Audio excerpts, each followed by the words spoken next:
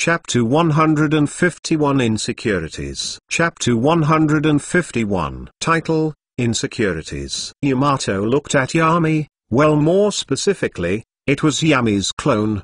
But since a shadow clone will transfer its memories after being dispelled, it is still the same as talking to Yami himself. They are currently in Yami's backyard.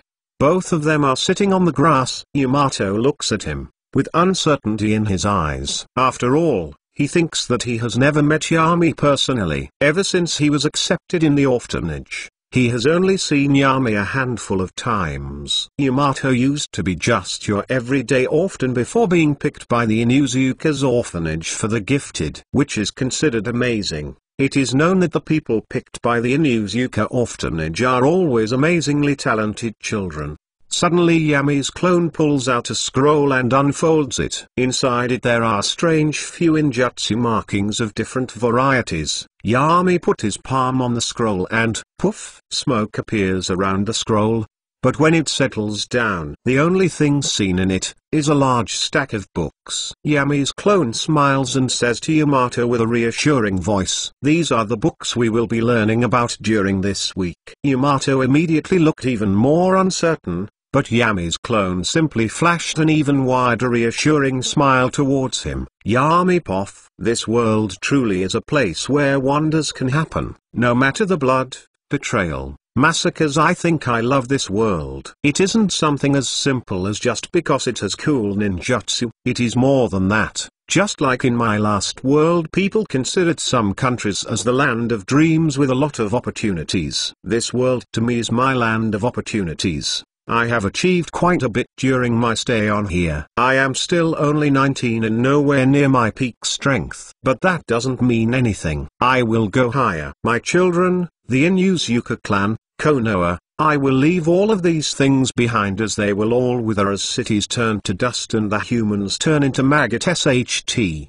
But I will still be here, still living like nothing was even outside of my expectations, sitting on the heavenly throne while looking down at the people below me, laughing at their heroic deeds and their sufferings, while I sit on my throne, looking down on the whole world. But first I can't jump my steps to divinity. I look at this scenery around me, the trees and grass, while I lie down on the ground and stare at the sky. Lately there hasn't been a lot of stuff going on. Well, my clones have been killing and stealing treasures around the world, but that is more like background noise to me. I am expecting 2 children this year, one by my little Kumo spy and the other is by Tsume. Finally the manipulation during Tsume's life paid off. Since my little spy was so boring with her emotionless look, the threesomes made my sex life a lot more entertaining. Also, I learned that Mikoto is pregnant too. Obviously the kid is not mine, but I still want to look at Fugaku's face if he knew that he got me sloppy seconds. Well, I guess many Konochi will have to be sloppy seconds because of me. I can be really charming when I want to. As expected, I have been spending my last couple of months just relaxing and having a lot of fun with a lot of young ladies.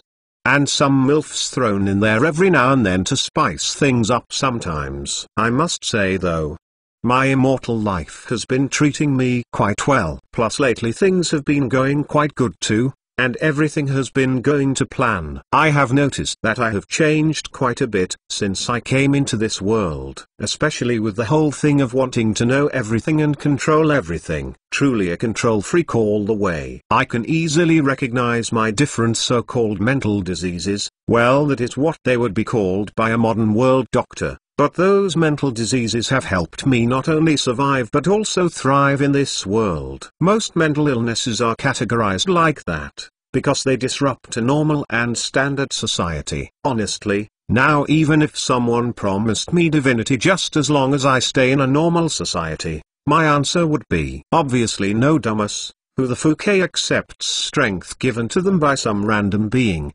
How insecure and a beta male do you have to be to even want something like a system? Or as I used to read in my last life, some people even ask for a 12-inch DK. I mean, in my last life I used to sometimes read stuff like this, but really though, How insecure do you need to be to ask some random being to increase your DK size? I can't stop laughing at the losers who think like that. Immortality really makes me think about stupid stuff. I guess now that I don't have the pressure of being a normal squishy human, I have the leisure time to let my mind wander like this. Though I never slack off, my body is already at its physical peak, and unlike normal bodies, it doesn't need to keep training for its strength to not deteriorate. My body naturally doesn't deteriorate at all. I will never lose muscle strength or something like that just because I don't train. Suddenly, as I am relaxing like this and just laying down in the grass with my hands behind my back and even my eyes are closed, but I sense a presence that comes inside my forest. I notice that it is trying to disguise itself as the average animal, but it obviously isn't working too good while trying to hide from me. Mostly because I can also sense emotions, that is how I noticed.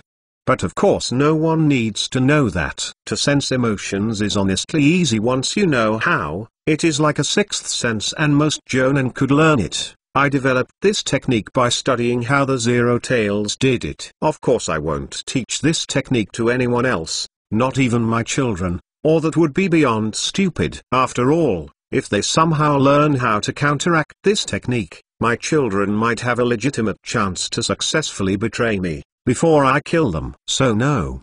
Except me, no one will learn this technique. Now let's see how this little animal got here. Yeah, Yami is having a lot of fun enjoying his immortality. He has already fuked most of the pretty Konoichi. Unlike himself before immortality, where he was so cautious and careful, that he didn't even dare or have the time to think about stuff like LUST. During that time he seemed more like a robot than human by the way he acted and perceived his surroundings. But now he has started displaying some emotions he had before coming to this world. P.S. Though he will still be cunning and careful, he will get annoyed at random stuff sometimes, and even ramble on for some useless stuff.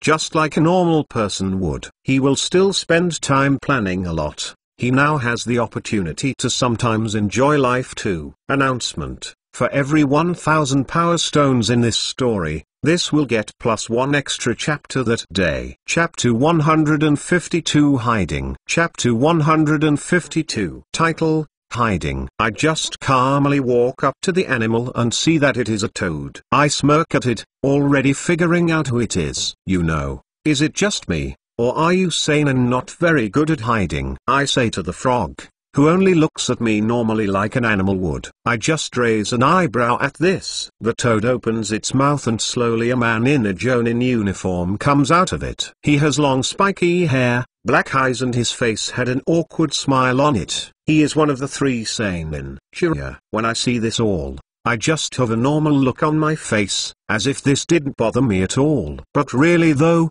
his hiding was impeccable. I couldn't sense his chakra at all. My jutsu that allows me to sense emotions just saved me from a lot of troubles. I decided to say something first as I asked Jiraiya, I hope you weren't sent here to spy on me, or I would have to take certain precautions against it. Immediately Jiraiya started sweating cold sweat, a little as his face became a little nervous. I noticed his muscles instinctively twitching, even though he knows perfectly well that he stands no chance against me, no matter what he might try. We are alone in a forest with him spying on me. He knows that I know, that if I kill him here, no one would even find his body after I kill him. The Hokage could say different things, but if we are being truthful here, I rule Konoha from the shadows. I could ruin it with just a snap of my fingers. So even the Hokage wouldn't dare do anything like that. Of course he could kill my mother, but who cares about that? Maybe she will finally be useful now. People say that when you have someone to protect, that will make you stronger. But that is all a lie. Only when you have no one to protect, and no one to worry about, only then can you become stronger. I have no true weakness. No one can threaten me with my mother's life or anything like that. So that is the reason I am daring enough to take risky moves. Plus when people think that I care about my mother makes it even easier for me. But still, I can't just tolerate something like this. or other people might get some bright ideas. It seems like I will have to make an example out of Jiraiya so other people know what the consequences of opposing me are. After all, if people think that I will just release the people that I catch spying on me, then they will take that as a cue to do so. While thinking all of this, I smile at Jiraiya softly, as he answers my question by simply saying, "I was simply here for a message." I can see that he has already calmed down, and his ninja training has kicked in. He is no longer giving me a lot of information on what he is feeling. Well, not being intimidated by. Isn't that rude of him? Well now. You have put quite the hard decision on me, I said slowly as to emphasize that he wouldn't get out of this so easily. Jiraiya puff. Those cold eyes, that relaxed posture with his hands on his pockets. He doesn't see me as a danger to him at all. Well, he wouldn't be necessarily wrong about that. Yami has become someone very dangerous, the type of guy who could kill Danzo, a village elder inside the village, and face no persecution. Actually, he even got some praise out of it. Sarutobi-sensei told me to just look for any suspicious activity around Yami. I didn't expect to be discovered so quickly, especially here, in this forest where if he decided to kill me, no one would even notice. I can see it in his eyes. He will kill me if I step out of line. From what Tsunade says, Yami isn't someone to act without a plan where he gets the most benefits and the least losses. His intelligence might be at Orochimaru's level or possibly even higher due to his ability to plan things so perfectly, and Yami has already surpassed Tsunade in medical ninjutsu. He will most likely kill me here after getting the information that he wants from me. Suddenly I hear Yami say with a nonchalant voice, "So, did the Hokage send you for an errand like spying on me or something like that?" When I looked at his eyes, my instincts were screaming to tell him the truth, that yes, the Hokage did send me to spy on him due to some suspicion of Yami having a flight risk. He might become a missing ninja. No one ever thought of this strategy, since he has the Inuzuka and his mother in Konoha. But due to some information that Orochimaru has revealed, it seems like Yami doesn't necessarily care about his mother. And a guy who doesn't care about his family, what is stopping him from simply running away? This was supposed to be a simple investigation, but it turned into much more. I keep my cool in this situation, my face and body language not portraying anything about my thought process, as I say to Yami, "No, the Hokage didn't send me here. I was simply curious about Tsunade's student that she keeps bragging about." I smile a little as I say the last part, trying to lighten the mood. But somehow Yami still didn't seem amused by this, and he isn't even giving me an escape from questions like this. Yami releases a small sigh and rubs his eyes as he says, "Well, I guess I could forgive you for this time since you are Tsunade's teammate." I didn't know how to feel about that, so I simply nodded and didn't say anything. I took that as my cue to leave. I turned around and am about to walk away. Suddenly I hear Yami say again, "I don't think I gave you permission to leave." As soon as I heard that, I couldn't help but be filled with abject despair. I now understood that Yami wanted to make an example out of me. So my body froze and couldn't walk anymore. Suddenly black markings started appearing around my body. The markings had square forms. I analyzed that it was the paralysis seal. And the person who most likely cast is Yami Inuzuka. I didn't even see him when he even put on the seal. I didn't sense him touch me at all. Don't tell me. He has surpassed even Minato and Kushina in Fuinjutsu. But that shouldn't be possible. Kushina is an Uzumaki and a Fuinjutsu specialist. Yami, he also seems to know curse seals like the paralysis seal. Damn. What do I do now? Yami can't let Jiraiya go away so easily, since if he doesn't make an example out of Jiraiya, a lot of people will be sending even more spies. He won't allow that to happen. P.S. I had some free time, so I also wrote another chapter for today. Good night.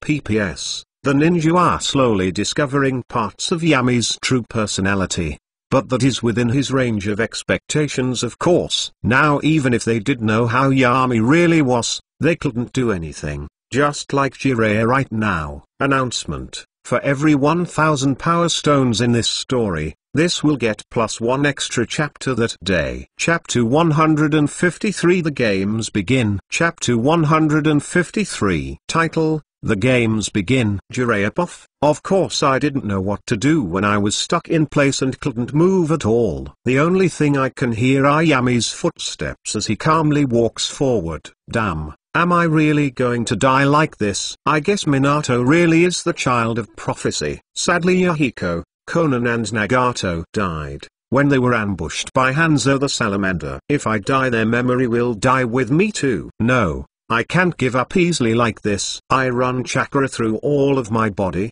trying to force the paralysis seal to be undone. Yami seems to be so casual, so it means that he isn't taking me seriously. I can use this against him and escape. I use my chakra to try and corrode the seal. But I can sense that the seal is only slightly weakened. But it's not enough, so I try to stay completely still. Even though I haven't mastered this form completely, I can still enter it for a couple of seconds. I try to gather some sage chakra, but I immediately stop doing so as I look at my chakra reserves. They are dropping. But how? I am not using any jutsu or anything like that? Question mark. The next thing I hear is Yami's whispering in an amused tune in his voice. So, you must be thinking something like my chakra level is dropping. But I am not using any jutsu. How is that possible? Isn't that right? He figured me out immediately. Can Yami read minds? Does he have an ability like that? Now you must be thinking if I have read your mind, says Yami, as he gets in front of me. That is when I see his mocking smirk. Even with him being so expressive, I still can't guess what he is thinking. Damn it, I don't understand his intentions. Does he want to kill me or not? Or maybe he just wants to cut off one of my arms to make an example of me. But even these thoughts of mine are simply a speculation. Even while I think this, Yami simply has his hands in his pockets, his posture completely relaxed. He truly didn't see me as a threat at all. I can see it on his eyes. It's not that he underestimates me. More like he understands me. He understands that no matter what I do, I will never be able to pose any real danger to him. How about this then? Since killing you would be troublesome, how about you cut one of your fingers and never do something stupid like this again, says Yami, as he sighs slightly at this. So, it seems like he has decided to let me live. I immediately feel the Fuinjutsu crawling away, and getting out of my body. But I will definitely check later if Yami has left anything inside my body. I didn't even see him put the paralysis curse seal on me. Who knows what else he might have done. Yami just looks at me calmly. I don't let him repeat what he said again. So I just took a kunai, whish, plop, and my bloody pinky finger fell on the ground. Yami just nodded at this, and walked away, and started whistling like he has no care in the world. Damn. He is really terrifying. I am definitely not spying on him ever again. Let Orochimaru do this SHT. After all, he suggested to Sarutobi-sensei that we do this. I look at my pinky finger on the grass, even as I see Yami walking away. I don't dare go and grab my finger, or he might change his mind. That monster is unpredictable. So I just started walking away too. Better lose a finger than my life.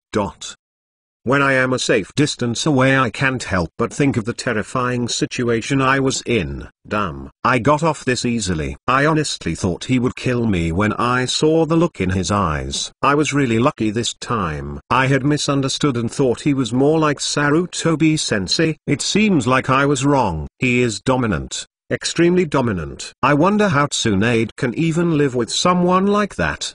Their personalities would clash constantly. I mean, she even lets her kid around Yami. That isn't like Tsunade at all. Or maybe there is something I am not seeing here. I should ask Orochimaru more about this. He can figure out stuff like this way quicker and more accurately than me. I look at my now missing pinky finger. I guess I will stop the bleeding. It isn't that bad anyway. It doesn't even affect my fighting abilities too much. After 10 days, I return to Konoha. I know that Tsunade will be able to handle herself in the front lines against Tsunegakure for some time, even without my help. Immediately I go to the Hokage's office, where I find Hiruzen Sensei. When I ask him if Orochimaru is around, he simply says that he isn't here, but in a couple of days he might return to Konoha because of certain situations raising in the front lines against the Hidden Mist Village. I only sigh and explain the situation. He thinks about it a little and says, "Well, I have a certain theory why Tsunade is doing what she is doing, but I am sure that Orochimaru could prove this." I just nod towards him and go towards the hospital to check if everything is alright with my body. Sigh. This situation seems to be way more complicated than it seems. Hope I don't regret what I will discover. Sometimes I know that ignorance is a bliss. General Poff, Hoki and his team are in another patrol. Ever since the time when got taken by Yami, Hoki couldn't help but contemplate that situation. Was that the right decision? Was it wrong of him and his team to let him go like that? But he is sure that Yami won't be cruel to him. I am sure that Yami won't be cruel to her. After all, even though Yami is a little harsh, he isn't cruel. I can be sure of that. Thinks Hoki, but he still can't get that feeling in his stomach, as if Yami isn't what he seems. Suddenly, as he was thinking this, his instincts kicked in as he and his team, who were just jumping from tree to tree, heard a sound as if something was burning. Explosion seals is the last thing Hoki thinks as boom as the explosion envelops Hoki and his team. And now the games will start. P.S. Jiraiya isn't dumb, even though he might seem so when compared to the people like Orochimaru. So Jiraiya is suspicious of something. Got sick today. Might have gotten COVID-19. Chapter 154 Plot Armor. Chapter 154 Title, Plot Armor. Boom. As Hachi's team are enveloped in the explosion, since Ken, their Jonin sensei, was closest to Momo and Hoki, he grabbed them both to pull them out of the explosion. Because of this, Shoto is enveloped by the flames of the explosion and his lungs burn before he can scream anything. For Hoki, it feels like time has slowed down, as Shoto's face burned off and his eyes melt into his own skull. But he immediately comes to his senses as he sees the explosion coming towards them. He didn't even feel pity for his teammate who he bled and cried with. Hoki is simply terrified. Tears start coming out of his eyes. Momo, his teammate, is also terrified of this, but before the explosion reaches either of them, Ki's hair lengthens even more as it surrounds them all, in a cocoon protecting them. I didn't smell anything wrong. This is bad. I need to get the kids out of here. If they were able to hide this good, it means that they must be mist ninjas that specialize in assassination. They must also be very strong to be able to hide from an Inuzuka. Thinks Ken, as he analyzes the situation, choosing the best outcome possible in this. Since it's a high-level battle, Hoki and Momo would be useless in a fight like this, so he wants them to run away and not be a bother and get in the way. But if there are more than one ninja at his level, Ken will have a hard time making an opening for his genins to escape. Ken thought all of this while he protected Hoki and Momo from the explosion. He can feel his hair burning even though he has reinforced it with chakra. Due to the force of the explosion, they are thrown away. As soon as the cocoon protecting them touches the ground, Ken dispels it. Looking at Momo and Hoki, he has a complicated look in his face as he says to them, "Hoki, Momo, you guys need to run away. You will only be in the way if you stay here." Even though still in a little shock from watching Shoto die like that, they knew better than not to listen to Ken. So they immediately attempt to run away, but as they are about to do so, 7 figures appeared on the trees all around them. They all had swords on them. As soon as Ken saw this, his eyes widened as he looked at them. The 7 ninja swordsmen. Thinks Ken. He immediately goes to take a vial from his Jonin jacket. He takes out a vial of dark red bubbling liquid. This is a gift given to him by Yami during the time he experimented on Ken. As he goes to drink the red liquid, a lightning bolt is shot towards him. Ken dodges this by simply stepping to the side, but then, one of his arms flies off as a thin string circles around his neck, and it is chopped off. Ken had a wide-eyed look on his face. Even during his last moments he contemplated how he could have been taken out so easy. What he didn't know, however, was that during the Second Ninja War, Yami had taken out almost all of the ninja swordsmen by himself, while he was only 12 years old. Ever since then, if a hidden mist ninja ever meets an Inuzuka, they must immediately take him out without theatrics, and without underestimating him. Immediately they turned towards Huki and Momo. The genins obviously had no chance to escape them. Even though Momo had given up, Huki, who was absolutely terrified, he still rose up. "I will not die here today," thinks Huki as he waves through hand signs. Fosh. But before he could even do anything, he is decapitated by a giant sword, also known as the Executioner's Blade. Hutch's head flew on the air and he died. As his headless body fell, like a puppet that had its strings cut off, plop, his head too landed on the ground. When Momo saw this, she wanted to scream, but a ninja wire was wrapped around her throat. "Better not scream, little girl, or you will end up like your little boyfriend there," said the one with the giant executioner's blade. "Yami Poff, I just looked at my new test subject on the medical table." When suddenly, I get the memories of the shadow clone hidden inside Huki. It seems like he is dead. Well, it is war and I am not hopeful enough to expect someone like Huki to survive. Putting my faith in something like luck or fate, something that I can't control, is stupid. Though I did advise Huki to not graduate early and even gave him a second chance for him to come to my camp, but he wanted to grow without me helping him.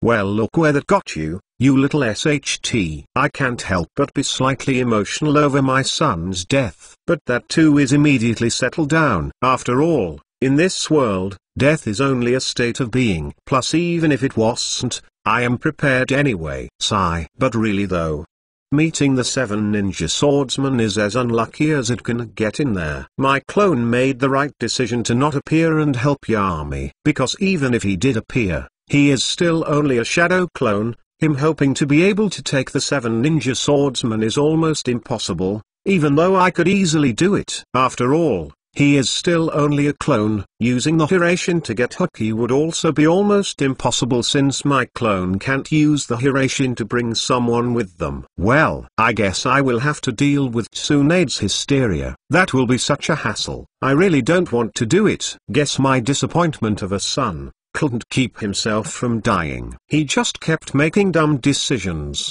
thinking that he will be able to grow if he is away from me. In war there is no such thing as wanting to grow, there is only death or survival. And he, as the weaklings that he was, he died. My emotions are completely calm, even as I let a single tear fall from my right eye. That is as far as I will mourn him.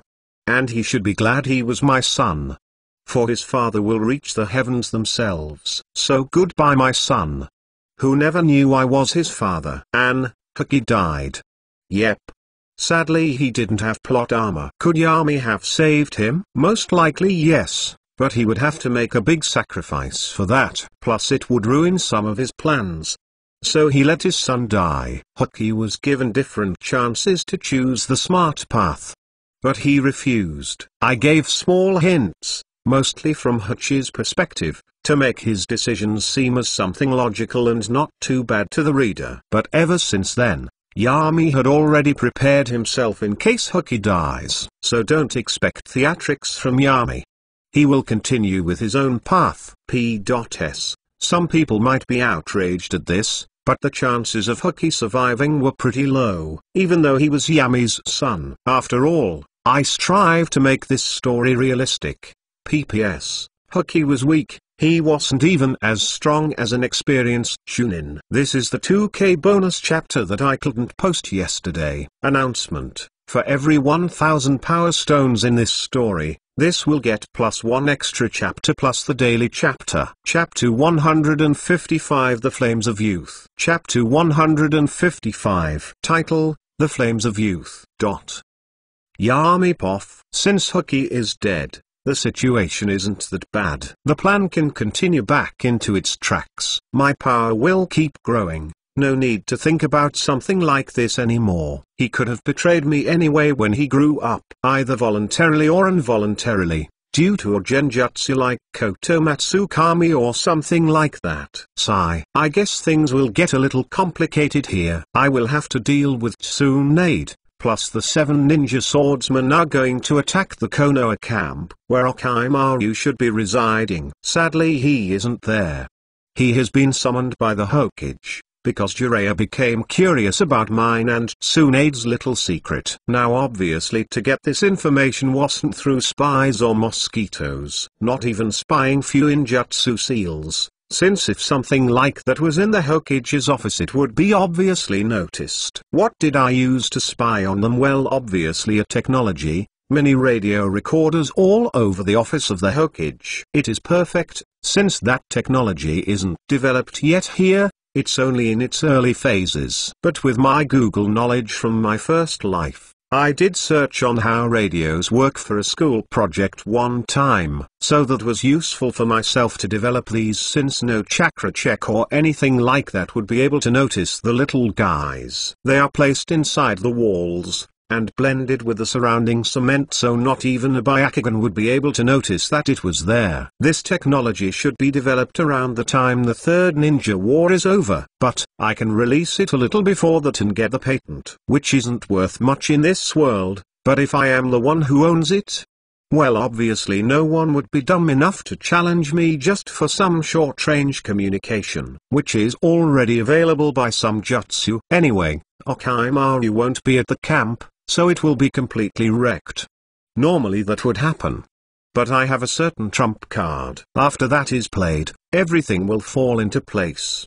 Just like according to plan, General Poff, while Yami was contemplating different scenarios, and adjusting his plans a little. In the Konoha camp that fights against the Hidden Mist village, countless corpses were piled up like a mountain. Hundreds of ninja were dead. With the 7 ninja swordsmen working together, this camp stood no chance against them. Even though they did hold them back for some time. While they were fighting, a certain tall and well-built man with high cheekbones, a somewhat bulbous nose, dark hair, thick eyebrows and noticeable body hair on his wrists and forearms. His hair was cut in a bowl style that was combed to his right and lifts slightly. He also sported a bristling moustache with a small goatee and stubble which made up the rest of his beard.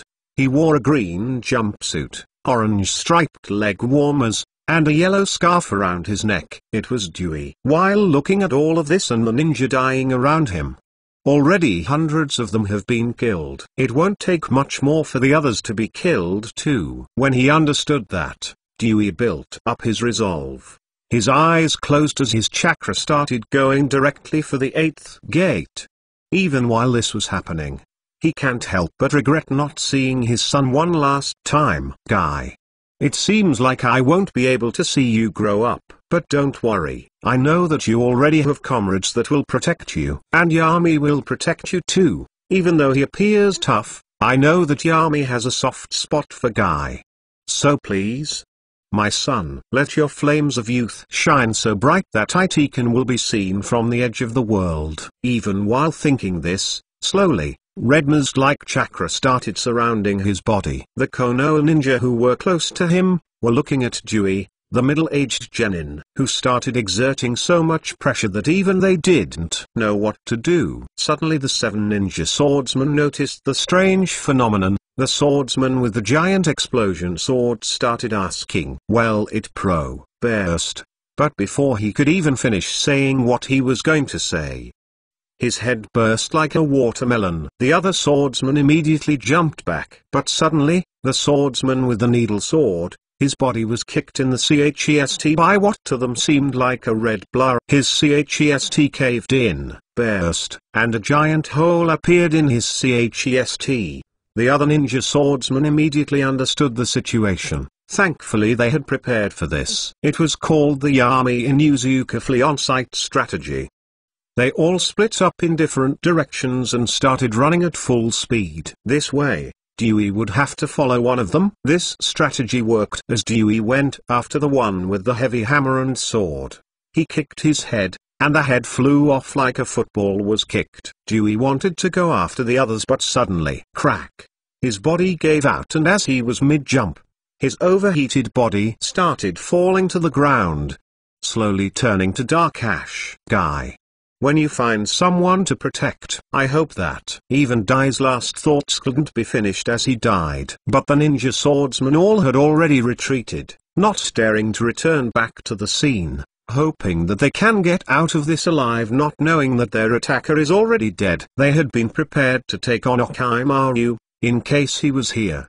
They were happy that he wasn't and thought that it was their lucky day, not understanding that someone even stronger than Orochimaru was amongst their opponents. Though 4 of them escaped safely, they would never forget this day, as the 7 ninja swordsmen were easily defeated by a leaf genin. Yami, on the other hand, had already seen the situation with the help of his mosquitoes. He was sitting on his chair, inside his tent. He also had a strange smile on his face. Letting Jiraiya go was part of my plan. Me letting his suspicion develop even more, insinuating that I only let him go because of Tsunade. That aroused a suspicion in the relationship between Tsunade and me. Then predicting the way that the Hokage would react was easy. Hiruzen obviously wouldn't tell his suspicion to Jiraiya before he got some proof. The only people he knew that would know the truth would be Tsunade, me and Orochimaru. So he obviously chose Orochimaru to come and verify it. All of this was according to my plan. Now with Dewey dead, the timeline will go back to normal. I apologize to you, my son, for you were an uncertainty. All according to Keikaku. Also the last words Yami said.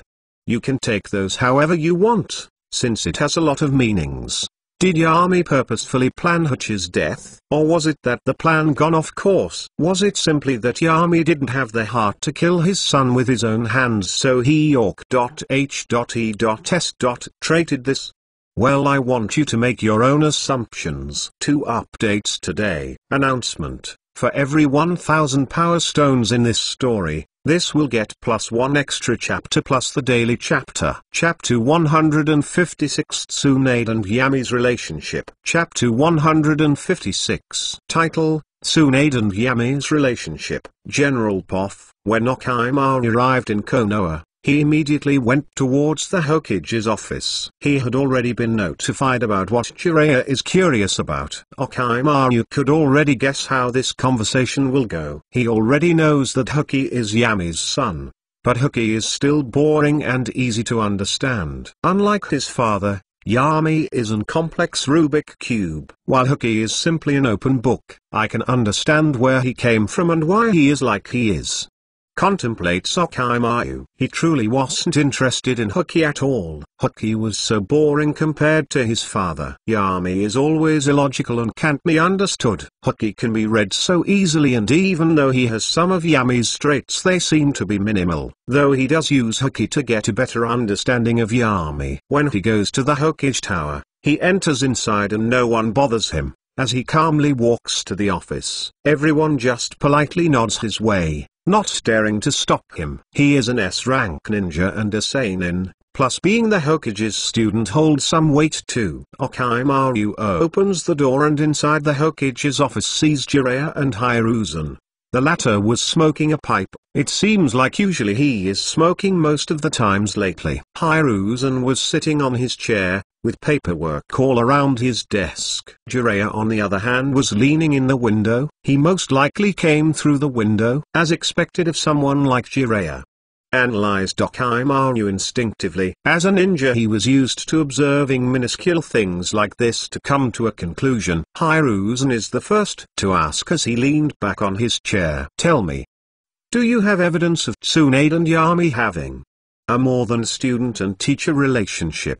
When Hiruzen says this, Jiraiya grimaces at that. After all, no matter how much time passes, Tsunade is someone whom he secretly loves ever since he used to be young. Plus hearing that a child, who at the time should have been around 12 years old, had sex with Tsunade.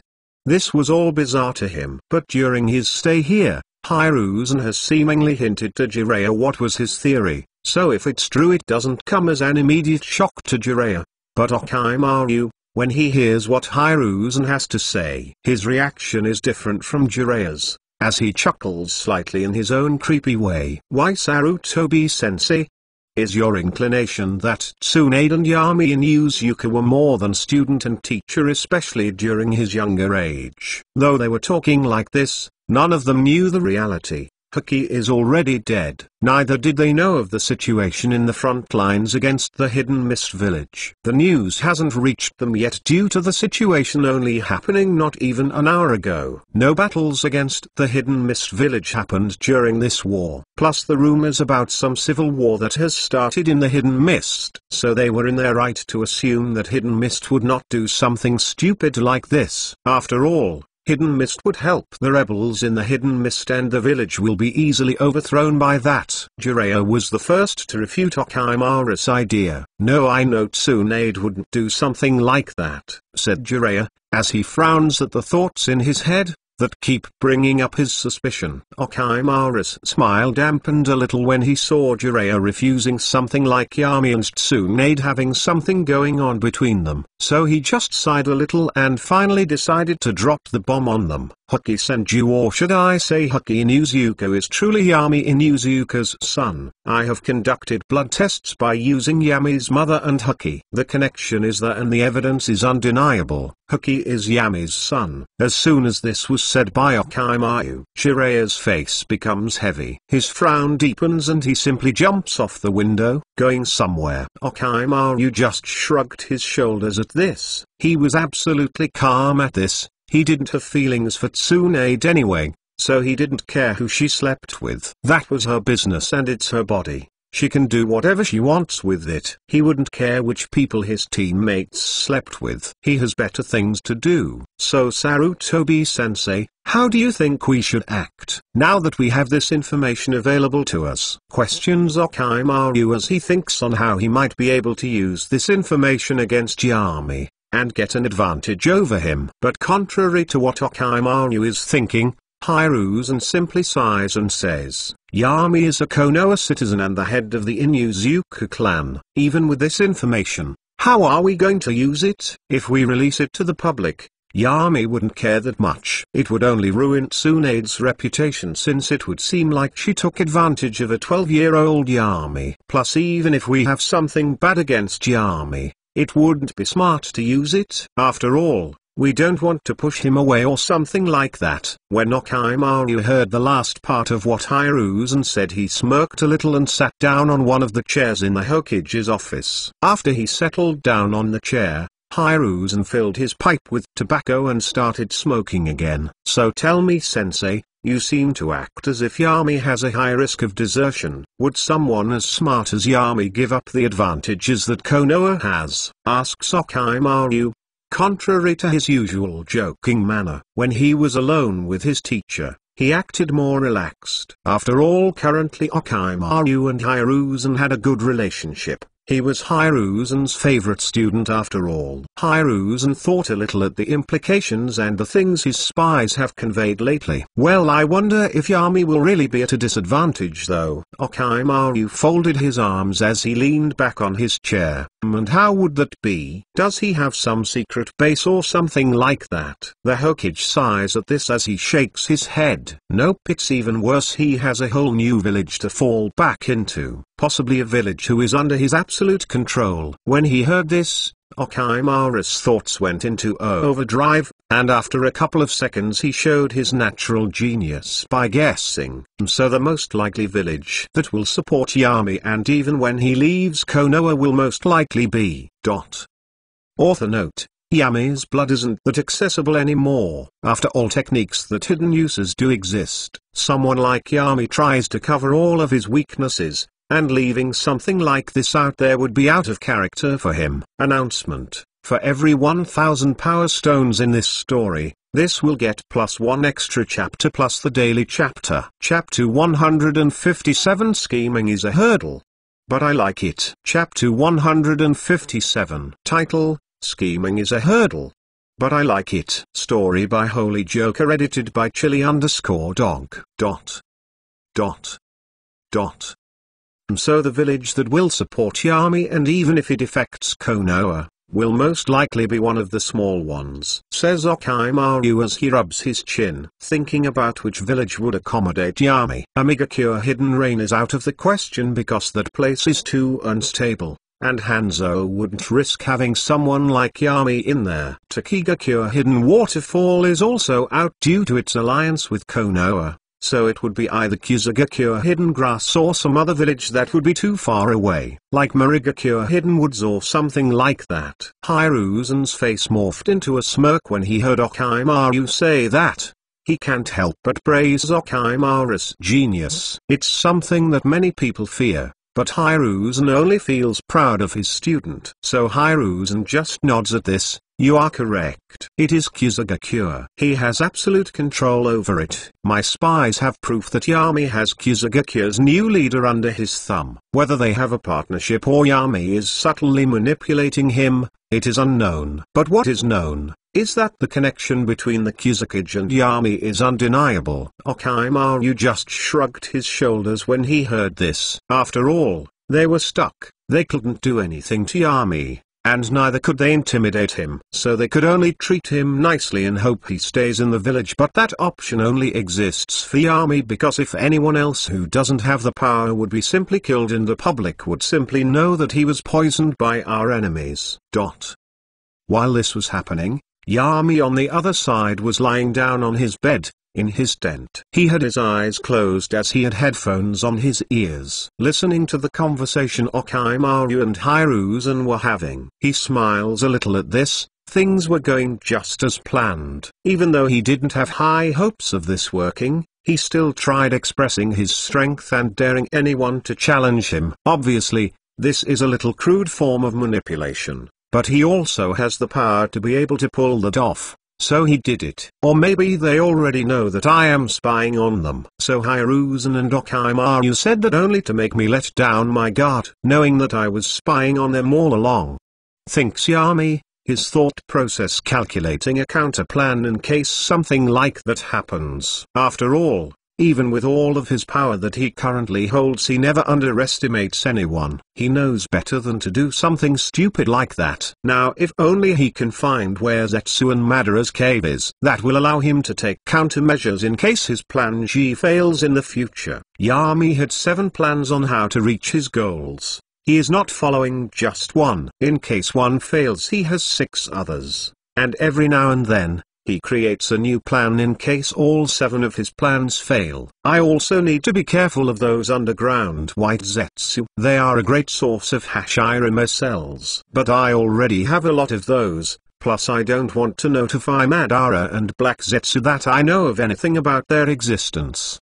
Contemplates Yami, as he shifts in bed slightly, trying to find a comfortable position. Soon another of his 2 children will be born. Contrary to Haki, they will be useful and have the Inuzuka name. Also Guy will soon come to know of his father's death. Truly, the 8 inner gates in an amazing technique, allowing a mediocre genin like Dewey to insta-kill some of the 7 ninja swordsmen and make them flee. So many plans, so many wonderful things to learn about. This world truly is amazing. It literally has no limit on how much someone can grow. When I understood that, I even had a revelation, and I now have a theory on how I came to this world. If what I assume is true, then he. Yami laughed inwardly, satisfied with his recent progress. I must always seek to evolve. That is the only way I can reach my dream to omnipotence and omniscience. I can already imagine myself sitting on a throne laughing at the trivial things happening in the world. Contemplates Yami. Due to his plans lately going so good, he too is in a good mood. He brings his hand in front of his face and he uses some chakra. Slowly a little lava started appearing in his hand. He had only let Mitsuyumi escape because she was no longer useful to him. Escaping Yami is truly impossible. Even if Kaguya magically descended from the moon to save Mitsuyumi, she wouldn't be able to do so due to the countermeasures Yami has in place against leaving loose ends. Plus, he even deleted the memories of the horrible tortures he inflicted on her, trying to figure out how to keep her alive while he obtained her Kekai Genkai. So now Terumi is just one more of his pawns, she just doesn't know it yet. Which is even better. Around another 5 years and the war should be over. I must get some more benefits from this war. My shadow clones are already plundering the world for me, but that isn't enough. I need some more. How did Itachi get something like the Yamato Mirror and the Totsuka Blade? Also, I need to start researching more on souls. I have hit a roadblock there, but I need more. After all, I too would like to have my own Suzu. I know that the Suzu is actually in the nose of the human soul. But unlike replacing a physical nose, I must learn and investigate more about how the soul works. Thinks Yami, as he remembers the strange research results that he got. He didn't even know that somehow a soul body form even existed. That shows how much in the unknown he is researching. I wonder how people will react when they learn of what happened in the hidden mist. Tsunade will definitely be hysterical once she learns of Hutch's death. She will most likely leave the village again and drown in alcohol. But Hutch's death might influence her even more. Will she maybe become a hindrance to my plans? Or will she maybe even join Akatsuki in the future, if they promise to revive her loved ones? This is honestly a real possibility, but maybe not so much given that Nagato will not take to inviting her due to the risk of Tsunade recognizing him and figuring out his powers. Or maybe she will join hands with Orochimaru in the future. Both of those outcomes would be horrible. Thinks Yami as he plans out bad possible future outcomes, and how he will handle them in case they happen. I also can't put something like an explosion seal on her, or she will definitely notice it. Plus my memory manipulation techniques are crude and unrefined. Truly, coming up with plans and schemes is a hurdle. Plus, I would like the timeline to continue as close to canon as possible. In that way I can somehow predict the future and not just run around blindly. My future knowledge is an absolute tool of mine. If I have to kill Tsunade for it, to keep it on track, then so be it. Calculates Yami, while contemplating which people he should kill and which ones he should keep alive. Underscore. Author's note. The last part was also a look back into Yami's ways, on how he plans things and how he emotionlessly contemplates whether he should kill certain people or not. P.S. Just because he contemplated if he should kill the people, it doesn't mean that he will definitely do it and kill them. Announcement. For every 1000 power stones in this story, this will get +1 extra chapter plus the daily chapter. Check out my Patreon.com Holy Joker. 23 chaps in advance. Chapter 158 The Funeral. Chapter 158. Title, The Funeral. Story by Holy Joker. Edited by Chili_dog. After a couple of hours, the Hokage is just sitting down in his chair. He just finished his current paperwork. He can let go a little and relax. But even though he is relaxing, his mind can't rest. Thinking of different things, people, and the situation in the war front. Even though Konoha was somewhat holding up, it isn't really in a good situation. It is literally at war with all of the other great hidden villages. The situation was obviously horrible. Although Hiruzen is glad that Konoha has been blessed with a strong generation of ninja. From Yami, Minato, and Fugaku to even others who would normally be considered geniuses but have been overshadowed by these three. While he was contemplating this, a hawk flew in from the window and landed on his desk. The Anbu that were around the room didn't react, since they knew that this was a messenger hawk. When it landed, he immediately extended his hand forward and the hawk, which was of normal size, it opened its beak and a small scroll came out of it. Hiruzen caught the scroll and read through it. As he kept reading, his face morphed into a frown, and when he finished it he had wide eyes on his face. How could this happen? Thought Hiruzen, shocked at the hidden mist's actions, but then became sad and terrified when he heard of Hutch's death. With a heavy face, he looked at one side of the office where one of the Anbus is camouflaged. So with a weary voice, he told the Anbu, "Send a message to Tsunade Senju, who is currently in the front lines against Hidden Sand. Inform her that her son Huki Senju is dead." The Anbu silently nodded, it made himself seen and vanished again in a body flicker. SHT Tsunade will definitely leave Konoha now. Also, Jiraiya is mentally unstable after the current news. I wanted to give him some time to blow off some steam, but it seems like we don't have that luxury anymore. During this time, Tsunade is currently healing an injured person who had his leg crushed by the third Kazekage. Rather, if it was anyone else, they would immediately designate that the victim's ninja career is over and he will never be able to walk again. But Tsunade is not your every other medical ninja. She is one of the best. So she easily fixed the problem with only a 2-hour surgery. After that, she goes outside of the medical tent and goes towards her own tent. As she arrives there, she sees a hawk flying circles above her tent. Her eyes immediately narrowed, in suspicion that some enemy ninja might have copied the Konoha communications. But after a couple of seconds, she went towards the hawk. When it saw her, the hawk flew in front of her and opened its mouth, spitting out a small scroll. Tsunade caught the scroll and sensed that it had the Hokage's Fuinjutsu seal and chakra. So after confirming that she opened the scroll, she had a casual look as she did so. She even had a bored look in her eyes. But when she opened it, with a glimpse, she saw what it was. Hoki Senju is dead.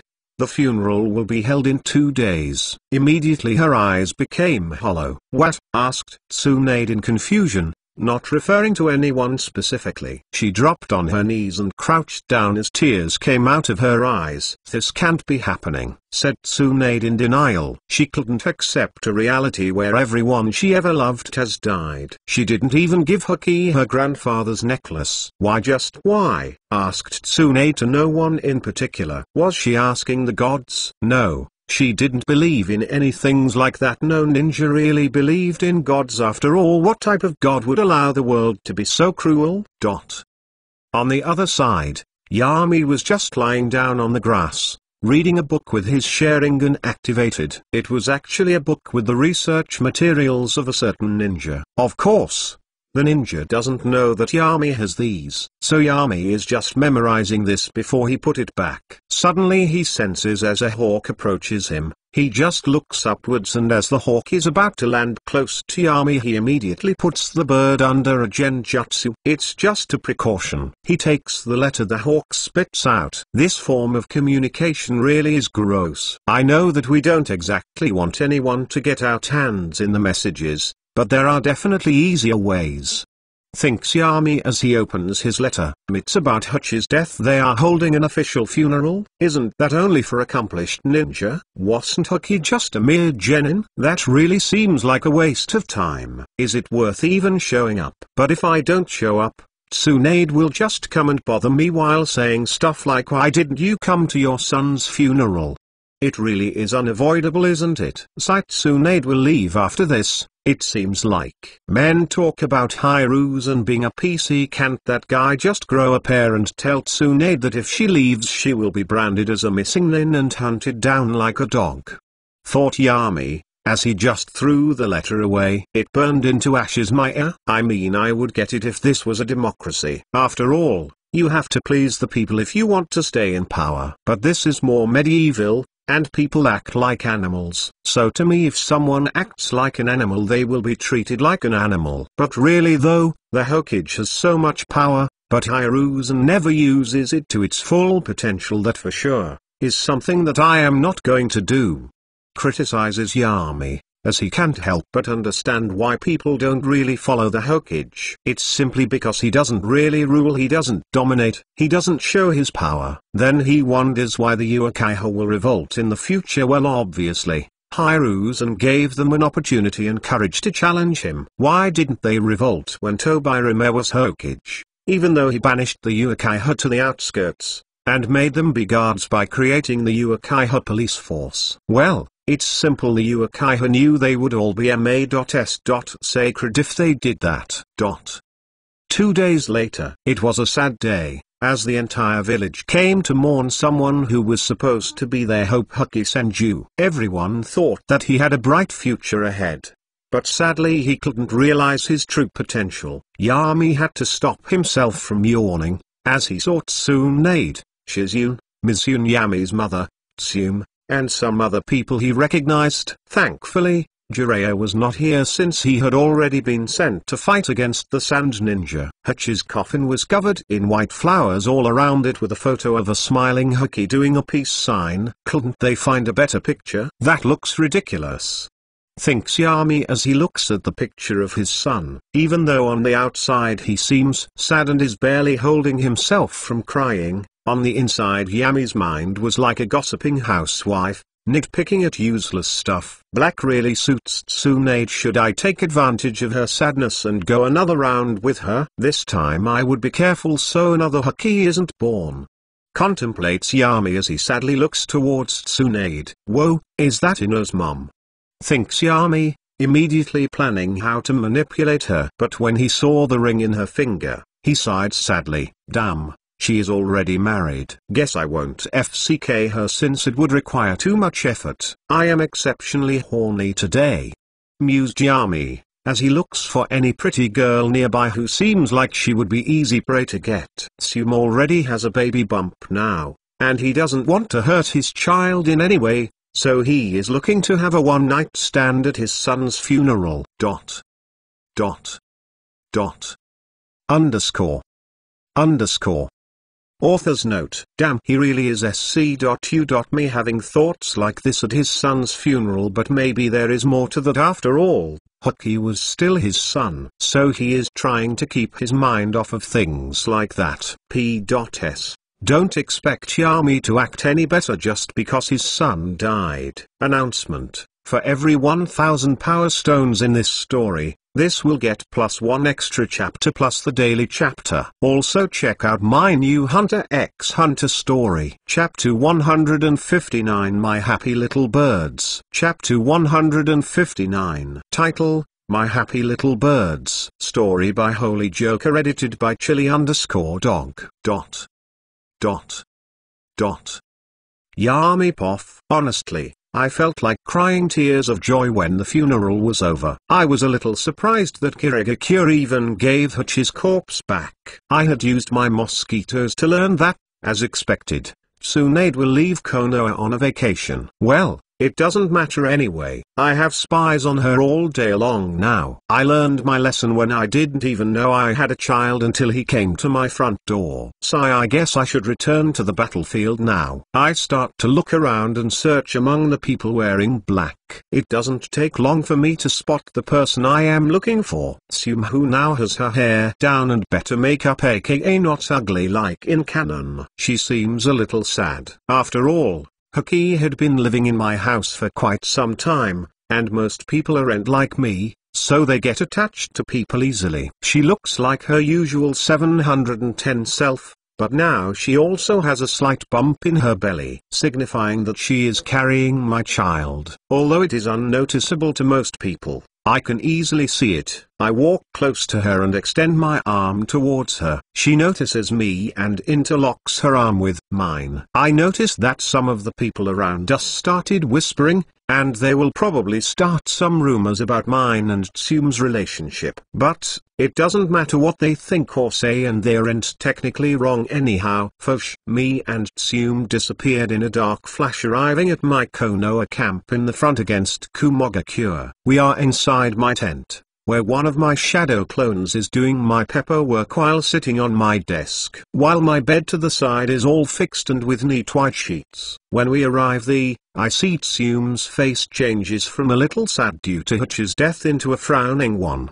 Did that upset your WOMB, Tsume? I asked her, wanting to know if she is feeling any problems. After all, she has my child inside of her. She just shakes her head. No need to worry, Yami, everything is okay. I feel no pain, no numbness, and not even any pricking. I just nod at her. If you say so. Anyway, if you ever feel even the slightest amount of pain, you must come to me for a checkup right away. Now go to bed, you need to get your rest. She sighs a little, but still accepts and goes towards my bed, going to sleep. As a ninja, she has trained so that she can go to half sleep in a split second. I just dispel my clone and take his place sitting down on my desk. I throw all of the paperwork on the ground and put my feet on the table, As I lean back on my chair, Tsum and my hot spy from Kuma have both gotten pregnant, which is good, since I can mold these children to my exact liking. No more undesirable variables. They will be very serviceable to me and I will love them very much. I have finally made up my mind. I can't trust anyone in this world. They are all potential backstabbers and imposters. Yes,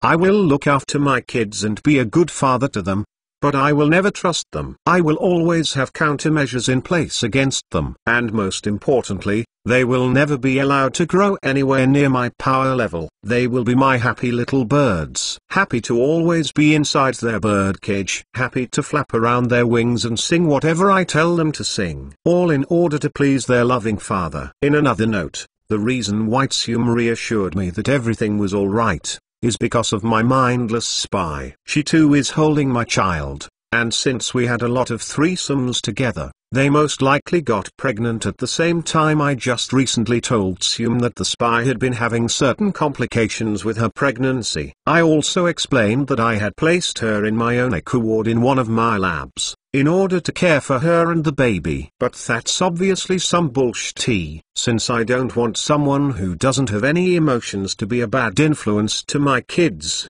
and that she wasn't even that great to FCK. I have decided to kill her off. And that is why her brain-dead self is currently under my tent, inside a life support capsule filled with green liquid that keeps sustaining her and the baby. I made all the necessary adjustments and my child will receive all the required nutrients for proper growth. It will be like breeding my child in an artificial womb. I made up that pregnancy complications excuse, just so I could simply let her die when she gives birth. Tsum will not doubt my intentions, not even in her wildest imaginations. And even if she did, I will be prepared. 8 months later, MCH still 19, witnessing Tsum on the bed, screaming as she gives birth, isn't quite the memory I want permanently inside my brain. So I deactivated my sharing gun. I just look at the baby's head coming out of her. It isn't difficult for her at all, and soon enough, a baby with dark hair is born. Tsum seemed tired as her eyes were a bit dull, and sweat was all over her tan body making her skin seem glistering. Not that I care anyway. Cries the baby who is now in my arms. I look at it trying to see any abnormal qualities or something like that. If her yin chakra is higher than the standard 50%, that implies stronger mental capacity in the future. Usually, no one checks for this on their kids. Most people can't even check for this. But I make sure to check everything for any sign of my child being born with any abnormality. I let out a sigh of relief, which I easily know that Tsum mistakes as me being relieved that my child didn't have any complications. "Can't I see my baby?" says Tsum. I just nod at her. "It's a girl," I say to her while smiling. I know that she will be worried about the baby being a girl, but when she sees my reassuring smile she relaxes. "So what do you think we should name her?" asks Tsum with a tired smile on her face. I just smirk at this, as I go to her and hug them both warmly. "Well, you are the mother, so do you have anything in mind?" She just smiles as she gives me the baby. I see her eyes are closing, she is going to sleep. I think that her name should be Hana Inuzuka. I just smile at this and say, "Of course." When Tsum falls asleep, I look at the baby in my arms. She too has fallen asleep. Her vitals are stable and everything seems okay. So this is my first daughter, Hana Inuzuka. I have plans for you.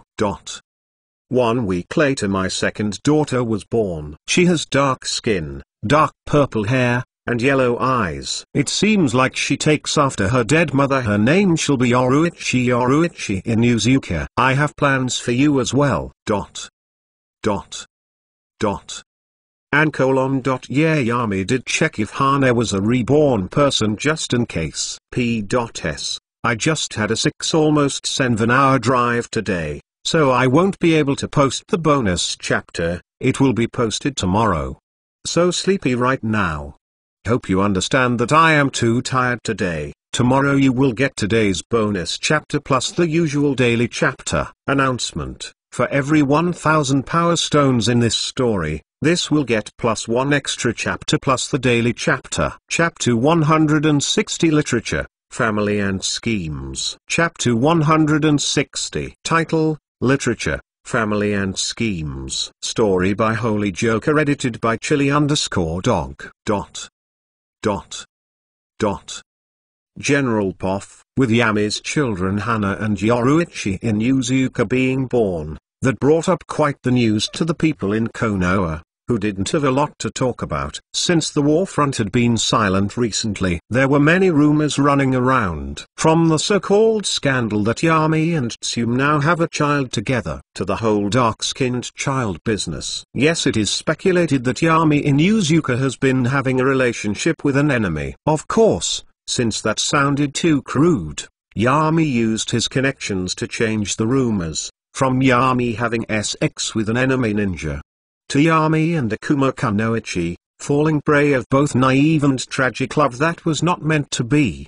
During this time even a book called Romeo and Juliet started circulating around. It was a giant hit with the civilians. In just its first week it broke all of the existing selling records. It had also become a way to give light brainwashing to the masses, assisting them with believing the new version of the dark-skinned baby rumors. Since the book was launched for sale, it eased the people's feelings towards cases like this. Some people in high positions were the exception though. This book came out very timely during this situation, before people even really started suspecting Yami of anything, and even before they even had the chance to form an opinion. This book, it not only calmed the minds of the populace, but it also made Yami's reputation skyrocket among the demographic of middle-aged housewives and young women. Though most couldn't see it, the old foxes and most of the clan heads could see the terrifying charisma that Yami had. He used something like literature to calm down a raging public. They have read the book, and even though it was good, it didn't change their opinion of Yami's danger level. He, a ninja who has never even had any books published in his name except some medical books. He is simply another type of charismatic monster. A monster in manipulating public opinion.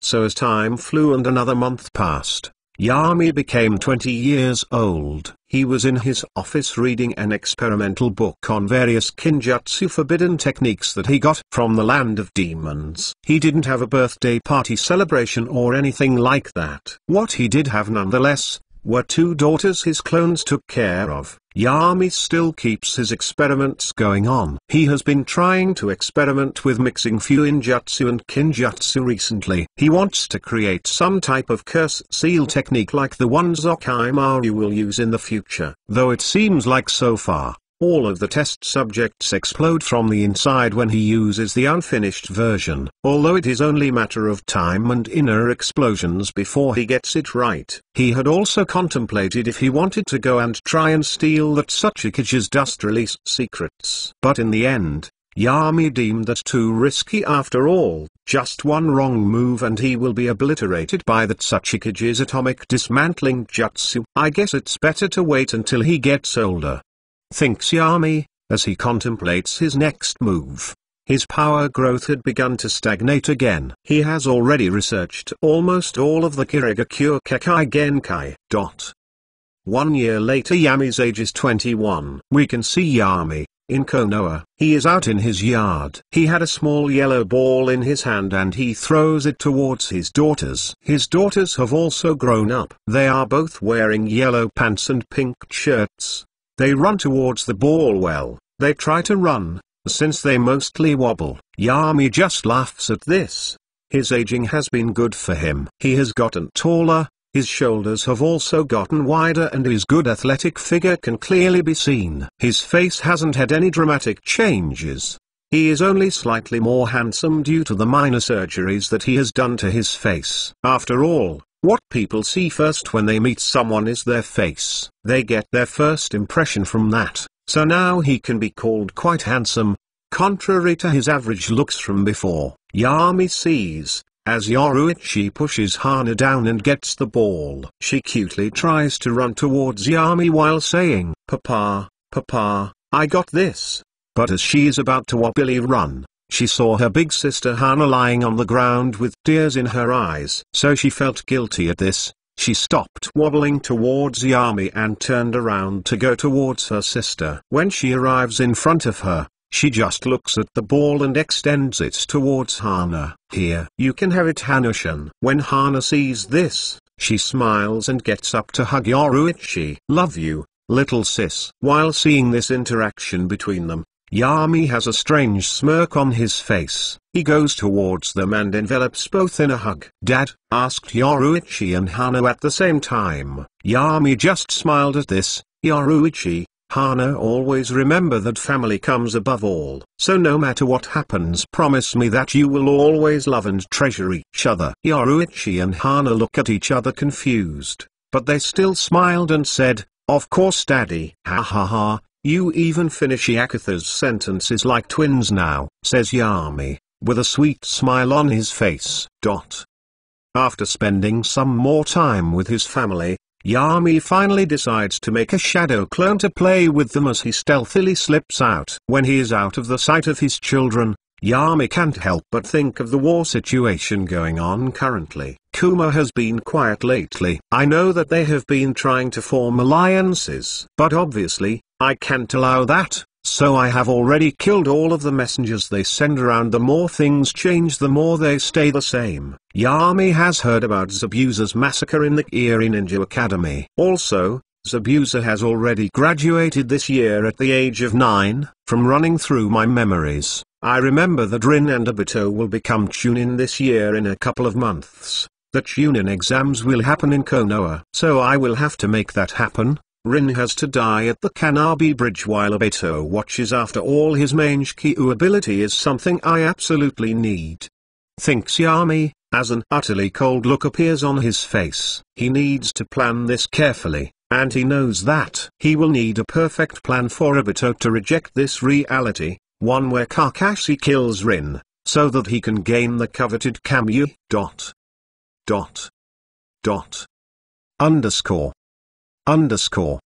Author's note. We see a part of Yami's plan now. He needs Obito's Mangekyou also. A big time skip happened in this chapter. There was nothing going on, so I skipped. Yami was simply experimenting and spying on people, so that is all that there is about that time. There is a ninja war going on, but on Yami's camp, there were only some small skirmishes going on since Kuma doesn't dare to challenge Yami head on again. Announcement. For every 1000 power stones in this story, this will get +1 extra chapter plus the daily chapter. Another chapter coming soon today. Chapter 161 Changes. Chapter 161. Title, Changes. Yami Poff. I go towards a restaurant that is close to my house. I should really maybe make a mansion or something like that for me. I mean, I might not need it, but with the war going on and me kinda selling weapons and offering things like insurances to civilians, I am making so much money I don't even know what to do with it. As I walk towards the restaurant, I see that there are a lot of new shops around the Inuzuka compound. There are also kids running around. They are the hundreds of orphans that I have adopted into the Inuzuka clan.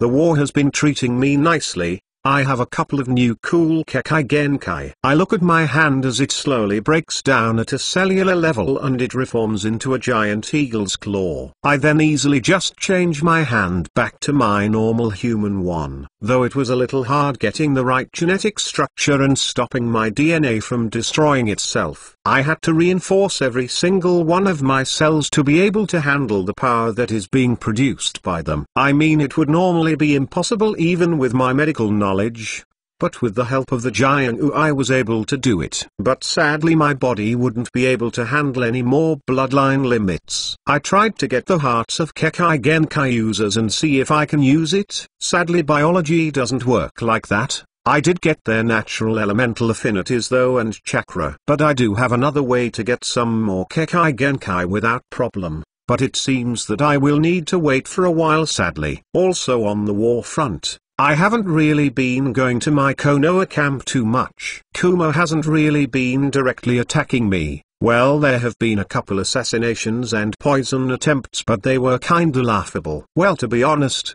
With how careful I am, I don't blame them for failing, plus no poison even works against me. My camp is currently being managed by my clone, and below him are 20 elite Jonin from the Inuzuka clan. I have discovered how to make a curse seal due to one of my clones getting his hands on one of Jugo's clan members. Now every Inuzuka can use the first stage of the curse mark, and the second stage can be accessible if they fuse with their dogs, turning them into creatures who look like werewolves. Finally I arrive at the restaurant called the Inuzuka Special. It is a restaurant that makes most of my meals. Well, the menu only has the meals I like, and the restaurant is fully financed by me, so there is that too. I entered the restaurant. From the outside it looked like your average fancy restaurant. As I opened the door I saw a fancy restaurant with big tables and red comfy-looking couches. There were various traditional paintings on the walls and different fancy-looking plants on vases. I go and sit down at one of the couches,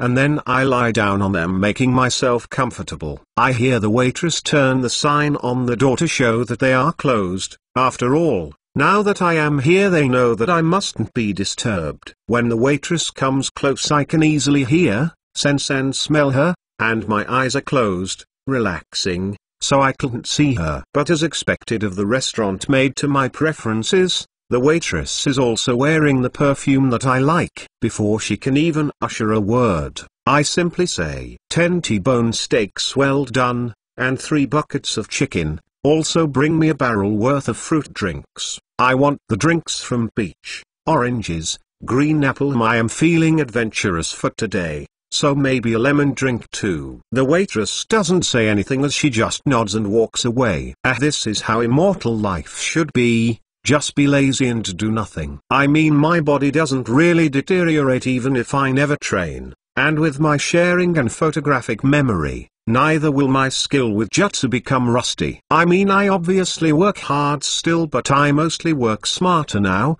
since training harder will not yield results anymore. Now everything is in place, and my strength is unmatched. All I need to do now is wait. So why not have some fun while waiting? So I enjoy the best of foods and drinks all day long. Though I don't like the taste of alcoholic drinks, so I don't really drink them. But I do like fruit juice. Sure, some people might say it's childish, but who cares what other people say? Also, I am so rich that even if they had something to say, I would just stuff money down their throats and choke them to death. Also, now that the Inuzuka clan is unofficially the strongest clan in Konoha, no one really dares to make fun of us anymore. I mean, people can literally point at any building in Konoha and there is an 80% chance that it is owned by the Inuzuka clan, aka me. Though I haven't economically ruined any clan, after all, that wouldn't be good for my political career. No need to breed hate unnecessarily. But I have made the clans on my side way richer than those that are on the other rides. Also, Konoha's economy has skyrocketed since I have made my business ventures. I mean, it isn't publicity known, but even other elemental lands are business partners of mine. Sure, I might not have any businesses in other hidden villages, but I do have economical contracts with their lands. So, when peacetime comes around, my business empire would be able to do some aggressive expansions. As I was thinking that,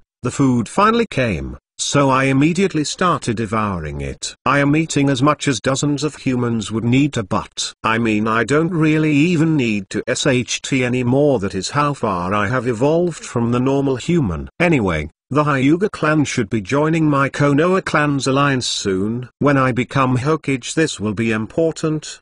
But currently that is useless. I already have dozens of Byakuguns, I just need to prepare some more before I implant them. Even though I can now laze around a little, I still have so many things to do. Sigh, no rest for the wicked, I guess. And we see that the further away from human Yami is physically, the more he starts acting like a human. He eats his favorite food, drinks his favorite drinks and so more. He does minor things that might not really get him closer to his goals, but he enjoys. Though he will never be the so-called average human. He will never quite be kind, nor will he ever sacrifice himself obviously. But expect him to act more human in the future, as ironically he gets further away from humanity by changing physically. Also Yami has been making some moves and raising his power during the time skip. P.S. Yami won't leave his guard down. He is just enjoying himself. Announcement: for every 1000 power stones in this story, this will get +1 extra chapter plus the daily chapter. This is the bonus chapter. Chapter 162 Inuzuka Clan's future is very bright. Chapter 162. Title: Inuzuka Clan's future is very bright. After having the big meal, I decided to go towards the orphanage district in the Inuzuka clan compound. It is a district where all of the orphans that are adopted by the Inuzuka clan me go. It is a place full of talented children that will be my main force when I become Hokage. So better start training them from now. And I can't deny the effectiveness of this. I mean, only having Yamato, who is 10 years old now, beyond the Inuzuka. It has given the Inuzuka a certain prestige. After all, we have a wood-style user in Konoha again. Also, people in high places have been trying to make me give Yamato the last name of Senju. But I didn't raise my political power for so long for nothing. So I easily rebuffed all of the efforts of that. And Yamato Inuzuka is the only wood-style user in Konoha. Knowing the future truly does give me superior advantages. I mean, it is the strongest weapon on my arsenal. When I arrived at the orphanage, I stealthily went into the backyard. The yard was big and had dozens of slides, and other tools that a child might need to entertain himself. There were around 40 kids just running around and doing kids stuff, like playing ninja and so on. But the one kid I concentrated on was Yamato. It was quite amusing seeing him as a 10-year-old. He had 2 younger kids hanging from each of his shoulders and another toddler was on the top of his head, hanging on by clutching Yamato's hair. I also see another toddler come close to Yamato and nudge him on his leg. "Yamato, make a slide," says the small toddler. Yamato just sighs and grabs the toddler that was on his head.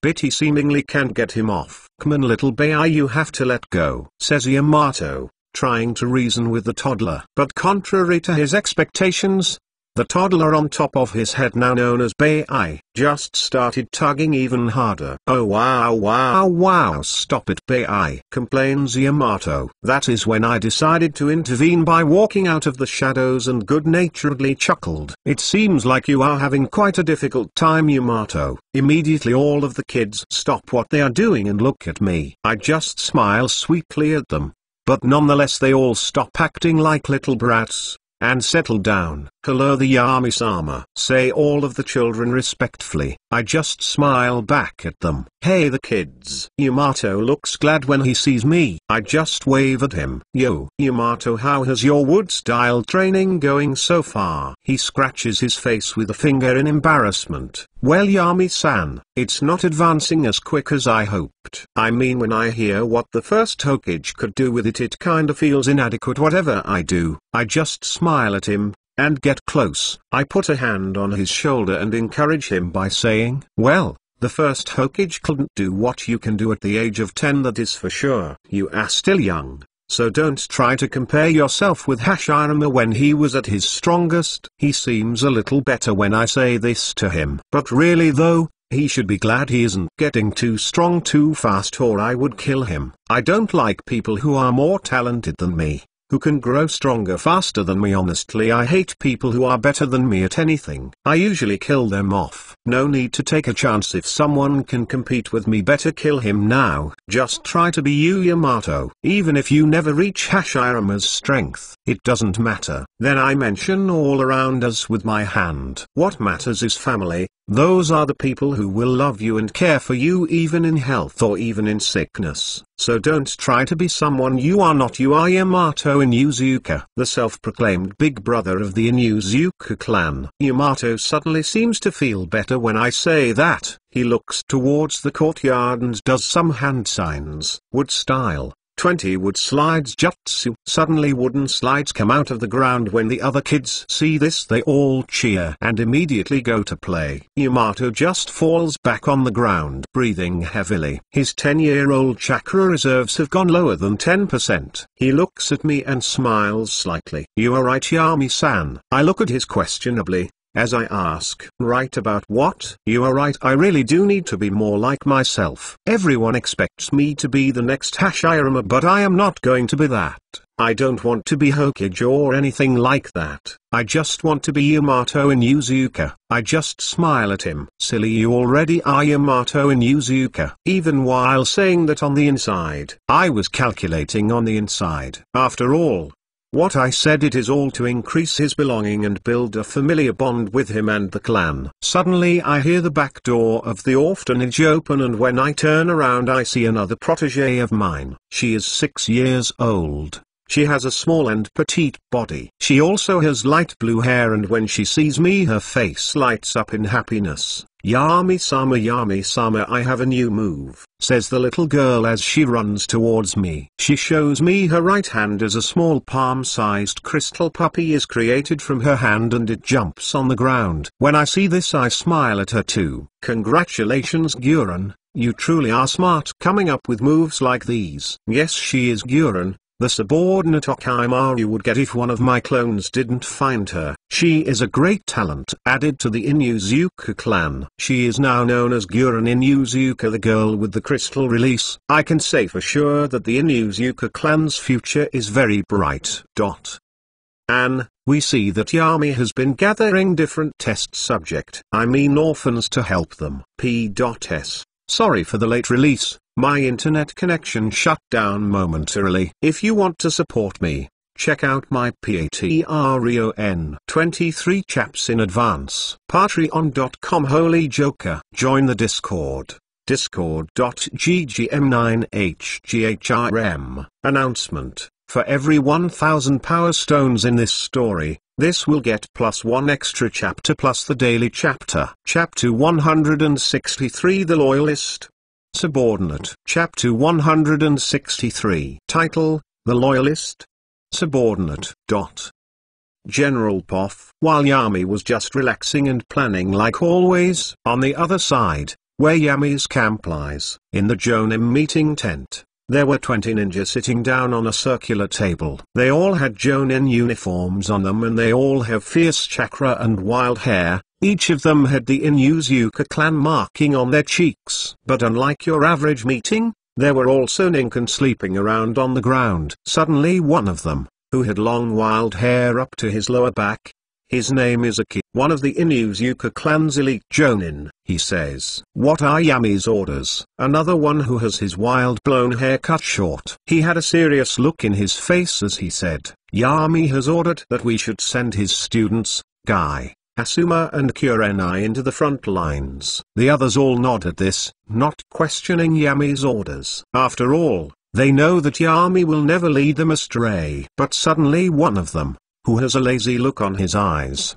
his name is Kat, he tries to suggest. But they are so young, Guy is 11 and Asuma and Kurenai are both 12, maybe we should let them grow a little more before we push them like that. After all, the war isn't going anywhere. Suddenly the atmosphere in the room gets colder. All of the other Inuzuka clan members look at the lazy cat. Their eyes, cold and emotionless.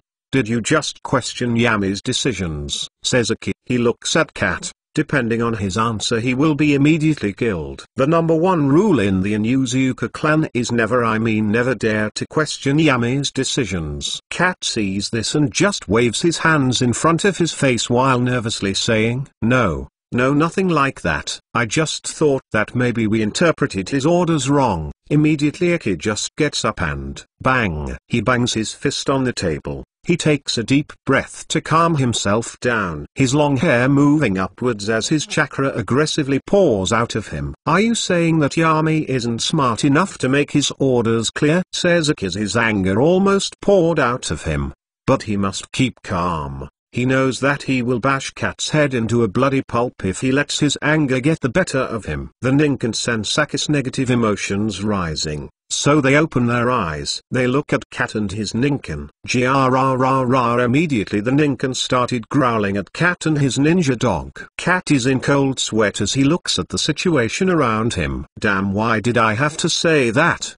Thinks Cat as he tries to figure something out on how to get out of this. He knows that he will really be ripped apart by the Ninken if he doesn't think of something. Of course, the killing of comrades in Konoha obviously isn't allowed, but there are very loose rules around that law. After all, if the ninja is working against Konoha interest, he could be killed on the spot with no repercussions. Now working against Konoha's interest has a lot of loopholes. It was originally that way so some ninja can be killed if they are so incompetent that they literally hinder the mission. Or some Konoha ninja is doing something treasonous, but the village can't find any proof. So they use this law. Obviously there would be an investigation by the clan head of the victim. Civilians are investigated by some ninja personnel. Most likely someone incompetent, so no one really cares about that. Of course there is also the death against enemies, so most deaths by comrades are not investigated. After all,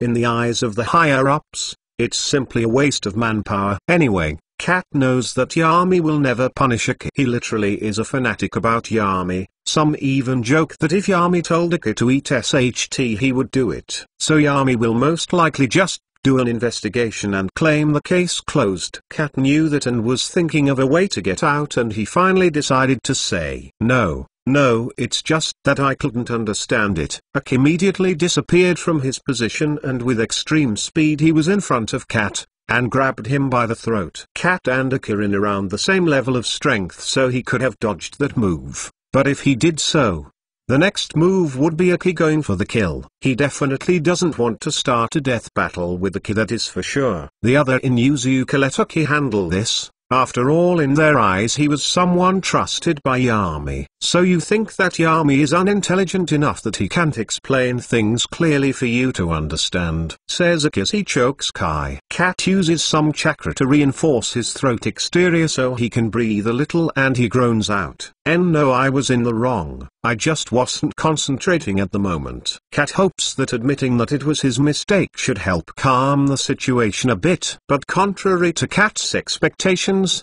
black curse marks start spreading around Aka's body. So you are not concentrating on Yami's orders, is that it? Well then I guess that the Shinigami might forgive you, but Fu King won't. Who the Fuke do you think you are to have the audacity to not listen to Yami's orders? Says Aki as his grip around Cat's neck increases in strength. Cat's eyes go bloodshot from the lack of oxygen. He tries to use his own Inuzuka curse mark, but he still can't get himself out of a steel-like grip. He can feel his neck almost give out and crack, and his lungs burning from the lack of oxygen. Fuke, is this how I am gonna die?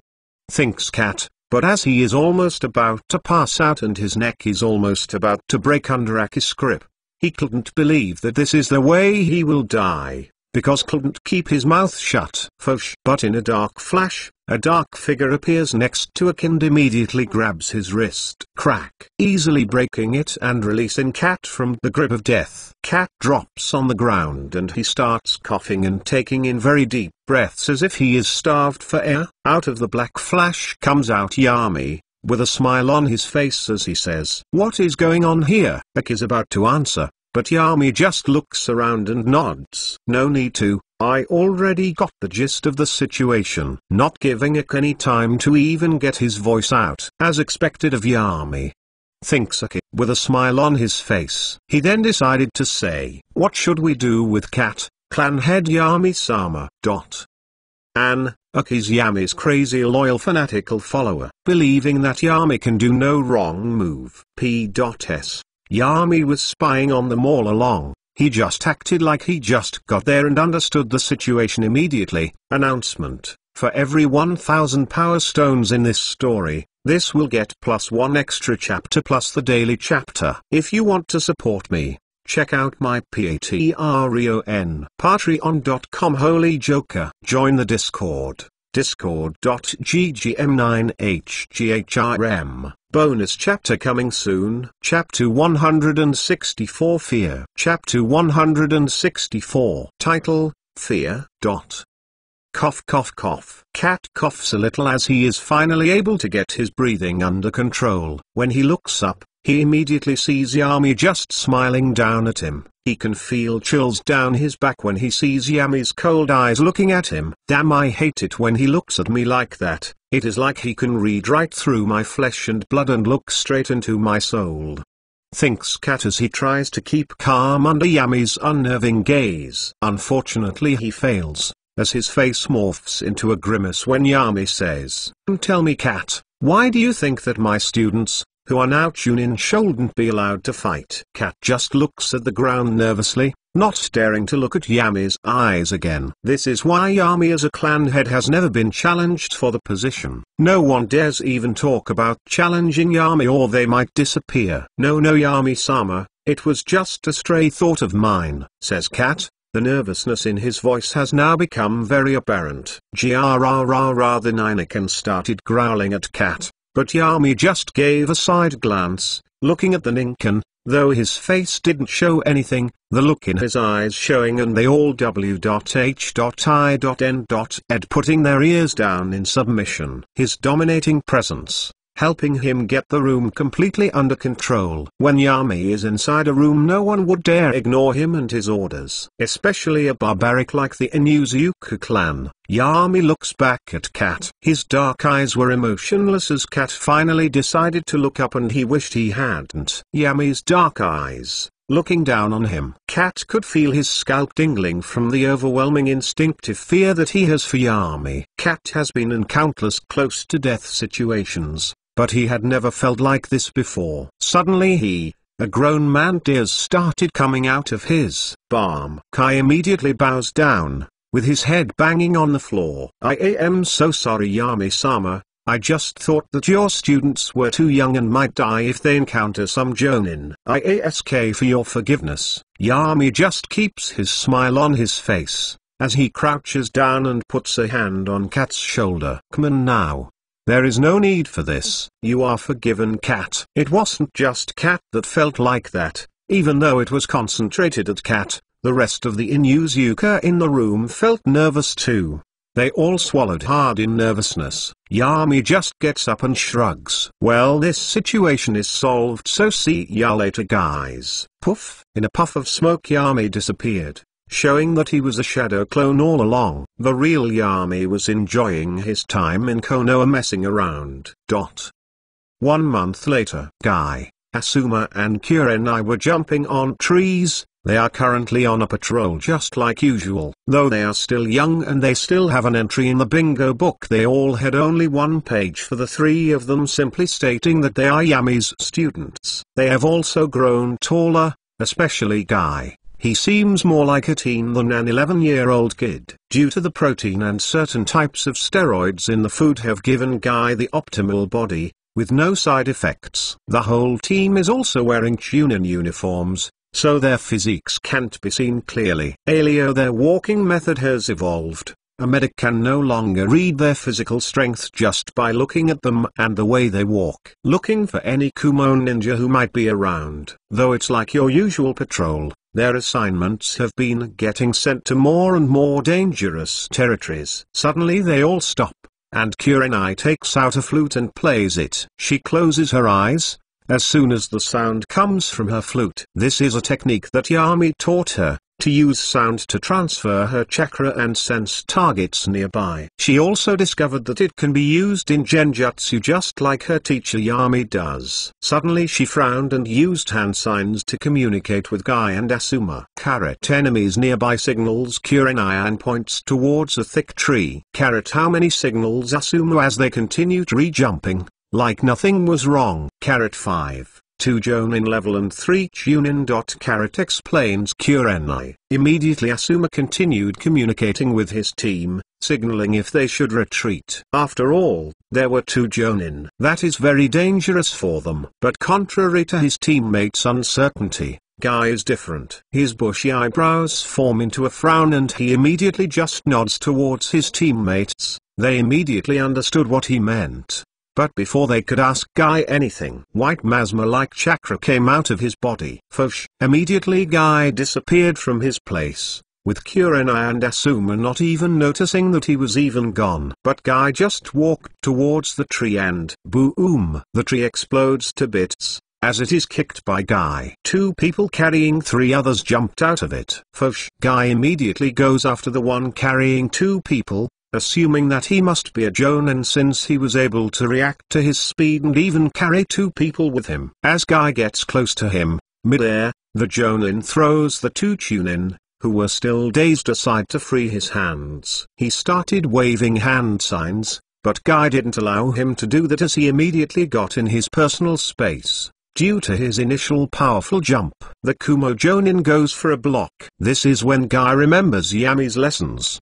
He adjusts his stance and tries to kick the Jonin in his balls. But the Kumo Jonin blocked, even though he grimaces a little when cracking sounds came from his wrists. Due to Guy's fifth gate power, go for the chin, thinks Guy, reciting Yami's words in his mind. The Jonin didn't have the speed to act anymore. Even his wrists were broken. So Guy kicks the right side of Kumo Jonin's chin. Pow! The Jonin's brain hits the inside of its skull, knocking him out. His eyes roll into the back of his head. Take initiative, always make sure that you take him out, says Yami from Guy's memories. So Guy decides to make sure and punches the Jonins under his chin. Blood comes out of the Jonin's nose as he starts falling down on the ground. This exchange all happened in a split moment, and it was mid-air, not even giving time to the other Kumo Jonin to intervene and help his comrade. But Guy, as he is still mid-air, as he stopped using the fifth gate and closed it, as he started falling down, he catches a branch of one of the trees and he swings himself to lower the impact as he lands on the ground. Guy can immediately open the fifth gate, but it takes a heavy toll on his body. That is why he quickly stopped using it. Also, Guy is Yami's protege. Check out my Patreon.com Holy Joker. Announcement: for every 1000 power stones in this story, this will get +1 extra chapter plus the daily chapter. This is the bonus chapter. Chapter 165 in just 2 more years. Chapter 165. Title: In just 2 more years. As Guy was looking at the other Jonin, he had a serious expression on his face. Even though it doesn't exactly suit him, he can be serious when the situation demands it. As the Jonin that he has knocked out started falling towards the ground head first, even though he knows that the Jonin will die, Guy didn't do anything to help him. After all, he is an enemy. Yami had taught him many things. One of them is to never show mercy to an enemy or they could easily kill you. As the Guy was falling,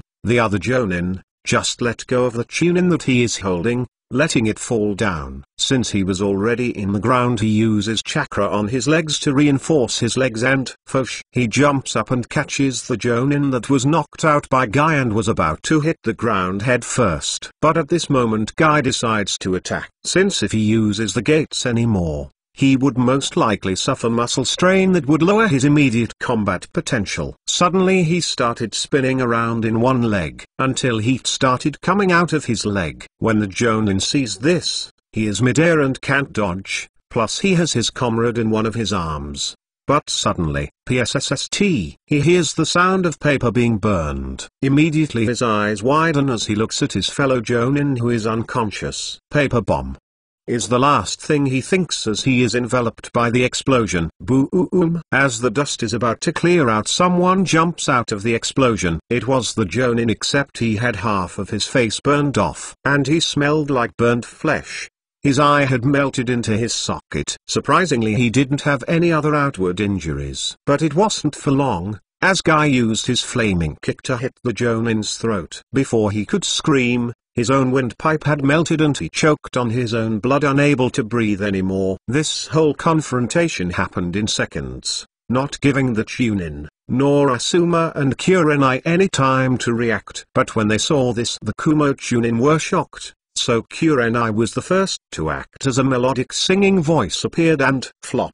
All of the Chunin fell to the ground, unable to resist the genjutsu. Kurenai too fell on her knees due to her yin chakra being depleted too quickly. Asuma just goes to tie up the Chunin, and Guy falls on his back breathing heavily. That was so close. I am glad I listened to Yami-sensei when he always told us of his fighting style when he was a genin.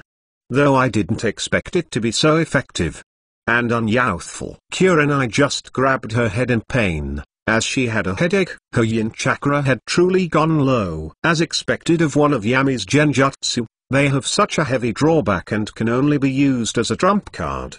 Thinks Kurenai, as her hands are surrounded in a green-colored chakra. She immediately started nursing her headache, and even turned off some pain receptors, as they need to quickly get out of here or more Kumo Jonin could come here. Kill them. We can't stay here anymore, says Kurenai to Asuma, who without hesitation nods and slices the throats of all of the sleeping Chunin. And due to the pain, they wake up from the genjutsu and die choking on their blood. Asuma then goes towards Guy and says, "Can you run by yourself?" Guy shakes his head. "Yes, but I would slow you down. My body has some heavy muscle tears and burns on my right leg, where I used Diable Jamb." Asuma just nods at this and picks Guy up piggyback style, and immediately they started running. After some time they were thankfully able to run away far enough and meet another patrol team, telling them of the possibility of more Jonin being around the area where they fought. Yami Poff, even though I am currently in Konoha, I am using some of my mosquitoes to spy on my little students. They did pretty good. It seems like my lessons to them weren't in vain. Guy will most likely get a bingo book entry of his own once his deeds are made public. Also, it seems like opening the fifth gate even for a couple of seconds it's still too much for his small body. Now I should just pull some strings and have him promoted to Jonin. After all, even though temporary, his ability surpasses a Jonin's, plus with him using my tricks, he will most likely win against the average Jonin even without even opening any gates. Even though I am thinking about my students, my mind still goes back to the only weakness I have left, my brain. If it gets destroyed it's all game over, no matter how fast of a regeneration I have. My hands subconsciously twitched, and my mind went to the thought of stealing the forbidden immortality jutsu, and then I will use only half of the technique to immortalize my mind, just like Orochimaru did. So my brain will no longer be my weakness even when it is destroyed. But if I acted recklessly now, I would lose everything I have accomplished in Konoha. Plus I most likely won't be able to get another forbidden technique, after getting the first. How did Orochimaru get the technique without being noticed? Damn IT. Why does someone smarter than me exist? He should just die, but no, I can't get impatient. I am so close to my goal I can almost feel it. Omnipotent, omnipresent, the two words that are used to describe God. I want that. I want to see how the God looks at humans. I am curious how it feels to know everything and be all-powerful and be able to do anything. Sage of the Six Paths,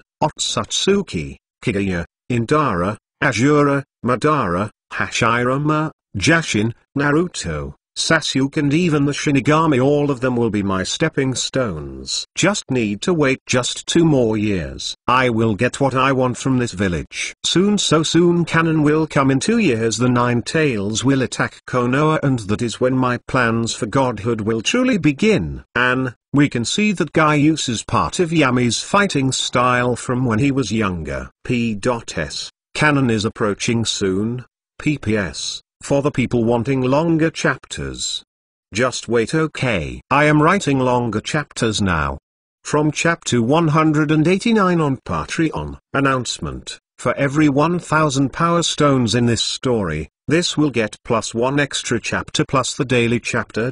If you want to support me, check out my Patreon. Patreon.com Holy Joker. Join the Discord. Discord.ggm9hgrm. Chapter 166 Yami is getting married. Chapter 166. Title: Yami is getting married. 1 year later, Yami's age 22. I am currently in the yard of my mansion. The mansion isn't too big and it only has 15 bedrooms, but it is still called a mansion. And I also expanded my yard now. Now it has a big pond in there, and a garden, with different types of flowers. There are also different trees around. My 2 daughters are running around playing this world's version of tag. Well, I mean every game that has to do with tag, hide and seek, etc. It is just called playing ninja. They are 3 years old now, so they have grown a little, about as much as the average 3-year-old. I have already started Yoruichi's and Hana's training. Well, I have been covering it, to make it look like a game. I must say Yoruichi's talent is way better than Hana's. But as expected, after all, Yoruichi's mother, what was her name again? It was something that started with M anyway. Yoruichi's mother was a Jonin from Kumo. So she had good genes, that plus with my amazing genes, and we have little Yoruichi, I am sure that she will at least reach Elite Jonin in levels of power. Though with me as her father, she will reach S rank. As for Hana, she should reach around Jonin, maybe Elite Jonin. People say that hard work will always show results. But that is not true for most cases. After all, for example, right now, even if I spent all day training for a whole year, one would get absolutely no results. My body has already grown to its maximum potential for my age. Plus with just training you will minimize the results. You also need to get the right training and eat the right things to reinforce muscle growth. Thankfully Tsume hasn't acted bad towards Yoruichi. After all, that isn't her kid. So I wouldn't be surprised if she acted badly towards her, but maybe she hasn't noticed how much better Yoruichi is compared to Hana. Maybe when she notices that, she will start being jealous of how Yoruichi is better than her own daughter. Though maybe Tsume sees Yoruichi like her own daughter. After all, she was also most likely conceived while me, Yoruichi's mother and Tsume were having a threesome. Anyway, Tsume has been a little mad at me lately, and the reason for that is, well, I am finally getting married. And this marriage will bring huge benefits for me. I mean, currently, the daimyo just listens to me. Obviously he isn't under some type of genjutsu. After all, he has his 12 guardians with him. Some of them are truly skilled, especially that old blind swordsman monk. He has very acute senses, so he might notice something. Plus not everyone is allowed to meet the daimyo whenever he wants. Even I have had the opportunity to talk with him once, so I never took the risk. Plus the daimyo already listens to me out of his own volition. After all, I have bribed all of his advisors and his wife, and some of his concubines are very fond of me. So it wasn't that hard to convince them to whisper things in the daimyo's ear. So it was children's play getting the daimyo to approve certain policies and make decisions in my favor. But anyway, my current arranged wife is Shiori daimyo's daughter Poff. I look at myself in the mirror for the 10th time today. I am a tall and slender woman with long black hair that extends past her waist, with locks of hair that frame my face down to my chin, and with my dark blue eyes with long, voluminous eyelashes and pale skin. I have a narrow waist and very large B.R.E.A.S.Ts. I am currently wearing a sleeveless top which emphasizes my B.R.E.A.S.Ts, and also with a blue dress. Yes, I know that I am pretty. Plus with being the daughter of the daimyo, I am the desire and dream of many men. But sadly I am to be married to a killer who already has 2 children of his own. What was father even thinking when he made this dumb decision? I hear the door to my room slowly open and my personal maid enters the room. She is young, the same age as me, age 21, and pretty cute too. Though nowhere near as cute as I am. But she will be my personal maid for when I go to live in Konoha. She just looked at me and said, "So I heard that you will meet your fiancé today." I just give her a side glance. "Yep, and you will be coming with me to meet him too. Who knows, he might feel charmed by your meek looks and fall for you." I say to my maid. She has black hair, brown eyes, and she is shorter than me. So compared to me she is pretty short, and with her meek personality she would be the perfect little thing that men like to dominate. When she hears me say that, my little maid just fidgets, and her face is in a full-blown blush as she says with her usual meek voice, "Shiori, don't say it like that. It's embarrassing." I just smile at her. She usually addresses me casually when we are alone. After all, we have known each other since we were young, and I have kept her off the clutches of any noble or even my own father sometimes. So she is my closest confidant. Come on now, don't be so embarrassed or you will never find a man in Konoha. After all, You do plan to be married and have a family, don't you? I simply rhetorically ask her. I know the answer already, but I just smile when her whole face goes red. She doesn't answer, so I just walk towards the door and say, "Come on now, let's go and meet my future husband." As I walk towards the guest room, where my father and Yami Inuzuka are, I keep my back straight and express a completely confident mask. But in reality, on the inside, I am nervous and even a little terrified. Yami Inuzuka isn't just your simple killer, he is the best killer Konoha has. He most likely has already killed thousands, and I am not dumb enough to just listen to the news the Land of Fire has, since they describe Yami as some type of god that will protect the Land of Fire with his life. But the things the other lands say about him is terrifying, killing children and even the extermination of multiple clans by him, up to the last toddler. Destroyed the village hidden in the sky who had hundreds of thousands of people living there, and he was a child when he did that. Now he is 22, only 1 year older than me, but still terrifying. I am to marry that man. Will he be cruel to me? Will he up me and use me as his sex toy until I am dead? Sigh. When I was a young girl, I used to imagine that a prince from another land will come and take me from here and make me his wife. Then he will be my husband. Then we will live happily ever after. But I was young back then and didn't understand the world. But now I know how cruel the world is, but I will not give up to the world. I am not some submissive woman who will just stay by the sidelines. I will either have my freedom or I will kill myself. After all, life without freedom to me is no life at all. I opened the door to meet my new husband. And we now see how Yami controlled the daimyo. It wasn't the traditional genjutsu way, since the daimyo has regular checks on those. After all, he isn't a cage that can resist genjutsu, but just a normal guy who is very susceptible to them. So his guardians regularly check him if he is under a genjutsu. P.S. Shiori, Yami's new wife, seems not very compatible with Yami. We will see how that goes. P.P.S. Harems won't work so easily, so Shiori definitely won't be okay with Yami having the kids around her. Announcement: for every 1,000 power stones in this story, this will get +1 extra chapter plus the daily chapter. Chapter 167, Shiori. Chapter 167. Title: Shiori. Shiori MC's future wife. Puff. When I open the door, the first thing my eyes land on is my future husband. I only recognize that it is him because his photo in the bingo book. He is sitting on a big dining table, next to my father.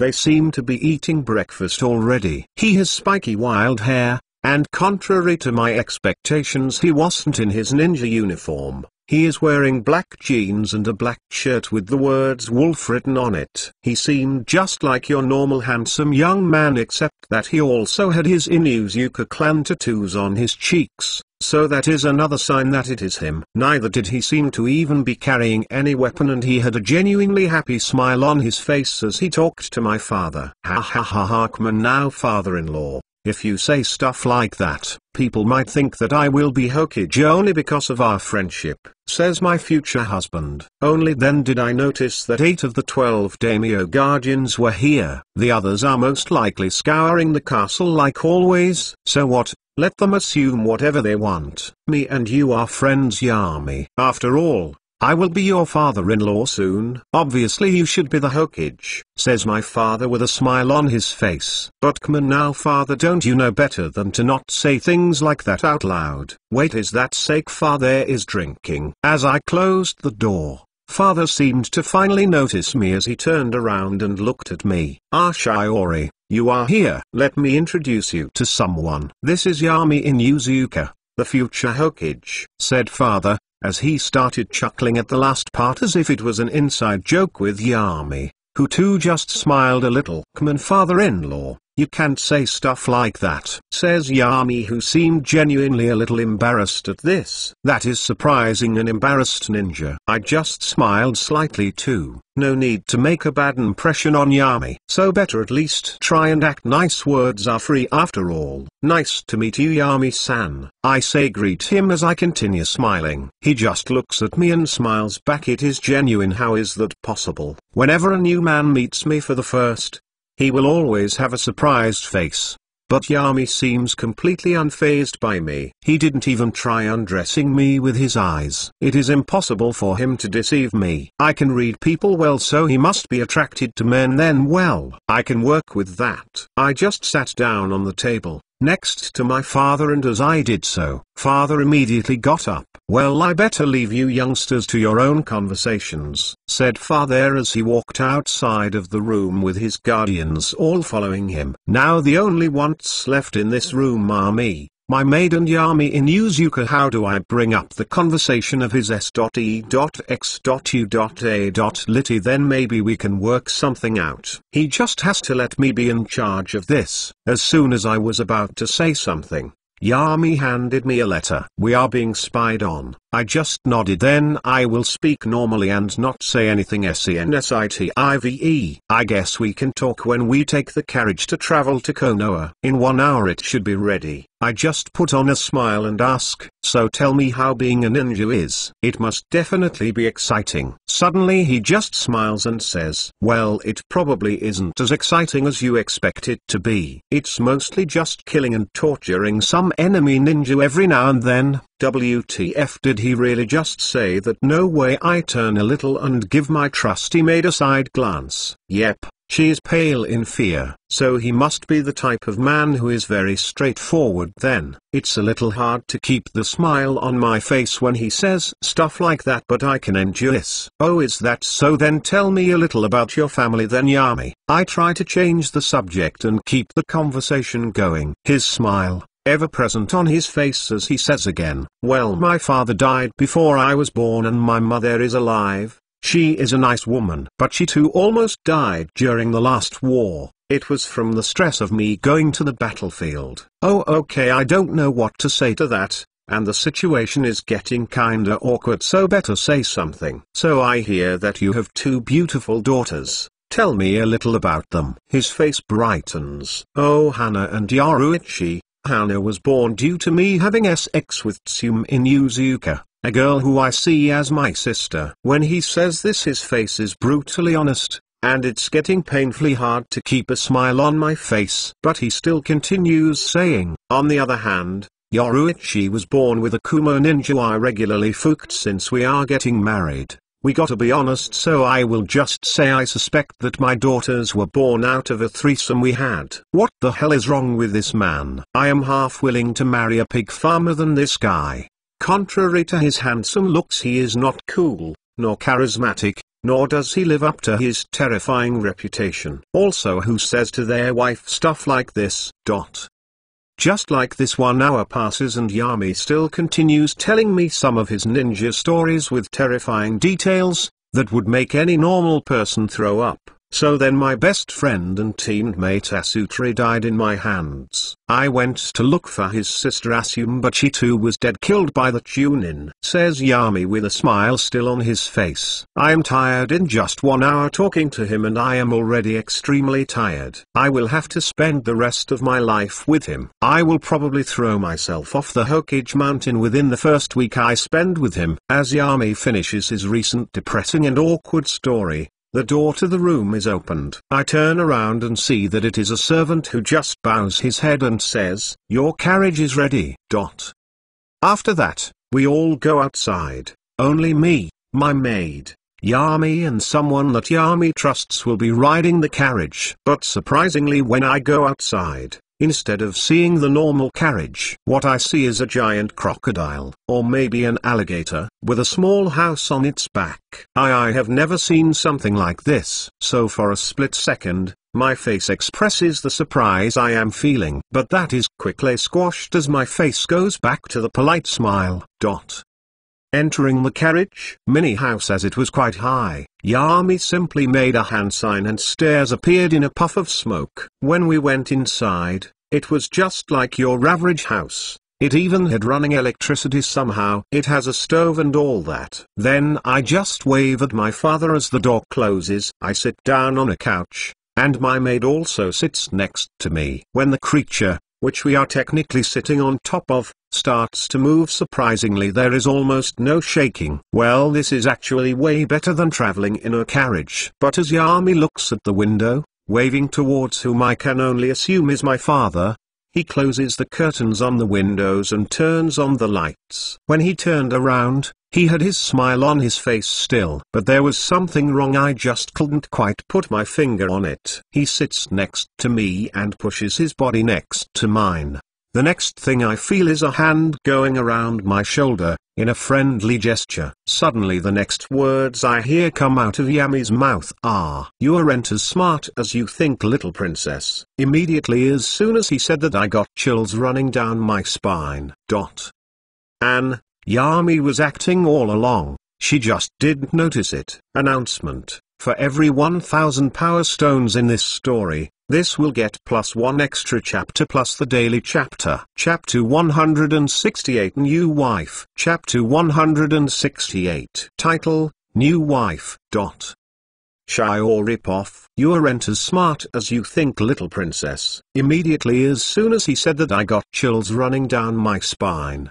His hand that he has around my shoulder slowly goes towards my chin and forces me to look at him. I was shocked by what I saw. His eyes, they were so terrifying, like two dull pupils with no emotion in them. I have never seen something like this. Underestimating someone is the dumbest thing you can do, my wife. I could see his smirk widen a little. I have already analyzed what kind of woman you are. Judging by your personality, I am sure that we will get along. If you feel unhappy in our marriage, it doesn't matter. You just give me a couple of kids and then you can live a life of luxury until your body slowly rots away due to old age. How I can't read what he is thinking at all. Even though my face is calm, when I look at his eyes and amused smirk, it feels as if he already knows everything about me. I see. So then tell me, dear husband, is this the true you or is this another mask? Though I can't read him, I can loosely guess what he is thinking. After all, if he is someone like me who wears a mask, then we might have the same thought process. Suddenly his whole demeanor changes and the hand that he had on my shoulder slowly goes towards my breast. I obviously was prepared for this, so there was no reaction out of me. I see that now Yami has a blush on his face and his eyes now have a deep emotion in them. He just looks at me and says, "Shiori, I love you." For a split second I almost believed him, even knowing what I know about him. Damn, his acting is really good. How does he do it? Yami Poff. Looking at my new wife, I have to say, she is quite a looker. I don't think I have even seen a woman as good looking as her. But then again, contrary to the ninja training female ninja do, she most likely spent that time taking care of herself, so her beauty isn't something that will make my heart skip a beat or something like that. That only happens in SHT romance stories, that has no place in real life. But with my hand around her neck, I cup to feel of her big B.R.E.A.S.T.S. That is nice. I don't mind spending the next 20 or so years with her. Who knows, I might not even cheat on her. Okay, maybe sometimes with Tsume, and that cute waitress, maybe sometimes with that one nurse that works in the Inuzuka clinics too. But other than that, I will not cheat on her. Possibly, but she doesn't have to worry her pretty head about that, since I will do any extramarital activities behind her back. Anyway, I think that her thinking face as she tries to figure me out is cute. We will reach Konoha in a day or two, then we can get the Hokage to officialize the marriage. Yeah, I am not waiting that long to fuke her. I believe in my lying and manipulation enough to think that I can get someone like her to bed with me. Plus we are husband and wife to be. Not doing it at least 15 times before marriage is weird. Anyway, I truly already know everything there is about to know about my future wife. I just glance at the small maid that doesn't even have a noticeable presence. This is why I never trust no one in this world, That little girl right there has been living her whole life with Shiori and has been treated pretty good by her. But that didn't matter at all. She is a spy of mine. I memory wiped and optimized. She is the perfect spy actually. She doesn't even know she is one. And even if Yamanaka went through her memories, they wouldn't find anything because no memories of her ever being associated with me don't exist in her mind. People think that what makes them it is their soul, body, brain or something like that. No, what makes me is my memories. Even if I died and my soul reincarnated without memories, that isn't me anymore. So this is the secret to how I control her. She has some fake memories sealed inside her head at which during certain commands they activate, and she will remember how I saved her from being upped or something like that, when in reality none of that ever happened. Her whole life is just a fake play made up by me. She is really beneficial. Anyway, I just look at my pretty new wife and say, well, since we are gonna be husband and wife, I think that we should be honest with each other. I will start first. I took a deep breath and stopped groping her firm breast. I was joking when I said those things to you, but you really need to be careful against ninjas. You are a good liar for a normal person. To a ninja though, you aren't even mediocre. Especially the ones who can see even minute changes in your expression. I can see her frown a little and say, so what then? Will I just be one of your Fuke toys then? Just another plaything until you get bored? If that is so, then no thank you. I will slit my own throat before I become something like that. She is fierce, but people who talk about death like this, they have most likely never experienced it. If I were to take out a kunai and put it against her throat, she will become terrified and won't say useless stuff like this. I just yawn a little and say with a bored voice, well, as interesting as the thing that you said sounds, I have more important things to say. She doesn't retaliate, even though I just implied that what she spoke was bull sh. She stays calm. As she tries to guess what I am thinking, I just continued saying to her, you are calm, that is good. What I want to tell you is that you will never really be able to read what any ninja is thinking, but you can study their previous actions and determine the future ones by that. Everyone has a pattern, something that they follow, plans and goals. Her face is calm as she looks towards me. What are you trying to teach me? What is my duty as your wife? I just smile again. Well, you are my wife. Since you are not a ninja, I want you to manage my civilian business. And if we build some trust between Yakuza, then maybe I will give you control of other things like my clinics, businesses and so on. I will make you the most powerful woman in the world. You will be my empress by my side. Author note: soon another chapter coming of this story. It is the bonus chapter. P.S. Check out my HXH story. If you like HXH, you will definitely like it. Announcement: for every 1000 power stones in this story, this will get +1 extra chapter plus the daily chapter. Chapter 169, Shura's first time. Chapter 169. Title: Shura's first time. After some time Shiori finally seems more comfortable with me. We talked till midnight and the maid even fell asleep, but me and Shiori were still talking about my countless business ventures and how she will manage them. Though I did notice her tried to hint that she would be uncomfortable living in the same house as my daughters and my lover. She didn't say anything when I just smiled at her. She just nodded, understanding that I wouldn't listen to her on that one. She is truly a born manipulator. I have noticed on several different occasions where she instinctively tries to manipulate me. Growing up in a political slaughterhouse that is the capital city of the Land of Fire has made her into quite the smart and politically inclined woman. Though she will have to learn a bit more before she can manage any business. After all, politics and business management are two different things. She should be glad that I am willing to even let her manage anything. I usually don't trust people. Who am I even kidding? I don't trust my future wife at all too. I just want to make her feel like she has control and choices in the marriage, when in reality she controls nothing but I control her life. After all, I don't want to appear as a control freak. so better give her the illusion that I am not one. So wanna consummate our marriage? I asked Shiori with a slightly teasing tone in my voice. But contrary to my expectations, Shiori just looked at me and said with a calm face, "But we are not officially married yet." I just lie back on the couch, my arms spread wide and leaning on the top of the couch as I stare at the ceiling. Sigh, I know, right? Why couldn't the daimyo do the coronation ceremony? That way we could be having fun right now. Instead of talking about business all night, I just give Shiori a side glance and she just blushes a little, but it goes away a second later. She's really good. Well, it doesn't mean that we couldn't have some fun before marriage. After all, every couple does it, says Shiori as she looks at me with her deep blue eyes and her calm and pretty face. Immediately I just look at her, and with my hand I cusp her chin, bringing her face closer to mine. She doesn't resist as she closes her eyes and I too extend my neck towards her and I kiss her. I can see that she is truly inexperienced as she just gave me a mediocre kiss. When I started using my tongue on the kiss, her eyes winded.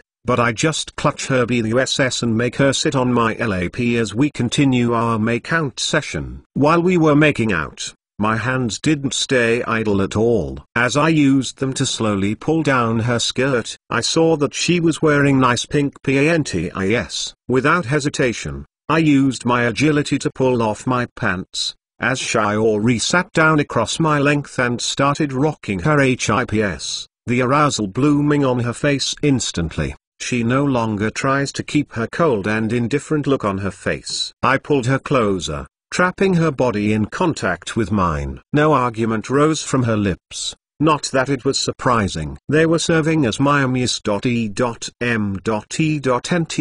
following the lead of my lips in a merciless tango. I could feel her arousal rising unchained, especially as we had the maid asleep on the same couch as us. As Shiori took off my boxers, it was the time to start the main dish. I simply ripped her cute panties. I lifted her, my CSEK jumping upright immediately. Then, a negligent push later, her slit was free for an unbound push. I pressed my shaft on her entrance, but waited for her to realize what was going on. Our lips separate for a second, just enough for her to MOAN yes. Her MOAN was filled with arousal and a little panic, the confirmation that she was trying to project turning into a weak echo, drowning the PLEASURE. You can do whatever you want to me, Yami. So be it, I said to her as, with my shaft inside of her, I took her to the bedroom, and we separated as I pushed her on the bed, her arms pushing to bed in reflex, which had the added benefit of forcing her to the DOGGY position. And then, without waiting for her to answer, I pushed into her mercilessly, earning a cry that would be heart-rending if I had any mercy. Yes, yes, yes, she repeated like a mantra with every time I slammed inside her, her tits trying to move freely only to be prevented by her bra and white top. But interestingly, every time she repeated the confirmation, it sounded less like a it, and more like a MOAN of PLEASURE. I slammed inside her again and again, and soon, the only sound that left her mouth was wordless cries filled with unbounded PLEASURE. Still, the quickness of her mood change was the best indicator of her love to her husband me. Her hips swayed back and forth in the same pace as my beats, pushing my shaft deeper into her. Even her token attempts to keep her voice low didn't last long. Her voice loud enough to rattle the windows as I pushed inside her again and again. The maid was definitely awake by now. I decided it was time to catch a vision of her beautiful B.A.S.Ts, so I reached for the hooks of her bra, opening it with a soft touch. Her flimsy bra opened and fell on the bed as I ripped her white top too. I leaned and grabbed her B.A.S.Ts, sinking deep into her beautiful flesh, her N.I.P.P.L.S hard against my palm. Struck with a DSIRE to see her face, I pulled out. She let out a disappointed cry that tempted me to tease her with a session of denied ORGASM, but after all the fruitless sessions, I was just as enthusiastic as her, so I just pushed her to her side. Not expecting, she tumbled, finding herself lying on her back. Seeing her face, with such an erotic expression, my SHFT got even harder before sliding inside her once more. "How do you feel, princess?" I asked even as I slid my full length inside her. "I feel amazing, Yami. I was nervous at first but now this is amazing," she answered with a calm voice, but her face, contorted with pleasure, clued me that it was far from her actual feelings. The repeated gasps of pleasure escaping from her lips, uncaring about the presence of the person who was sleeping, was just a bonus. I pushed deeper into her even as I leaned forward, capturing her lips with a searing kiss. This time, there was no mediocre kiss as her lips countered mine. Her body was covered in sweat and other liquids from both of our bodies. Looking at her beautiful perfect body enhanced my pleasure even further. I doubted that I would nor wanted to be able to pull away from her, but it doesn't matter, I want this too. "You love this, right?" I asked. "I do, with all my heart," she answered, a statement that might be comfortable if it wasn't for an earth-shattering emotion following it. I started using my medical knowledge to raise her pleasure and arousal at even higher levels. I finally let my cum fill her, triggering a mirroring climax in her. Her cries rose unbidden as her hands found my shoulders, her fingers digging deep. I stilled as my load filled her insides. "That was nice," I said as I pulled out, my strong body already pushing for a second boner. "It was amazing," she murmured, her fatigue finally set in as she was breathing heavily. I just raise a questioning eyebrow at this. "What is this was stuff?" "I will let you rest for a couple of minutes and we will be doing it again," I said to her with a smirk on my face. "Oh Yami, you are so bad," said Shiori, though her words took a different meaning once she cupped her breast and extended her finger towards Yami, mentioning him to come back.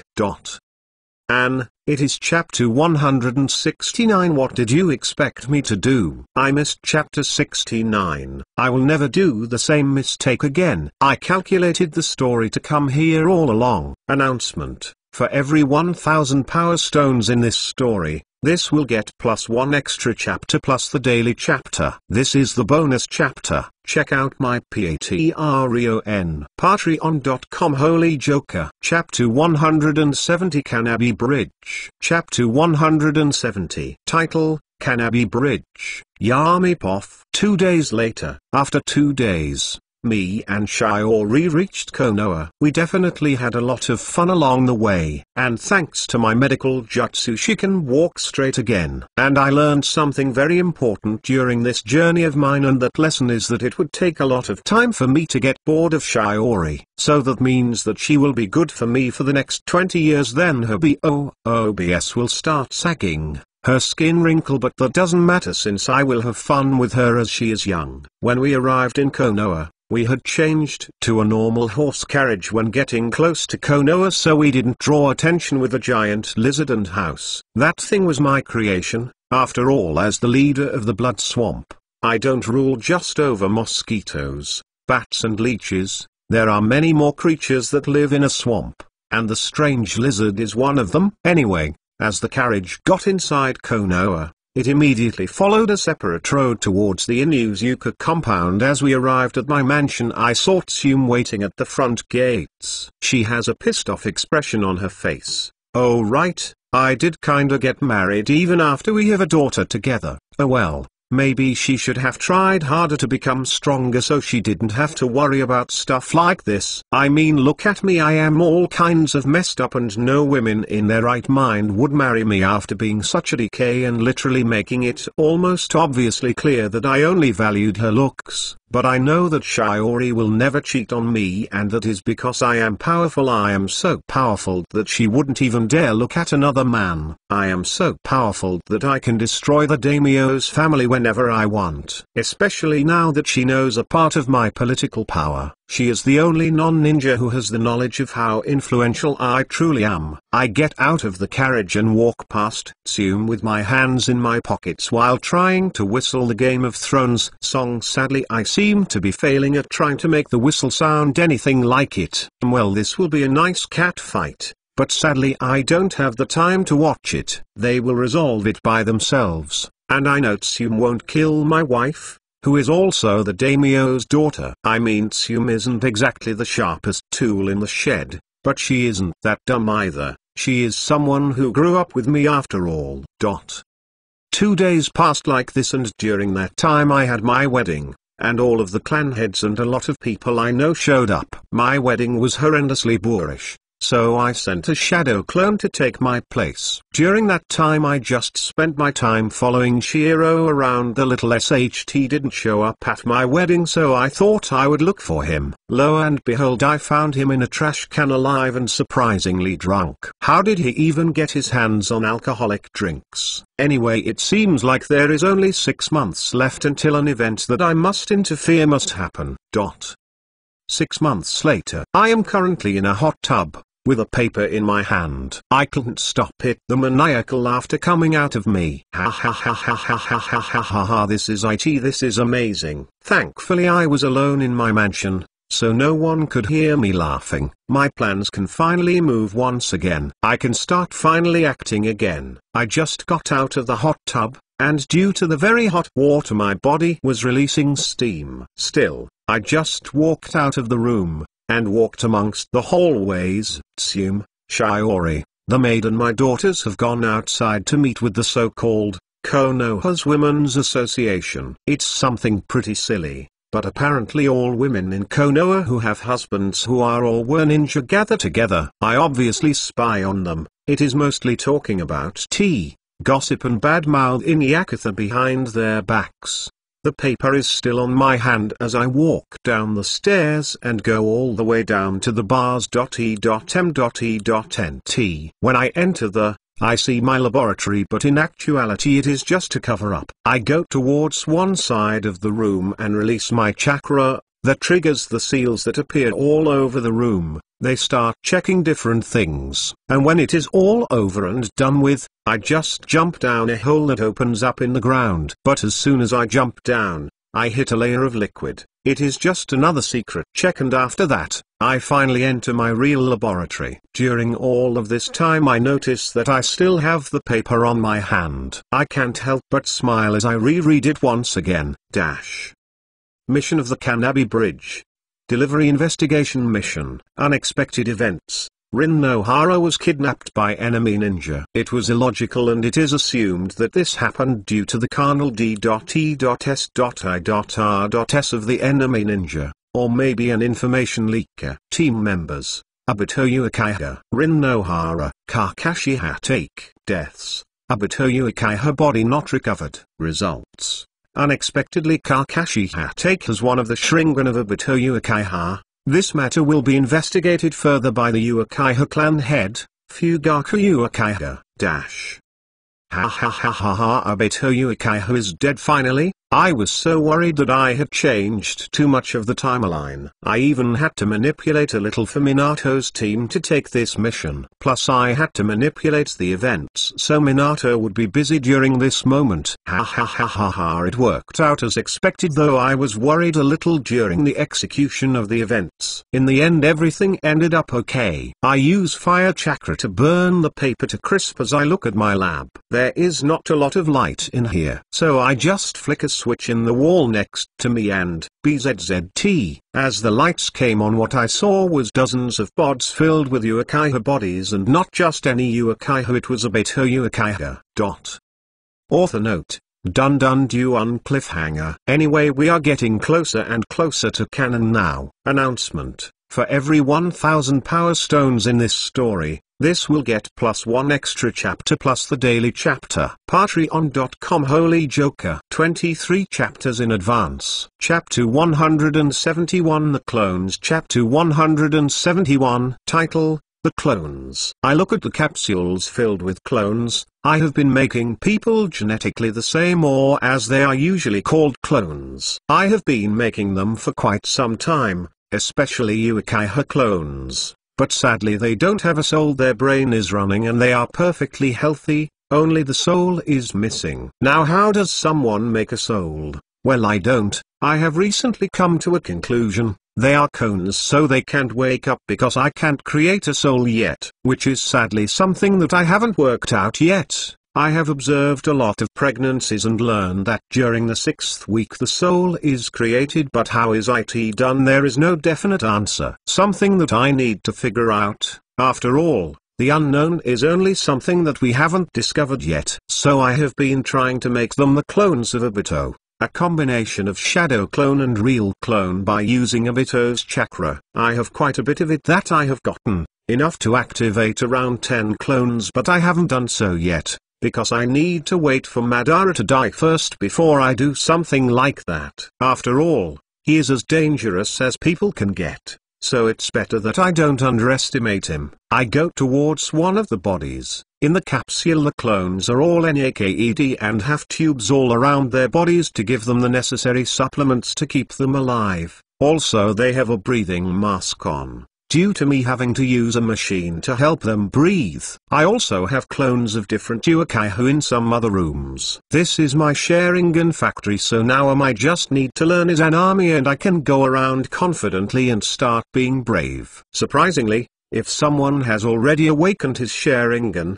the clone will have it too. I walk past dozens of Obito clones. I already have countermeasures against them if they somehow wake up and revolt. But there is no plan to wake them up by using Obito's chakra anytime soon. After walking past them I go into the other room. I go through some procedure Fuinjutsu identification. When I enter this one I see men with long dark hair in capsules. This is full of Hashirama Senju clones. I have already figured out how to replicate Hashirama cells. Just a little bit more and I can start truly creating human souls and bodies.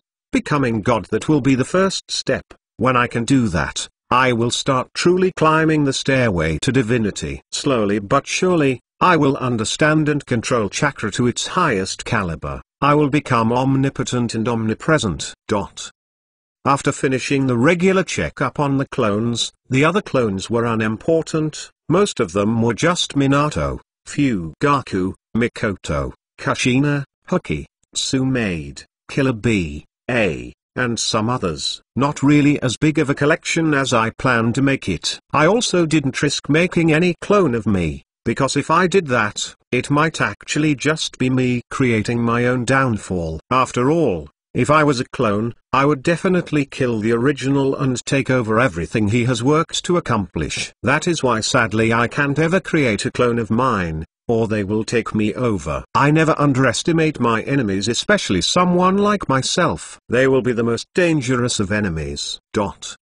After some time, I get out of my lab, and the first thing I actually did is put on some clothes. I decided to walk outside. I see that everything is normal. I take a deep breath and, I activate my sensing abilities to my full potential. So Guy is actually in the village. I haven't seen him lately, ever since he became a Jonin. Well, he became one at the same age of Kakashi, both holding the record of the second youngest Jonin promotion. The first youngest being held by me. 3 months later. I am currently eating at one of the restaurants which I own, which has a view of the Konoha gates. Like usual, I am eating as much as 10 people, my modified metabolism and Jiang-U working hard to turn this all into protein to build my muscles and support my growing body. I eat a whole bone steak in one bite as my teeth turn jagged like a shark to break down the bones. While still looking at the gate without even blinking, I just control my finger to molecularly transform into a bone fork as I start eating some broccoli too. Munch munch munch. Finally, the one I have been waiting for comes and Kakashi. A smirk takes form on my face as, in a black flash, next to my table a shadow clone of mine appears. He also has a vial of blood in his hand as he throws it towards me. I easily catch it, and immediately my smile widens as I look at my clone. Come on now. Be careful, will you? What if this thing hit the ground? My shadow clone looks at me with a questioning look as if saying, have you gone crazy or something? You know that you are technically talking to yourself, right? The clone just shakes his head and dispels himself. That decay. When I get his memories, I see that he took this vial of blood after a bit, so gained his Mangekyo Sharingan. So when I make a clone it will have his Mangekyo too, at least that is how it is supposed to work. Ha ha ha ha ha ha ha ha. Finally, I can finally get the Mangekyo I always wanted. Also from the memories of my clone I see that Obito still seems to have the same ability as he did during the canon timeline. After all, he did run through those Miss Ninja's attacks like they were nothing. I just look at Kakashi again. He has a hollow and traumatized look in his eyes. But that doesn't matter. That is such a small sacrifice that I am willing to make, so it doesn't matter. Ha ha ha ha. I am so happy. Finally I get one of the Mangekyo abilities I have always wanted. Immediately walk back to my mansion. I go to my laboratory. I don't even talk to my daughters or Shiori. This is something way more important. After all, children and wives are replaceable. Opportunities like this are not. In the lab I walked towards the lab room with only a coffin in it, and a few injutsure around it. Also all around the corners of the room are old-looking computers. I just walk towards one of the computers and turn on all of the machines. I have Kamui now, only Koto Matsukami left. Ha ha ha ha ha ha ha ha. Yami is making major moves, finally putting to use his power and influence that he has emulated. He will start becoming really overpowered soon, getting his hands on so many buys. Announcement: for every 1000 power stones in this story, this will get +1 extra chapter plus the daily chapter. Check out my Patreon.com Holy Joker. Join the Discord. Discord.ggm9hgrm. Chapter 172 The Third Ninja War Ends. Chapter 172. Title: The Third Ninja War Ends.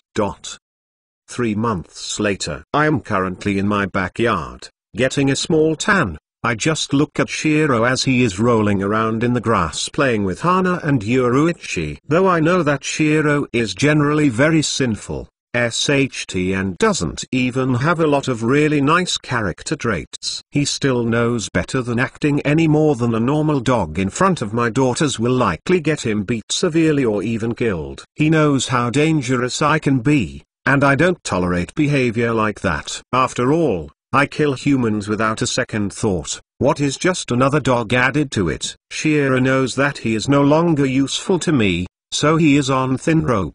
Of course, as long as he doesn't go against my interests, I will keep him around. He is, after all, my Ninken and as strong as an elite Jonin or even possibly a weak S rank. Also, I have noticed that the war is taking a toll on all the participating nations. Economy and income is falling down. Though cannon fodder ninja can be created almost endlessly to fight in the war, the economy and trade is a different thing. They will continue to drop down, and then some hidden villages don't have the economy to support their ninja, so after that they are doomed. Money truly does make their world turn around. I noticed and have been notified by my spy network that the war is going to stop soon just because of the worsening economy. This is really funny to me. After all, no matter how many ninja died to bravely sacrifice their lives, that didn't contribute at all. Their lives were worthless and no one except their families will remember them.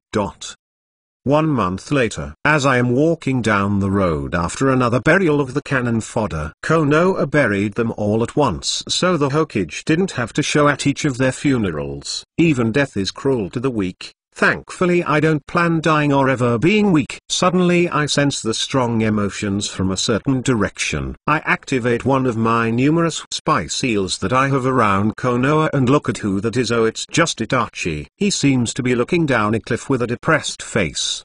Is this the moment when he jumps from that once seen in the anime and he understands the meaning of life? Well then. General Poff. While Itachi is looking down the cliff, he contemplates. What is life? What is death? There is no meaning in life. Are we all meant to die anyway? So is killing not bad, but why? In the war, why were people dying? We are all going to die anyway, so why live at all? He looks down the cliff. Suddenly he hears footsteps and immediately he turns around looking at where they are coming from. He sees a man, with black slightly spiky hair and black pupilless eyes. He is wearing casual clothes and he has a Konoha headband on his forehead, but there was nothing else that even remotely expressed that he is a ninja of Konoha. His posture is relaxed and he even walks like normal. No indication of being on guard at all, but he must obviously be. After all, even I know who Yami in Yuzuko is, but why is he here? Analyzes Itachi, thinking of the different possibilities. Yami just gives a casual wave towards Itachi. Yo! Itachi sees this, but he decides that it is better if he acted polite, so he greeted back. Hello Yami-sama. When Yami sees this, he just yawns in boredom. Why are you here, kid? Asks Yami, getting straight to the point, though he already knew the reason. He still wants to see how Itachi's mind is working and if he is any different from the canon timeline. When he hears Yami ask that, Itachi just looks down a little and asks, Yami-sama, you are a smart guy, right? Yami just shrugs as he walks closer to Itachi. Well, I would like to think that I am, says Yami. Completely casually. He just arrived in front of Itachi and ruffled his hair. What is the meaning of life? Asks Itachi with a tone of urgency on his voice. Yami just shrugs for the fourth time since this meeting. I don't know. Everyone has a different interpretation of life. Why? Would you like to find out? Itachi nods. Yami just shrugs and suddenly he kicks Itachi lightly on the chest. Just enough to push him away, and throw him over the cliff. Itachi immediately dropped down like a rock. Yami just comes to the edge of the cliff, seeing Itachi falling, as he tries to save his own life. Yami just puts his hands in his pockets and, he jumps down too. Unlike Itachi, he didn't slow his fall at all, so he plummeted down, his body accelerating even more. Boom! And before Itachi reaches the bottom, Yami is already there inside a giant crater, with no injuries on him whatsoever. He looks at Itachi, uses kunai trying to slow down his fall, and he is successful as crows start to surround Itachi. When he lands on the ground, there is absolute shock, fear and even a little final realization in his face. He looks towards Yami with a neutral look on his face, as if this wasn't the guy who just pushed him down a cliff. No one wants to die, right? Asks Itachi as a crow lands on his shoulder. Yami just nods at this. Yep, you can be assured of that at least. And suddenly Yami's body starts turning to dust as he just says to Itachi, don't worry about inevitable things like death, life or things like that. You are a kid, so stop thinking about stuff you don't understand. 1 month later, inside the Hokage's office, there was a gathering of all of the Konoha Jonin. Of course Yami was the too, as the Hokage announced. The 5 great elemental nations have reached a peace treaty. The third ninja war is over. Immediately, even though they were all Jonin, there were celebrations all around. Some even hugged Yakuza, no longer holding themselves presentable in front of the Hokage. But Hiruzen didn't mind this, as even he himself couldn't help as a smile appeared on his face. Peace at last, thinks Hiruzen as he looks at a certain Inuzuka Jonin Yami who has a smile on his face too. When Hiruzen notices this, he cannot help but think, even he doesn't want the war to continue, and that says something about it. Yami poff, lying has really become easy now. I can lie to anyone I want and they wouldn't notice I am lying. Of course I already had news of the war situation, so I predicted correctly that the war would be over soon, and it was. Now there are just a couple more steps for my plan.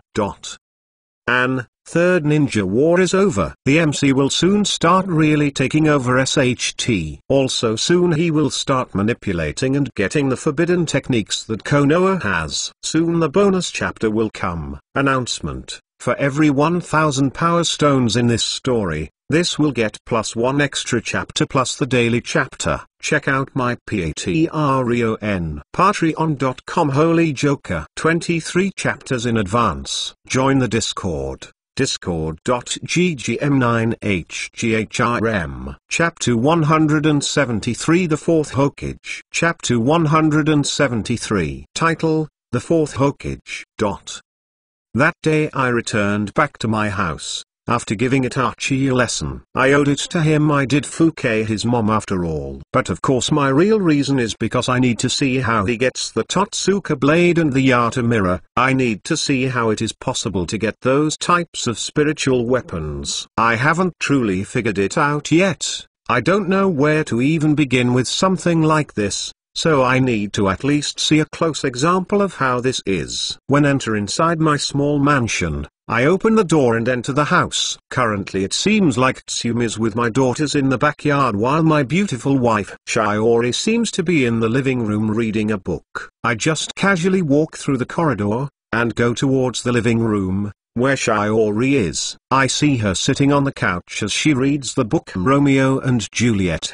She doesn't seem to notice me. Well then how about I just walk behind her and hug her neck. How is my beautiful wife doing today? I whisper to Shiori sweetly. She gets startled a little. Oh, it's you Yami, so is the war over? When I hear her say that my smile widens. I easily jump over the couch and grab Shiori and lie down on the couch with her on top of me. Hey, don't do this Yami. What if the girls see us? Says Shiori, slightly panicked at the prospect of my daughters or Tsum seeing us do something inappropriate. I just grab the book that she has in her hand and throw it away. And without even needing to look, I know that the book lands perfectly on the table. And ask her, so tell me my smart wife, how did you come to a conclusion like that? She smiles too, feeling a little pride in her ability to come to that conclusion. She lays her head on my chest. Well honey, I might not know how ninjas work, but I do know how management and economics work. It was just another, as you usually say, logical conversation. I just kiss her on the top of her head and relax my body, with Shiori on top of me. You would make a good daimyo. Shiori just chuckles a little at this. My brothers are not going to just suddenly die, so I would conveniently be the next in line for succession. Nope. The next daimyo will be our child.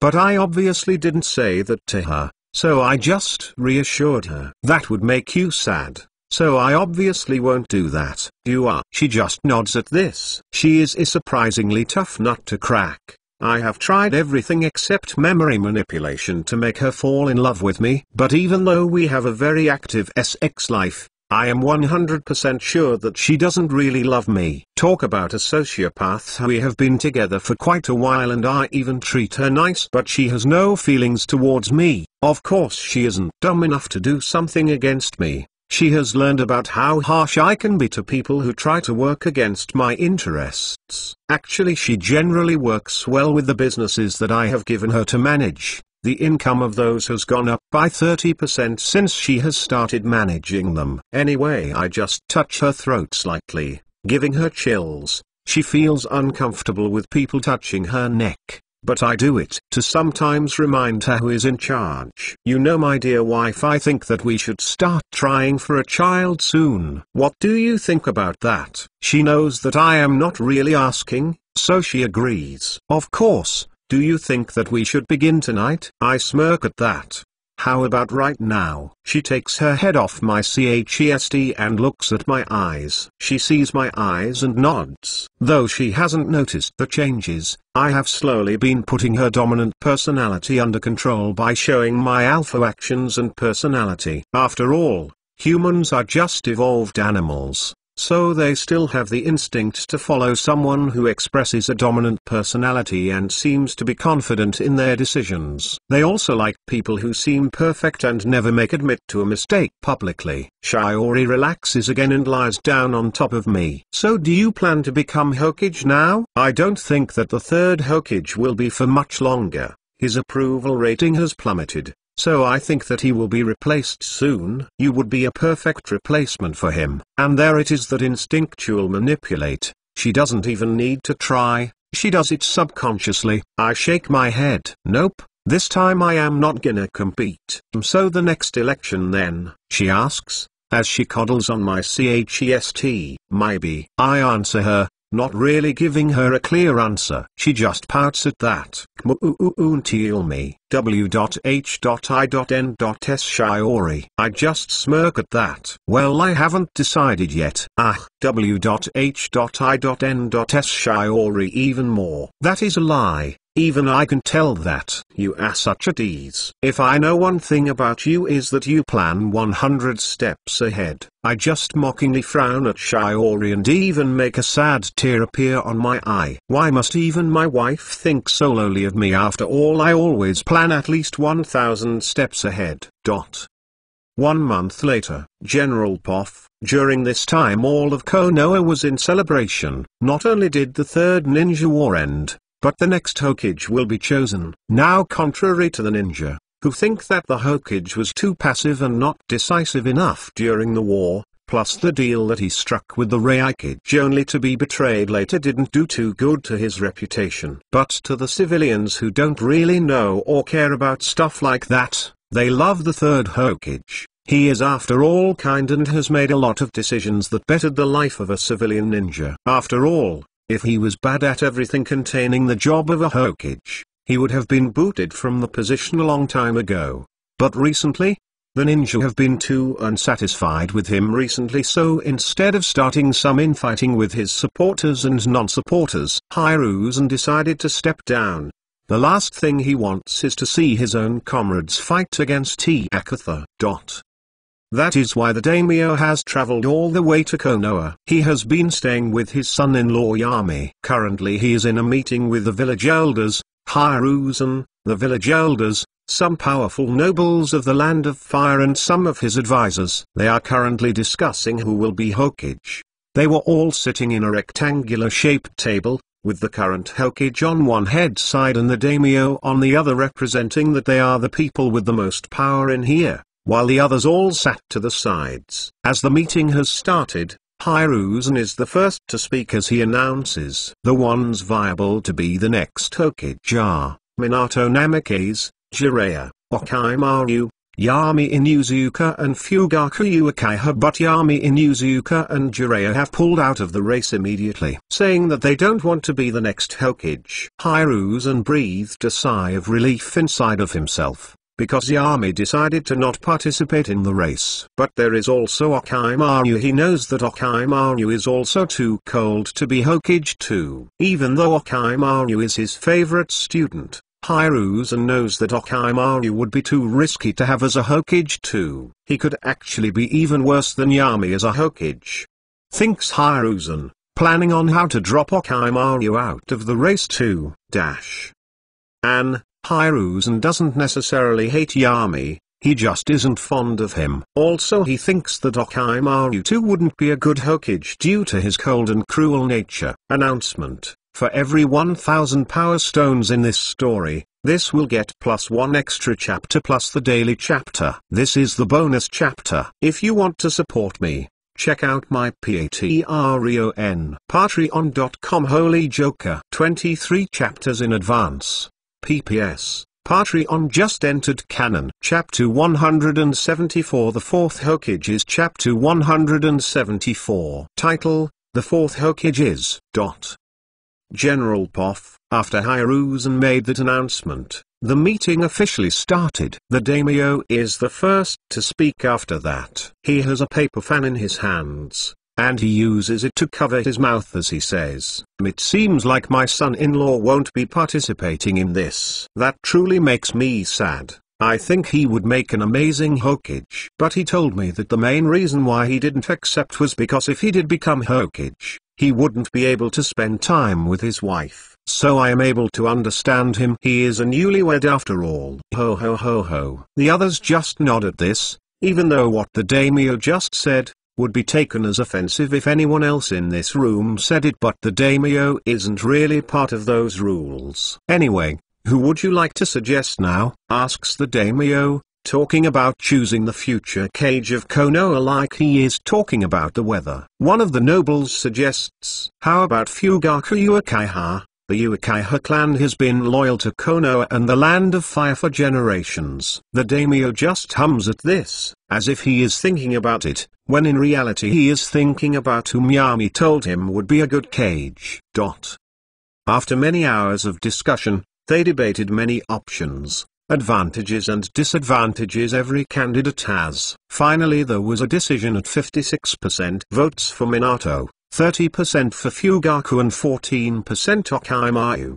But the daimyo still hadn't given his vote, so there is that, plus some nobles might decide to change their votes so they can please the daimyo. Who knows, maybe they might even get rewarded by the daimyo due to their friendship. The daimyo seems to be thinking a little, but finally he just said, I decide to nominate Minato as the next Hokage. 1 week later, Minato is currently atop the Hokage Tower. Addressing the crowd below him, he still can't believe it. His dream is literally coming true in front of his eyes. He sees so many people gathered here for his coronation ceremony. He cannot help but feel a little nervous at this. Next to him was Kushina comforting him. She had a noticeable bump on her belly, signifying that she is pregnant already. Come on now, Minato. Be brave, go there and dominate, says Kushina, patting Minato on the back. But Minato's face becomes even paler. What if I slip while walking up there or something like that? That will be all I will be remembered for, no matter how good of a Hokage I am. Kushina just raises a questioning eyebrow at this. You do know that as an S-rank ninja saying something like that is stupid. You have the best reflexes in Konoha. Don't be stupid by saying something like that. On the other hand, Yami had a whole different problem to deal with. He was currently in his house sitting on his dinner table. His daughters and Tsume had gone to Minato's coronation ceremony. They also took Shiro with them. So it is only Yami and Shiori, his wife, in the mansion. They had food in front of them but neither of them touched it. Suddenly Shiori frowns a little and says, so I noticed that Tsume has a baby bump. You wouldn't know anything about that now, would you? Yami just casually shrugs. Well, I don't have any idea. He starts eating his meal after saying that. Shiori still doesn't do anything as she asks again. I see, but isn't Hana yours and Tsume's daughter? As you can see, that seems a little suspicious to me. Yami just looks completely calm at the subtle accusations his wife is sending him. Well, that is true, but you know that ever since I married you, I haven't really done anything sexual with her. Shiori doesn't even hide her suspicion as she looks at Yami very intensely. Is that so? Yep, plus why would I care who Tsume sleeps with now? After all, me and her are done as far as I am concerned, says Yami as he takes another bite of his steak. Shiori's eyes drip with suspicion. She doesn't trust Yami at all on this. I married you even though you already have 2 kids, and I never treated them bad. I even let you live in the same house as one of your ex-lovers whom you already had a child with before. Now she is pregnant again and you expect me to think that it had nothing to do with you. You know that we are expecting a child together. So why do this to me when I have been only nice and accepting to you, says Shiori,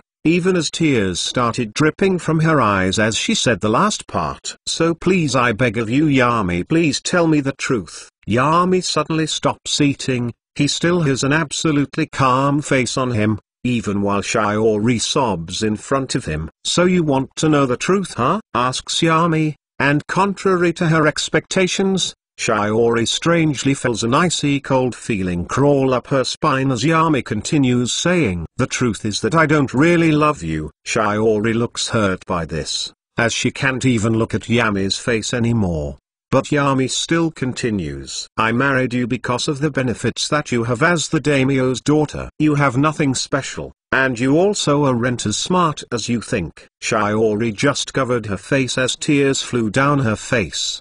Did I do it with Tsume? Absolutely yes, I did. I fucked her in our bed, where we sleep. It isn't anything against you or your beauty, but I do know that you don't love me. I can confidently say that you never will love me. Me and you, we are the same, just different sides of the same coin. So yes, I do know what I did. Do I regret it? Nope, absolutely not. Suddenly Shiori stops crying as she looks at Yami. You never loved me? She was surprised at this. After all, Yami expresses a lot of physical love towards her. She gets angry at this and Shiori gets an idea and without thinking she asks Yami, "Then tell me, dear husband, how would you feel if I cheated on you with another man? Maybe then you will understand how I feel." Yami just shrugs. "Well then, I would have to torture you and slowly rip my child out of you while you continuously scream in agony. I will also have a couple of horses and other animals ready to arp you to death. I will also kill and torture everyone you have ever loved. That would make us a great example.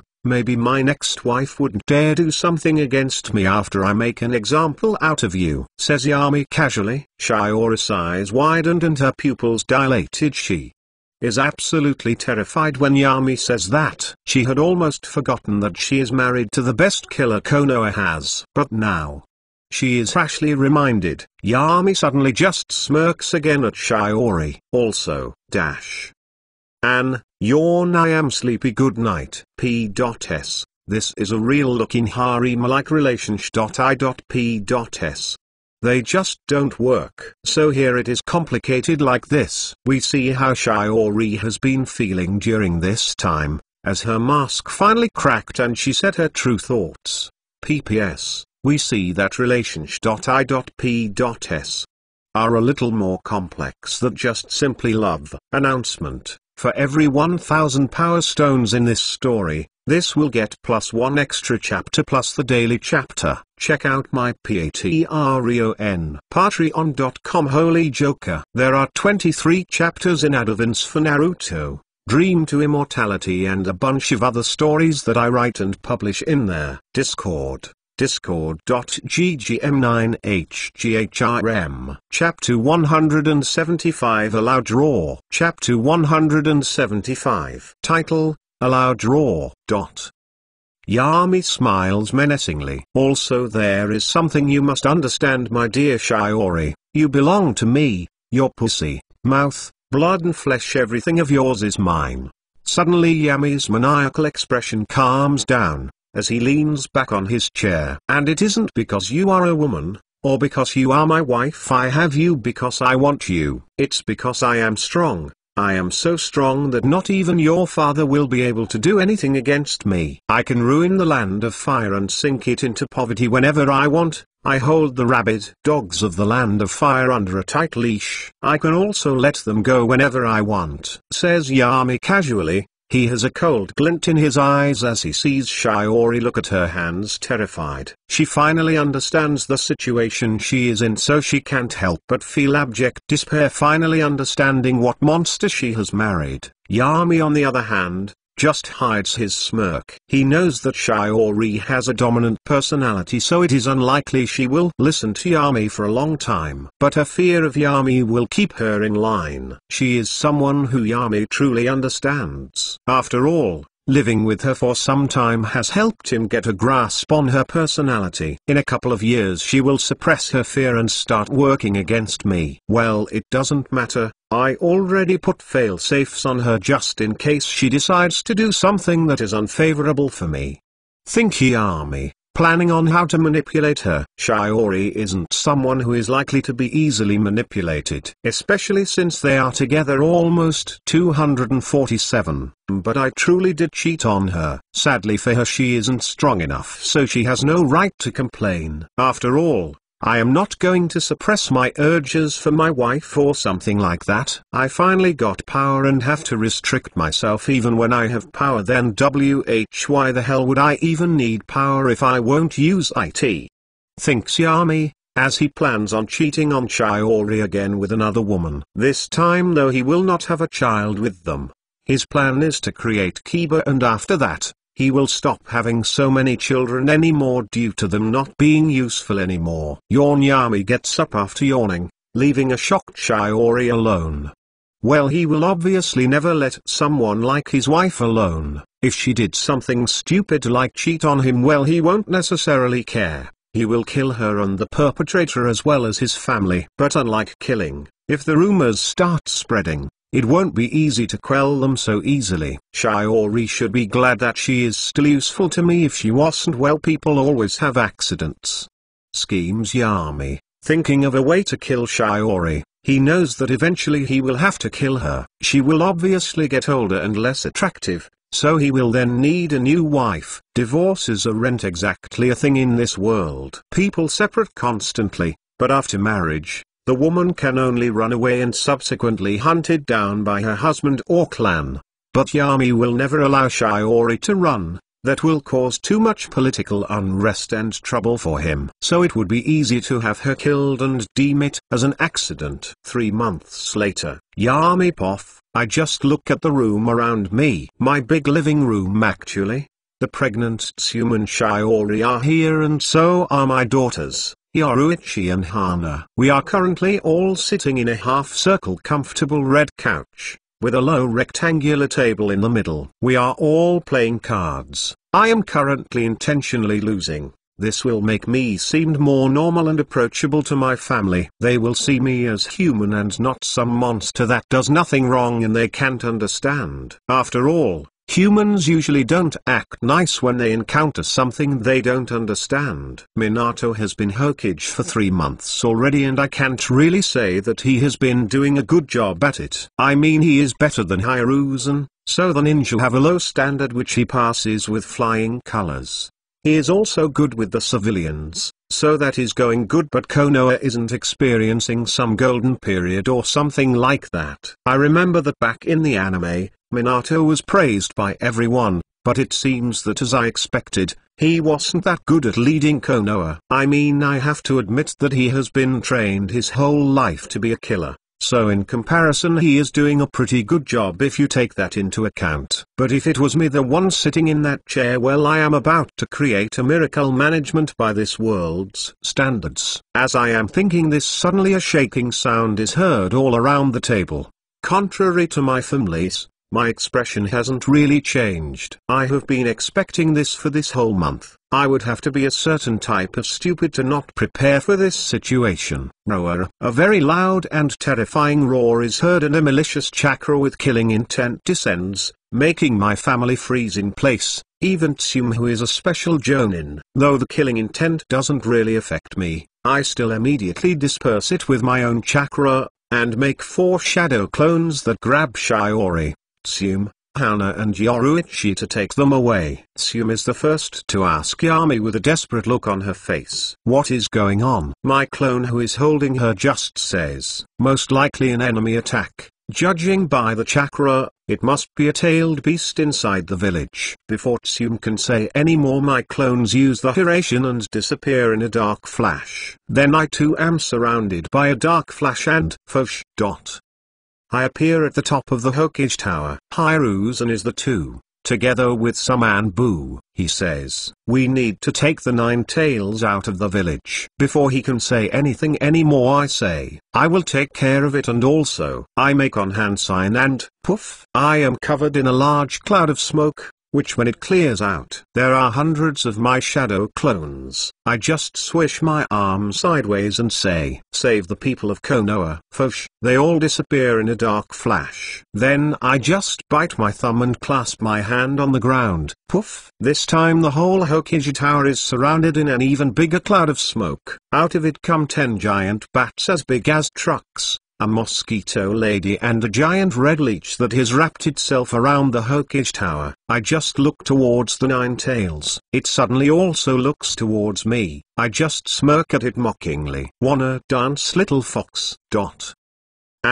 The time is moving. Yami is showing his dominance again. Also, we are now again inside his mind. We see what he is thinking, and like always, his thought process is cold and terrifying. Also, Yami is 100% prepared for this battle. P.S. Minato is fighting against Toby currently. If you were wondering where he was, announcement. For every 1000 power stones in this story, this will get +1 extra chapter plus the daily chapter. Check out my Patreon.com Holy Joker. There are 23 chapters in advance. Chapter 176 Hiruzen and Yami's Cooperation. Chapter 176. Title, Hiruzen and Yami's Cooperation.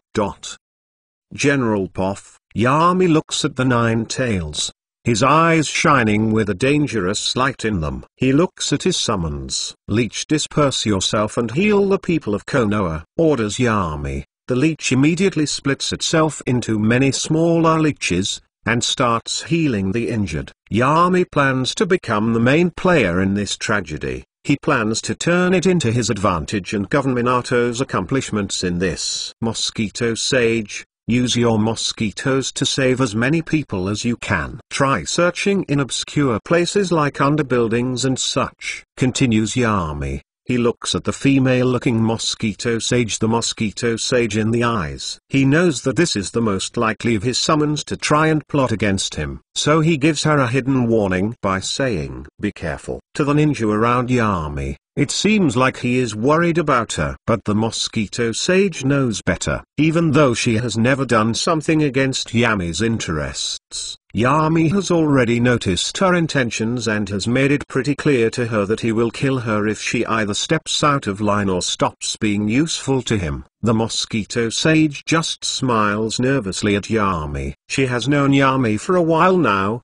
and even with her rebellious thoughts that come out every now and then, all she needs is just a look from Yami and that will calm all of her crazy rebellious thoughts. She also doesn't want to end up like the leech sage, who is just a machine and tool for Yami. Finally she decides to fly away and spread most of her mosquitoes around Konoha, to try and save as many people as they can.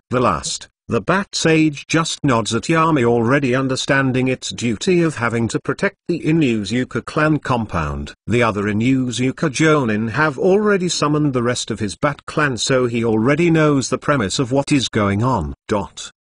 While that was happening, the Nine-Tails has already charged up a tailed beast bomb and thrown it towards Yami. The tailed beast bomb obliterated everything in its path as if the world itself was making way for the ball of destruction. The ninjas and Anbutu are scared as they try to dodge the ball of destruction. Yami just narrows his eyes at this and does 3 hand sings. Then he takes a Hirashin Kunai in his hands and does the tiger hand sing. The tailed beast bomb has almost reached Yami, but that is when a strange Fuinjutsu mark appears in front of Yami. Fosh! And the giant ball of chakra is immediately taken away, not by the Hirashin technique but by a reverse summoning seal towards one of the Hirashin seals in the ocean. Immediately the ninja behind Yami let out a sigh of relief. After all of that thing landed in the Hokage mountain behind them, then the area of destruction from the tailed beast bomb would reach the whole Konoha. One tailed beast bomb is all that is needed to completely destroy Konoha. Roar! The Nine-Tails roars towards Yami, sending a giant sound wave about as strong as an S-rank Winjutsu towards him. Yami does another couple of hand signs and slowly a barrier forms in front of him, sealing the wind wave in and locking it. That is when Hiruzen decides to take action and says, "Yami, if I got you close to the Nine-Tails, would you be able to teleport it outside of Konoha using the Hirashin?" Yami frowns for a split second and after thinking about it he says, "Yes, but teleporting something like the Nine-Tails is bound to cost me almost all of Mu Chakra, but I believe I can move it outside of Konoha." The shadow clones and summons took their toll on my chakra reserves too. Hiruzen has a grave look on his face as he nods. Maybe I judged him too early after all. It is said that only in a time of crisis does someone show their true selves, thinks Hiruzen, contemplating if he maybe has let Yami's killing of Danzo cloud his judgment when it came to Yami. Hiruzen bites his finger and slams his hand on the ground, poof, summons Inma, and when the monkey sees the grave situation, before he even has time to think about his next action, he hears Hiruzen say, "Inma, adamantine staff." Poof! Inma immediately transforms into it, and Hiruzen uses the staff by simply jumping high up and saying, "Maximum expand." The staff immediately expanded to as thick as a bus. Hiruzen throws it towards the Nine-Tails, who just swipes sideways and changes the direction of the giant staff. The Nine-Tails then looks at Hiruzen, but suddenly as the staff's tip was pointing towards the Nine-Tails, Fosh! The staff extends. Bam! The staff directly hits the Nine-Tails. Hiruzen then does 20 hand signs. Hell Swamp. Suddenly below the Nine-Tails' feet, The earth turns into quicksand and tendrils of mud slowly grasp the Nine Tails' legs, holding them in place. "Yami now!" screams Hiruzen, telling Yami that is his chance. Yami just throws dozens of kunai towards the Nine Tails. Fosh! He disappeared in a black flash next to his kunai, and he then appeared on top of the Nine Tails. Fosh! And in a dark flash both Yami and the Nine Tails disappeared. On the other hand, around the village, Yami's clones are running around saving people all over. Saving people from debris and other things. One of the clones even notices Mikoto carrying what seems to be a baby. He is Sasuke, Yami's useful tool. Yami's clone sees a big piece of debris falling towards Mikoto and is about to go save her when a small figure jumps towards the giant debris and, bam, completely destroys it. The clone's eyes widen when he sees who the small figure is. It is Itachi, using chakra to strengthen his muscles. Talk about monstrous talent, thinks the clone as he goes to help someone else. After all, Yami wants to be saving people and then engraves himself in the citizens of Konoha as their savior by the way he acts. On the other side, Yami just transported the Nine Tails out of Konoha, around 500 meters away. He also seems to be sweating and breathing heavily. Yami Poff, this is all an act. Though it takes around 20% of my natural chakra, I do easily have tailed beast levels chakra due to my hearts that I have. I still haven't even used any of my chakra from the 100 strength seal. No wonder Minato gave his life to seal the Nine Tails during the canon timeline. He knew he couldn't outlast the monster. Anyway, I teleported the Nine Tails away, but only 500 meters. So I still get the glory. But the plans also go along as they are supposed to.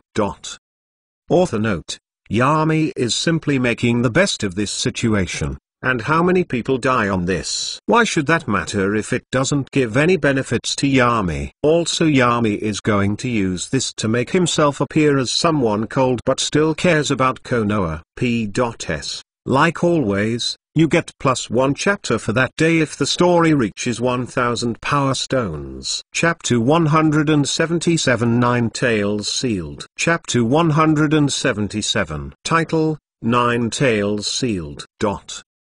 After teleporting the Nine Tails, and analyzing the situation, I immediately start to draw Sage Chakra from the seal on my belly. My hair extended into a spiky stupor. Under my eyes dark red markings appear as my chakra levels spike up. I again immediately do a couple of more hand signs. Slowly a blood-like swamp appears below the Nine Tails and it starts getting Kurama stuck in. But the fox just uses its many tails to thrash around and blow away all the swampy biome that I create below him. Suddenly the Nine Tails head swings around, kicking me off its head. And with surprisingly swift grace and agility for such a giant beast, the Nine Tails just easily slaps me while I am midair, boom, and crash me into the ground, creating a crater all around me. I see its giant paw coming for me again. Fosh, boom. But before the paw can hit me, I easily teleport on top of its head again. But the paw still created an even bigger crater in the ground. Suddenly, though unseen to the normal eye due to the small self-created natural lens that doesn't allow others to see how his eyes changed into a three-tomo Sharingan and then change again into a pinwheel-like form. This is Obito's Mangekyo. I noticed that the Nine Tails was already out of Obito's control. It has actually been so for quite a while, so I decide to take this chance and, immediately the Nine Tails starts thrashing around, but in a bit it soon calms down. General Poff, while this all was happening, Minato finally got the real attacker to escape. He knows what he has to do in a battle of endurance. The Nine Tails will win, plus the battle mustn't last too long or the other countries might attack too. The Nine Tails has only been sealed once. That was when the first Hokage held it down and weakened it for Mito to seal. Ever since then, there has only been seal transfers and never really a change of the seal. Only the Jinchuriki were changed. I can't seal the Nine Tails. I will contemplate Minato as he was about to teleport close to where Yami was, Even though he didn't express it on the outside, he is definitely scared on the inside. I will have to use the Reaper's death seal and seal half of the Nine Tails into two different people. One of them will have to be me, but the other. After a dozen seconds, Minato finally reaches his destination and he sees Yami fighting against the Nine Tails. He sees that Yami seems to be using S-rank Fuinjutsu and Ninjutsu, trying to restrict the Nine Tails. Minato immediately throws dozens of kunai around the battlefield. He knows that Yami is tired and even seems to be breathing heavily, expressing his exhaustion, plus his chakra signature is very faint. Hang on a little more, Yami, thinks Minato as he tries to spread even more Hiraishin kunai. He knows that if he doesn't prepare, he will only get in Yami's way if he doesn't have the Hiraishin markers around so he can move easier. Then finally Minato decides to use his signature move as he disappears from his place in a yellow flash, and he appears next to Yami, who seems too distracted and concentrated on the Nine Tails. He simply says to Yami, "We will need to seal it." Yami doesn't look surprised by his appearance, and Minato isn't necessarily surprised. After all, as Minato knows, Yami is a close-range sensor. Yami takes this time to answer as he and Minato dodge another one of the Nine Tails attacks by teleporting away, but not before Yami touches Minato's shoulder. He lets Yami do that because he has already caught up to his plan. Yami side teleports towards Minato and says, "We will be finished if we keep going like this. We will eventually get tired and most likely the village will be obliterated. Plus there are the other villages to think about. With the war just finished, they might like to take a chance and try to attack one last time. We need to end this now." Hearing Yami say the real situation that they are in helps Minato make up his mind. He just nods and says, "I need my son to be brought here," says Minato as he teleports away, and a split second later he appears back here with Kushina and baby Naruto in his arms. "Yami, I wanna ask you something," says Minato, who is strangely calm, as he has baby Naruto in his arms and as Kushina falls to the ground lifeless, unable to live any longer due to the toll the pregnancy and tailed beast extraction took out of her. Minato's eyes tear up at this as Yami just looks at him with a cold face, expressing no emotion at all. But Yami still understands what is about to happen as he says, "Sure, ask me whatever you want, Minato." Minato finally hugs the blonde baby in front of him for one last time as he says, "Take care of Naruto for me, will you, Yami?" Yami just nods and says, "Don't worry about it, I promise you and give my word that Naruto will be treated nicely and like a hero." Minato just nods at this, not knowing that Yami didn't even mean any of the words he said. He puts the baby Naruto on the ground and starts doing some hand signs. Slowly the Shinigami appears behind Minato. He has a dagger on his mouth and an accessory necklace on his hand. Yami just looks at the Shinigami in amazement. The Nine Tails tries to move, but due to being under Yami's genjutsu, it can't really do anything. The Shinigami used his hand to grab into the Nine Tails and use its knife to cut it in two, and sealing them, one half in Minato and the other in Naruto. Uaura, who also started crying, but even after Minato's death and all of this, Yami is concentrated on something else. The Shinigami was looking him dead in the eyes, with a confused but also amused look on his eyes. Suddenly it opens its mouth. Author note: Holy SHT.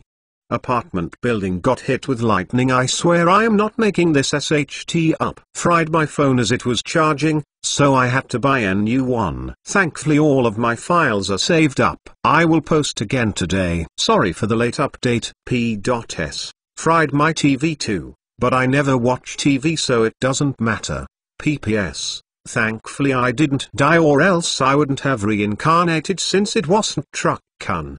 PPS. Like always, you get +1 chapter for that day if the story reaches 1000 power stones. Soon the bonus chapter is coming. Check out my Patreon. Patreon.com Holy Joker. 23 chapters in advance. Chapter 178 The Shinigami. Chapter 178. Title: The Shinigami. The Shinigami is a translucent, gaunt spectre with a demonic visage. It is still behind Minato, whose eyes are slowly turning hollow, signifying his soon-to-be death. The Shinigami is still looking at Yami with its ghostly eyes as he opens his mouth, which shows that he has a mouth full of sharp, jagged teeth, and a very long, almost serpentine tongue. Yami Poff, the thing is looking at me, and the intimidating aura really is something else, isn't it? I actually feel fear, even though I know that he can't hurt me. Though I do not use, and will most likely never use, the Reaper's death seal, I do know some of the details about it. Whenever I see this and other techniques like the Edo Tensei, it really humbles me. It reminds me that monstrous geniuses like them exist, those whom even something like death is an abstract concept that is understandable. I can easily admit to myself that I am extremely envious of them. I wonder who created the Reaper Death Seal. He was definitely a talented Fuinjutsu user. Though I can easily claim that I am the best Fuinjutsu user alive when compared to geniuses at the art along its history.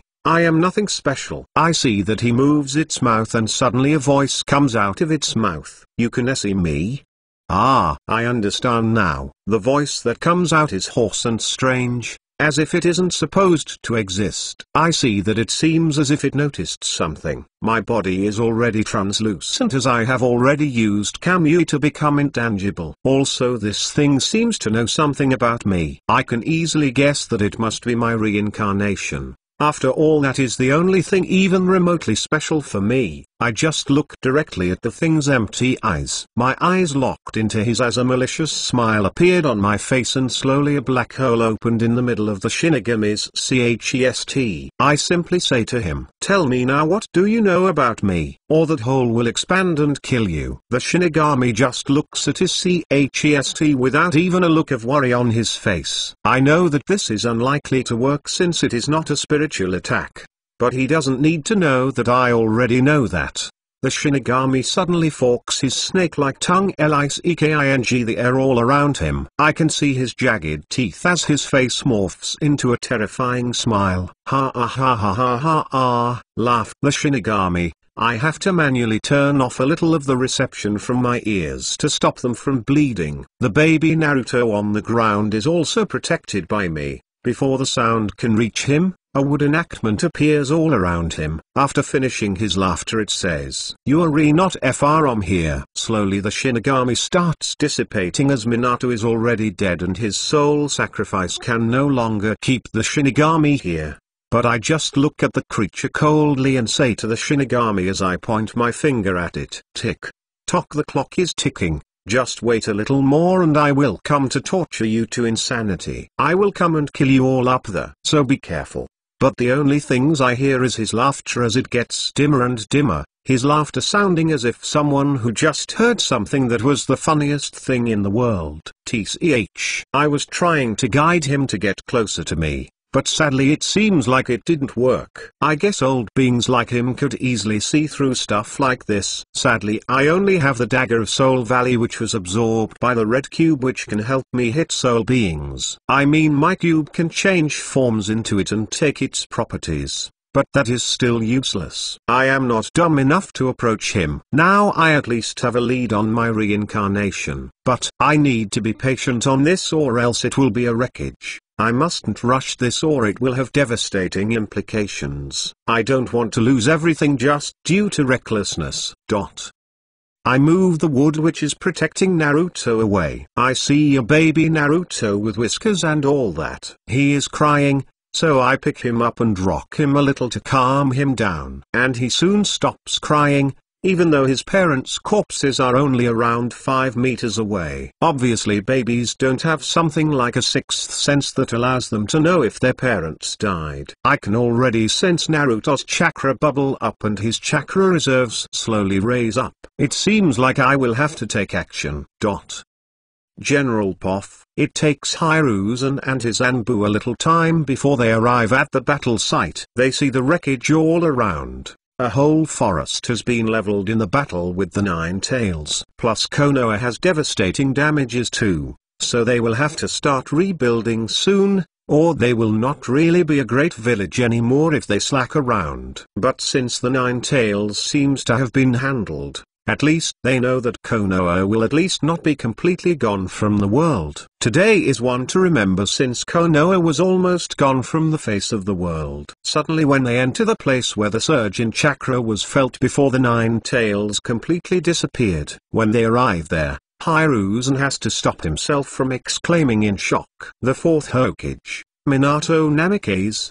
On the ground dead Kushina Uzumaki on the ground dead too. There is only Yami sitting on a boulder that got taken out off the ground during the fight against the Nine Tails. Yami just looks at Hiruzen and the ninja behind him. Unlike his usual neutral look, Yami's eyes had a cold glint on his eyes. Dominating, stubborn, inflexible, makes himself seem like he does it all for the better of his organization. That is how a leader acts. Leaders don't necessarily need to even know anything as long as they act like they know things. The sheep will believe him.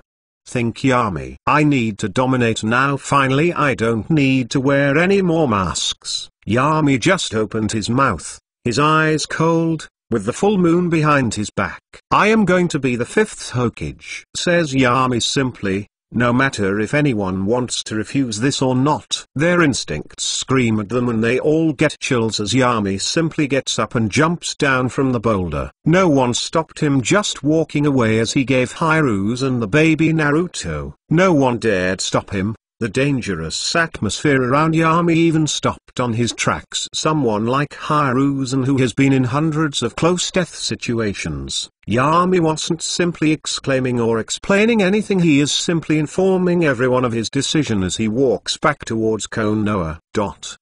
Author note: the subject of Yami's reincarnation and how it happened won't be brought back up again for quite some time. Also we see that Yami doesn't need to hide anymore. Everything is calculated and his power is unshakable. P.S. Like always, you get +1 chapter for that day if the story reaches 1000 power stones. This is the bonus chapter that I couldn't post yesterday due to, lightning hitting my apartment and frying my TV and phone. Check out my Patreon.com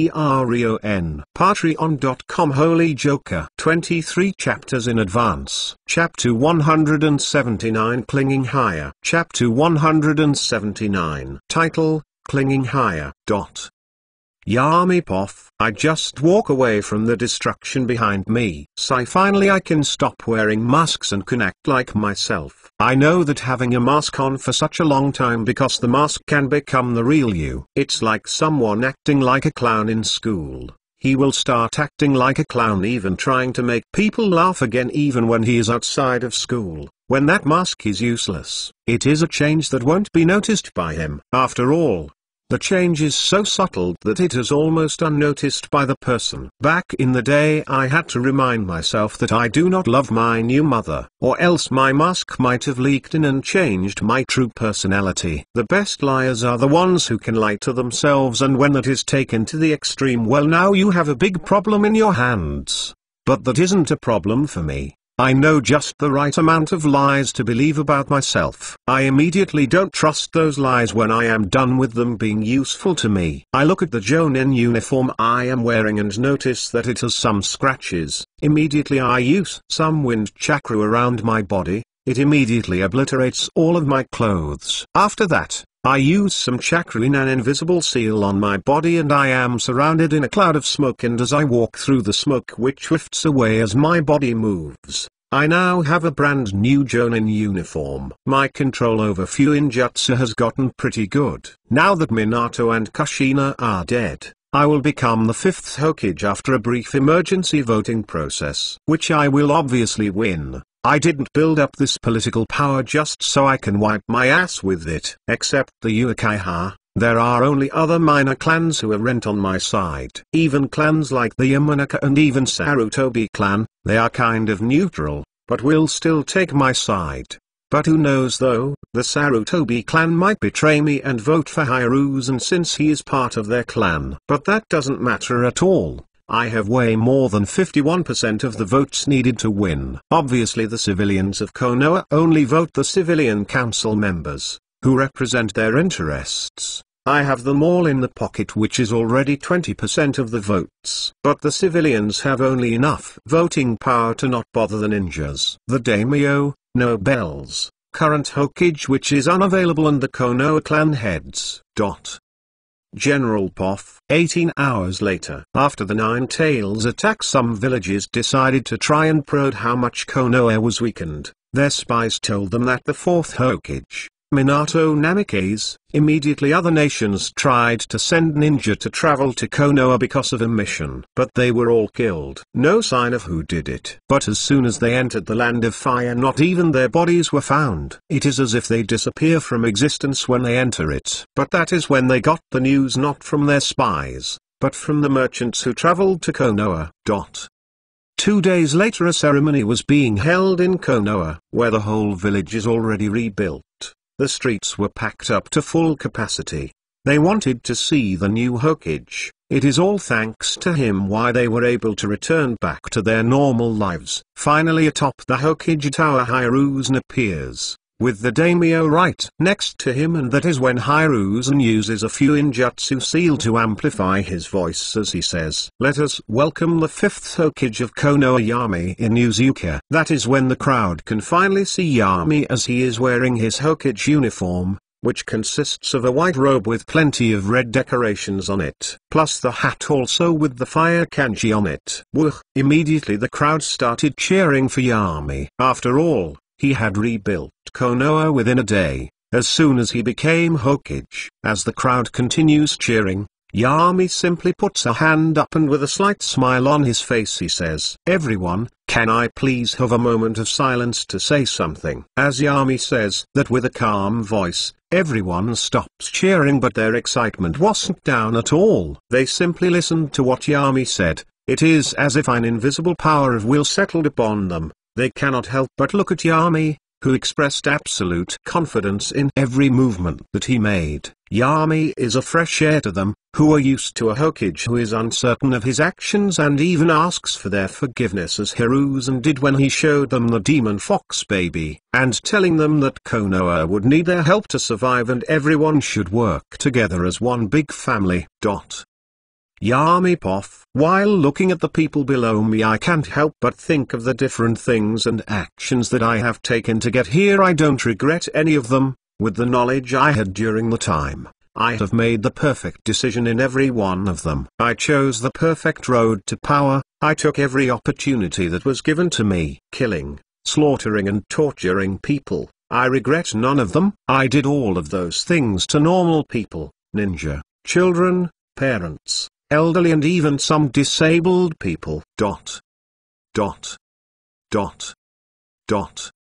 I regret none of it. I am 100% knowledgeable of what I did and how I did it. I am not someone who runs away from reality. I accept what I have done, and I will continue to do this and possibly even worse things along the way. I will not ask forgiveness to God or anything for my actions, because I don't regret any of them. Instead of looking at the past, I will look at the future and think what I will do next. I look at the people below me who have already stopped cheering. They think that they know what they want, but people actually have no idea what they want in their leaders. But they really want what everyone wants. It is in the nature of all living things to find some being greater than themselves and place their trust in that being, following it blindly. In order to escape from the pressure of that trust, those beings seek a still greater entity in which to believe. And those greater beings too seek still greater, still stronger beings to follow. This is how all kings come to be, and this is how all gods are born. When someone knows that, then they can be a good leader. Now that we have some quiet,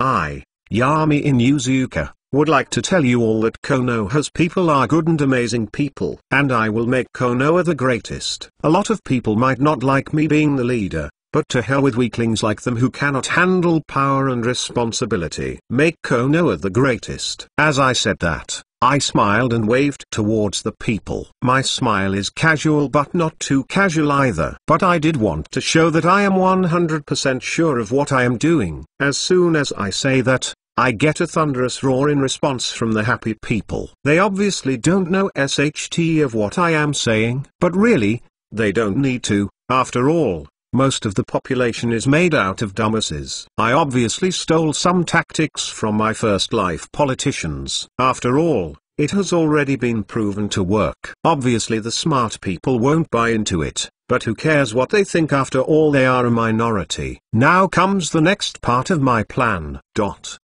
And this is not meant to offend anyone. If some politician sounded like Yami, this is a work of fiction, and anything representing the real world name S companies is only a coincidence. P.S. Like always, you get +1 chapter for that day if the story reaches 1000 power stones. Sorry for the late update. Had some SHT going on in real life. Check out my Patreon. Holy Joker. 23 chaps in advance. Chapter 180, The Fifth Hokage. Chapter 180. Title: The Fifth Hokage. I look at the people below me as I just wave towards them. I know that I am definitely not going to be the best leader. After all, I will only look after my shoulders. But no one needs to know that now, do they? People are sheep and I will simply be their shepherd, so they will follow me. I think of the different strategies on how to deal with this. Just like this, I walk back to my office where I will stay as the Hokage. It is a simple office with a lot of paperwork piled all around it. I just brush the paperwork aside and sit down on the comfy chair that I have personally made for myself. Sigh. This world really doesn't feel like home. I wanna go home and tell my family this one last thing of everything that I have done, to get it out of my shoulders. Then I can will myself to leave them behind too, or else even if I reach godhood I know that I will keep thinking about them. I have decided I will go home. I know that unlike some other families, my family will easily accept me. Even when I tell them of this, I need to see them one more time or I will be addicted to keeping to meet them on my genjutsu. They are my last weakness, they are my chains holding me down. My family, when I think of them I can almost feel a chill go down my spine. My little brother, my mother, they are the only people who will never betray me. They are the ones who have always loved me. My little brother has always known how I truly am. He always knew that the only reason I didn't kill people for benefits was because that will be dumb due to the police being on my tail, and me being afraid of my life every single day. My little brother, the one who was never as smart, strong, well, he wasn't better than me at anything. He always has had a little insecure about himself, due to me being better than him at everything. I was his shining light, an unsurpassable wall. But instead of that jealousy being developed into hate, it developed into absolute trust in me. When he was afraid of robber breaking in, he would think of me and then he would be sorry for the robber instead. Well, he wasn't wrong either. But this is a decision that I will need to think about.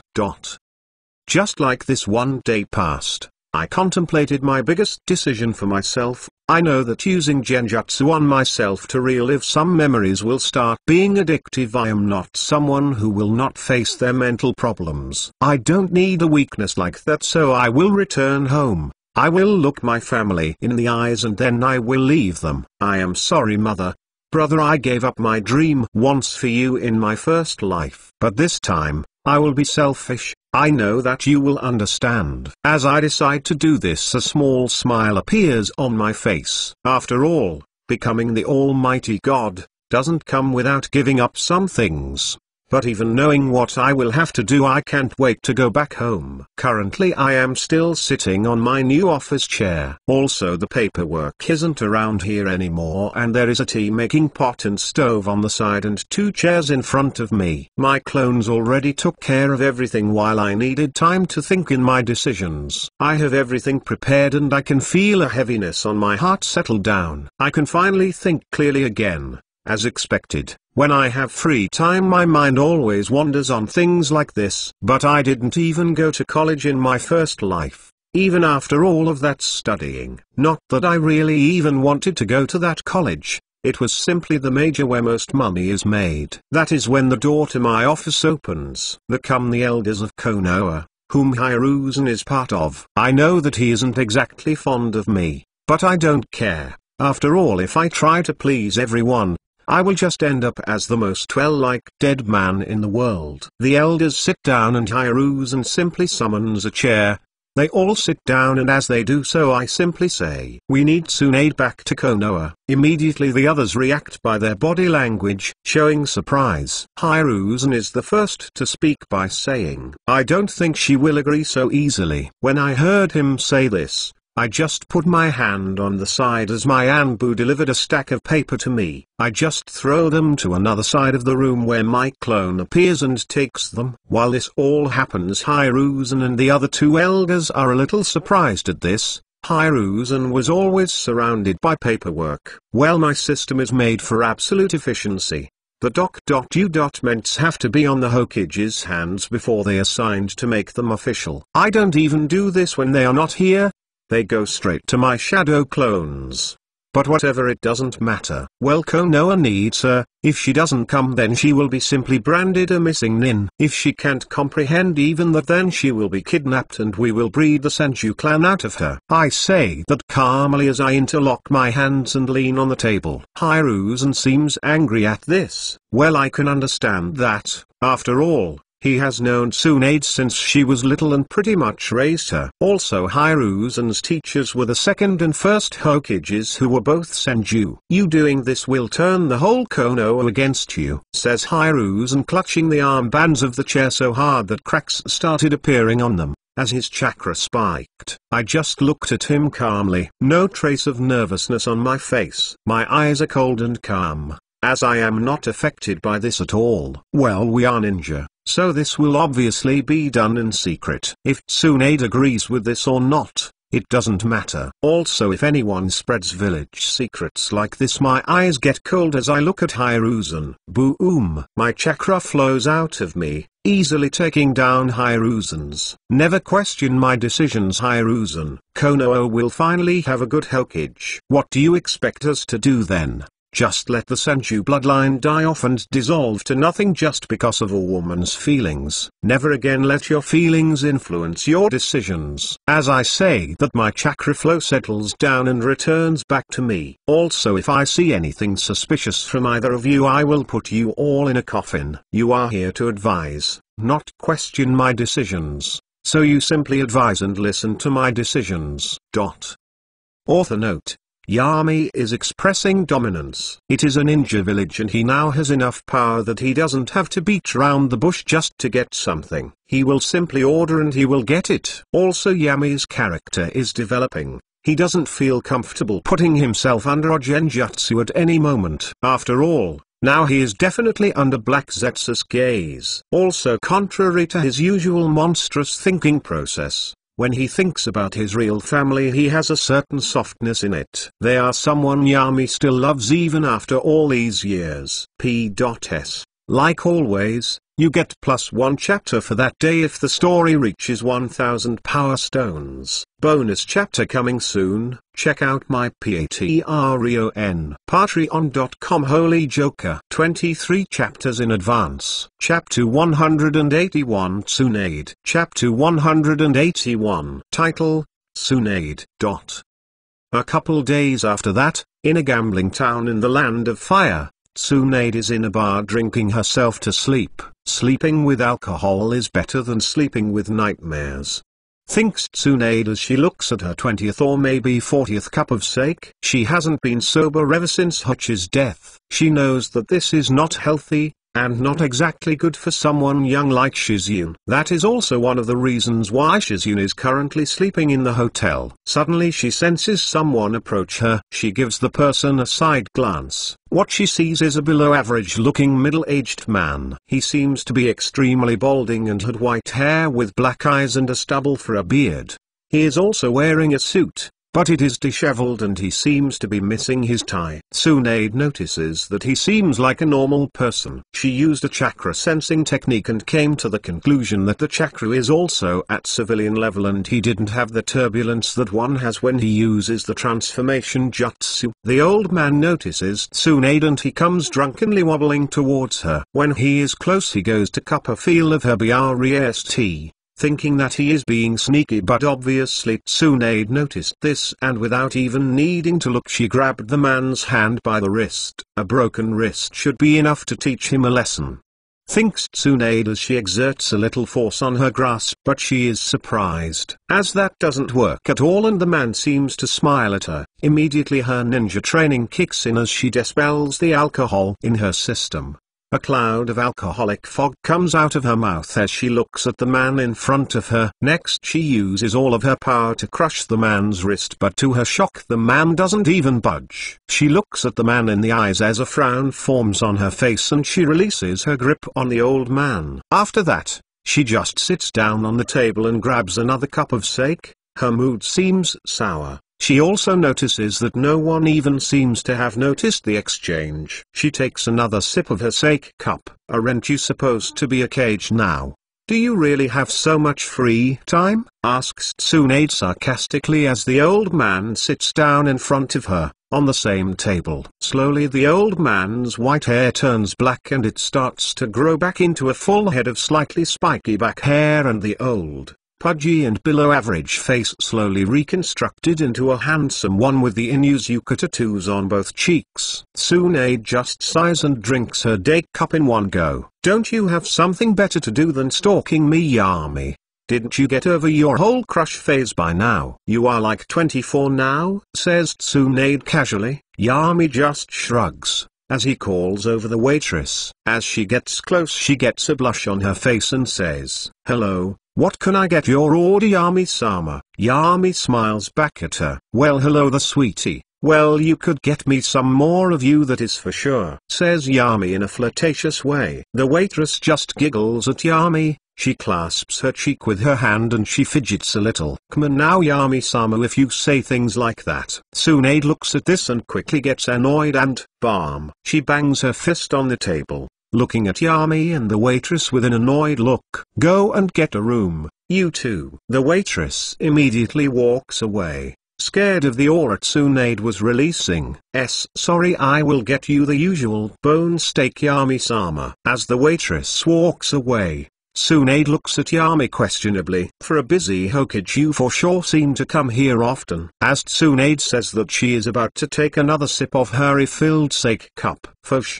But Yami takes it away from her, and drinks it for himself. Tsunade just sighs at this in annoyance. "Actually, I own this place," smugly says Yami. "Why am I not surprised at this?" sighs Tsunade, filling another cup of sake for herself. She already knows how Yami is, so she isn't that surprised by Yami owning a lot of businesses. She knows how greedy Yami can be. "Also, I am actually 23. But I guess as you get in the years you start forgetting things," says Yami, while casually pointing towards her age, which contrary to her looks, she is in her early 40s. Tsunade's eyebrow twitches slightly at this. "Sigh, you really are always blunt with harsh words, Yami," says Tsunade, not really in the mood to even talk to him. When she looks at him it always reminds her of Hucky. Yami stops his jokes and looks at Tsunade. "Konoha needs you back."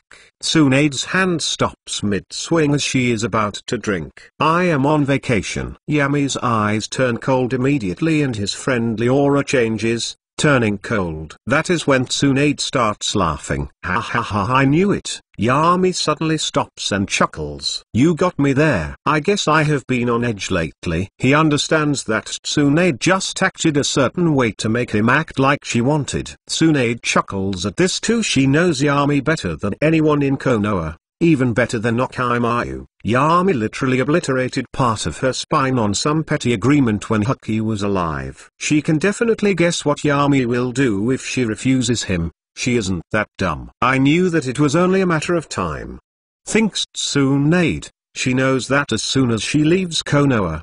She knew that Yami will again ask her back once he becomes Hokage. Yami just smiles at this result. He was ready to wreck Tsunade and force her to come back to the village. She is an unstable factor on the outside of Konoha. Her mind is fragile and she could be easily manipulated. Yami isn't someone who you want to say no to. So Tsunade just raises her small cup with sake in it and says, "Congratulations on becoming the Hokage." Yami clinks glasses with Tsu and, "Long may I reign," says Yami with a glint in his eyes, as if this was an inside joke that no one else but him could understand.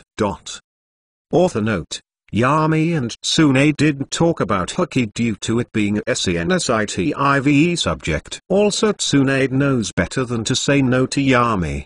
He has a certain very dangerous reputation now. Check out my Patreon.com Holy Joker 23 chapters in advance. Join the Discord. Discord.ggm9hgrm. This is the bonus chapter. P.S. Like always, you get +1 chapter for that day if the story reaches 1000 power stones. Chapter 182 Every ruler has his own opposition from the inside. Chapter 182 Title, Every ruler has his own opposition from the inside. While Yami was teasing Tsunade and joking around in Konoha, inside a dark room Hiruzen, Orochimaru, Jiraiya and some other people who were all people of different political positions were all around, sitting down and talking. Yami will ruin the spirit of Konoha if he continues like this. Konoha isn't a place that treats his ninja like some tools that can simply be given away. The one who says this is Hiruzen, addressing the situation around him. Some people in the meeting look unsure of this. They know that if they do something that is against Konoha's Yami's interests, then they know that they will suffer accidents. They know how dangerous Yami is. He won't tolerate anything that is against him. The only reason he hasn't already killed Hiruzen, Orochimaru and Jiraiya is simply because they are useful to him. Everyone here knows that, but they still have the courage to meet here. So they all have the bravery to even stand against Yami, which is a feat in itself. Yami is like their boogeyman, someone who can have them killed at any time. That is when Orochimaru decides to lean back on his chair. Yami's influence is terrifying. I have been careful to not even buy the chairs that we are sitting on, or the chances are he would have investigated why I would buy something like this. They were all made by some craftsmen that are part of the Yami No Caution Act, our organization which aims to lower Yami's influence on the world. As Orochimaru says this, the other members and even Jiraiya are a little nervous about this. After all, they have noticed how much of an influence Yami has on the world. It is simply terrifying. There used to be some Anbu that used to give them information about Yami, but they all had accidents the second day after Yami became Hokage. When Hiruzen sees this, he just gets up and with a voice full of confidence says, "We don't want you to fight Yami head on, or directly oppose him. We simply need to lower his influence. Also, if any of you feel unsure about this, you can leave easily. All that we ask of you is to not speak of our organization." Some immediately get up and walk away. They have families and don't want to risk them by going against Yami. They know how the Shimura clan ended just by association with Danzo. They were still butchered even after Danzo's death. Though it seems like war casualties, there is no need to look too hard to notice something strange going on in here. The Shimura clan is also out of any history books now. Every single Shimura clan child who graduated from the academy has died during the Third Ninja War. Everyone needs to think twice before deciding to oppose Yami. After all, their families will be put in danger too. After 10 minutes, more than half of the members in the room left. Even some nobles who were stripped of their positions just because Yami needed their lands, thus they lost everything to him. But they still left, their faces filled with nervousness. They lost everything to Yami, but they still don't want to lose their lives too. Hiruzen looks at the people leaving and can't help but slightly admire the effectiveness of Yami's way of handling things. Contrary to him, Yami dominates and isn't above using his power to keep someone in line, even by threatening their families. Even while he does this, there aren't a lot of people who hate Yami, and even less who have the courage to stand up to him. As he looks around, Hiruzen notices that there were some people who were unsure. There are less than 20 in here. This is worse than expected, grimaces Hiruzen. On the other hand, Orochimaru looks at this with a calm look on his face. But on the inside he is jovial. He can see how truly effective the method Yami uses to rule is. Very effective. As expected, just like everything else he does, Yami is perfect at ruling too. That man makes me think about becoming his subordinate, but sadly I am not someone who follows others. thinks Okimaru, as he has to hold himself back from smirking. He doesn't even necessarily care about this so-called organization, but he has decided that ever since Yami became Hokage he will become missing ninja. Soon Yami will start exerting control dominance towards me, not allowing me to do anything anymore. He will most likely have me become one of his researchers. But I wouldn't be able to do anything for myself without Yami breathing down my neck. Contemplates Okimaru, trying to predict what Yami's reaction would be if he stays in Konoha. Jiraiya on the other hand has a nervous look on his face. Yami already took his pinky finger. He knows that he will never give him another chance. But he still decided to work against Yami. He has seen his true colors. But he is also nervous. After all, amongst Konoha's S-rank ninja, Yami's mosquitoes and other methods of spying are scary, especially with the newly released radio device by the Inuzuka Corporation. Has he used it before to somehow spy on us? No, that is a stupid question. He most likely used a radio, which is undetectable back at the time. Damn it, Fuke, that kid is damn controlling to the extreme. Angeli thinks Jiraiya. The radio not only gave Yami much more economical control, it also brought up some scary possibilities. Of course, now that he is Hokage, Tsumi Inuzuka is in charge of the Inuzuka clan and his wife the daimyo's daughter is in charge of the company. Yeah, like Yami would let someone other than him be in control of anything. Thinks Jiraiya as he comes up with different outcomes. They had taken every countermeasures against spying, mosquitoes, people and even sending an electronic pulse of chakra that disables radios, and many more precautions. But even after all that, even though Hiruzen, Okimaru and Jiraiya reassured the others that there is no way Yami can spy on this, they can only hope that it is true. After all, underestimating Yami is something that none of them will ever do.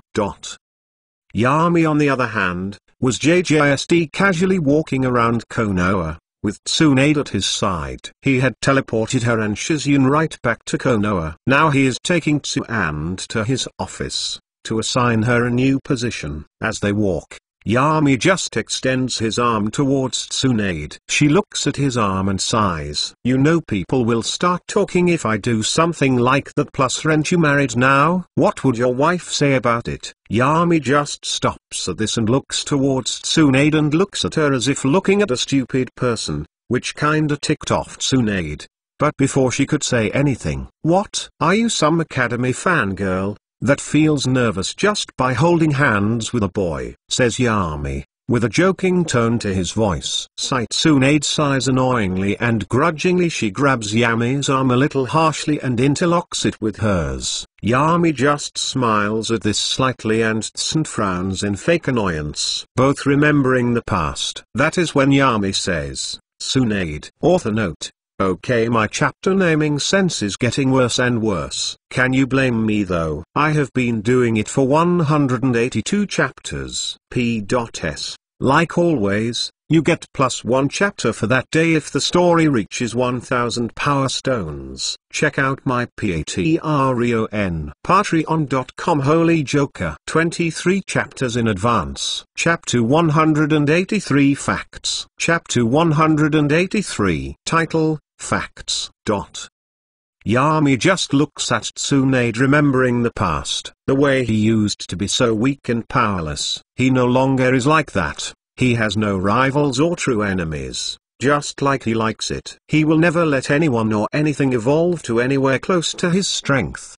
He can't say that he is loved by everyone, but even the best leader is hated by some of his people. No one can be loved by everyone. Tsunade just looks at Yami, his handsome face, and can't help but sigh in sadness. Yami has always had an average-looking face when he was young, but Yami's face now looks closer like Huki. They are both thinking of the past. Yami is thinking of his past self who was weak, while Tsunade is thinking of Huki. Finally she looks at Yami, someone who she knows is likely to know things. She has been thinking about something lately. She has never been a bad drunk who ups or fights. Yami murmurs Tsunade quietly as they walk along.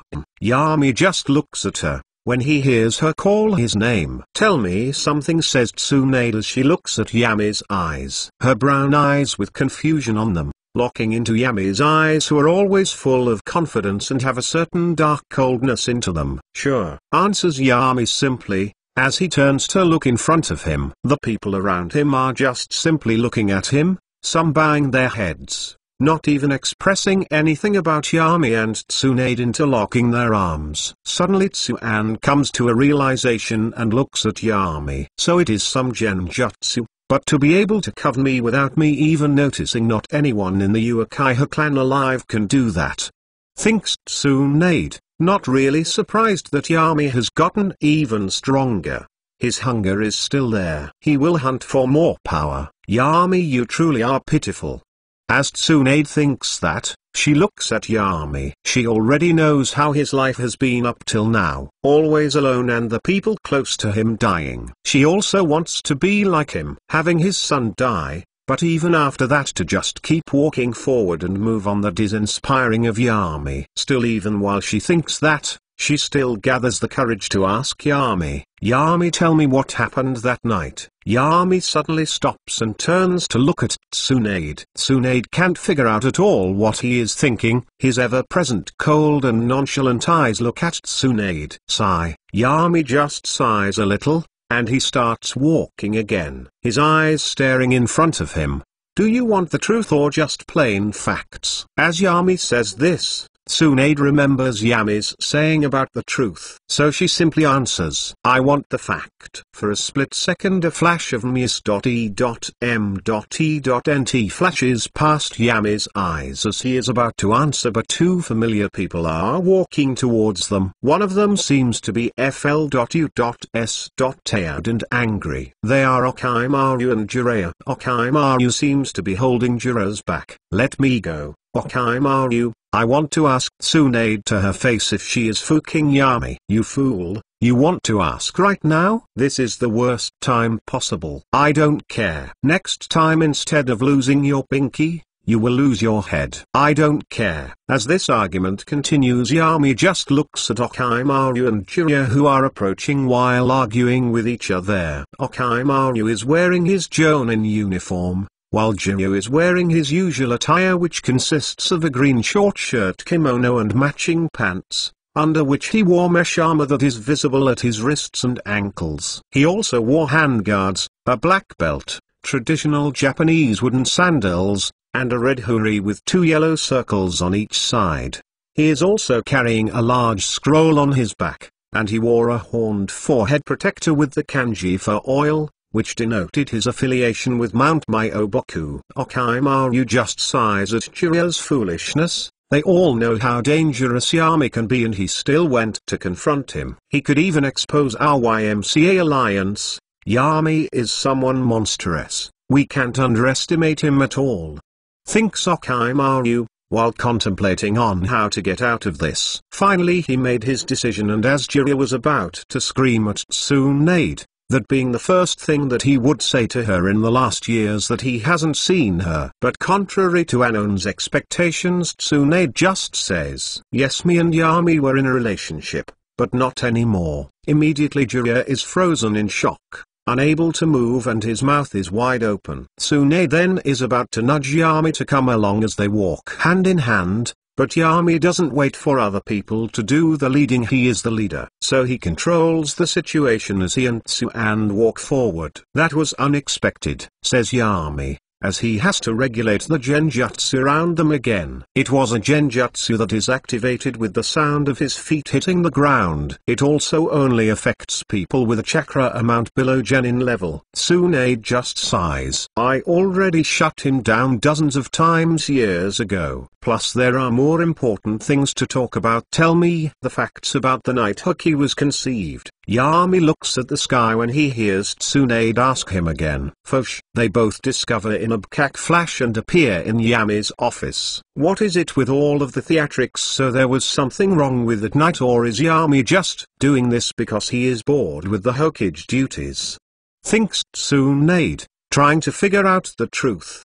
But Yami, on the other hand, just walks towards the Hokage's chair and sits down in the while lying back, and he puts his lugs on his empty desk. His office is not filled with any paperwork, contrary to the time Hiruzen was the Hokage. Though Tsunade says that, Yami was still thinking. Why were the Okimaru and Jiraiya that we met shadow clones? I didn't know of that. What is going on? But he decides to put that thought for later, as he just looks at Tsunade and says, well, the fact is that Anne just came back from vacation. Expect a lot more updates now on. This was an old chapter written while I was on vacation. P.S. Like always, you get +1 chapter for that day if the story reaches 1000 power stones. Check out my Patreon.com Holy Joker. Join the Discord. Discord.ggm9hgrm. Chapter 184 Manipulating Tsunade. Chapter 184. Title,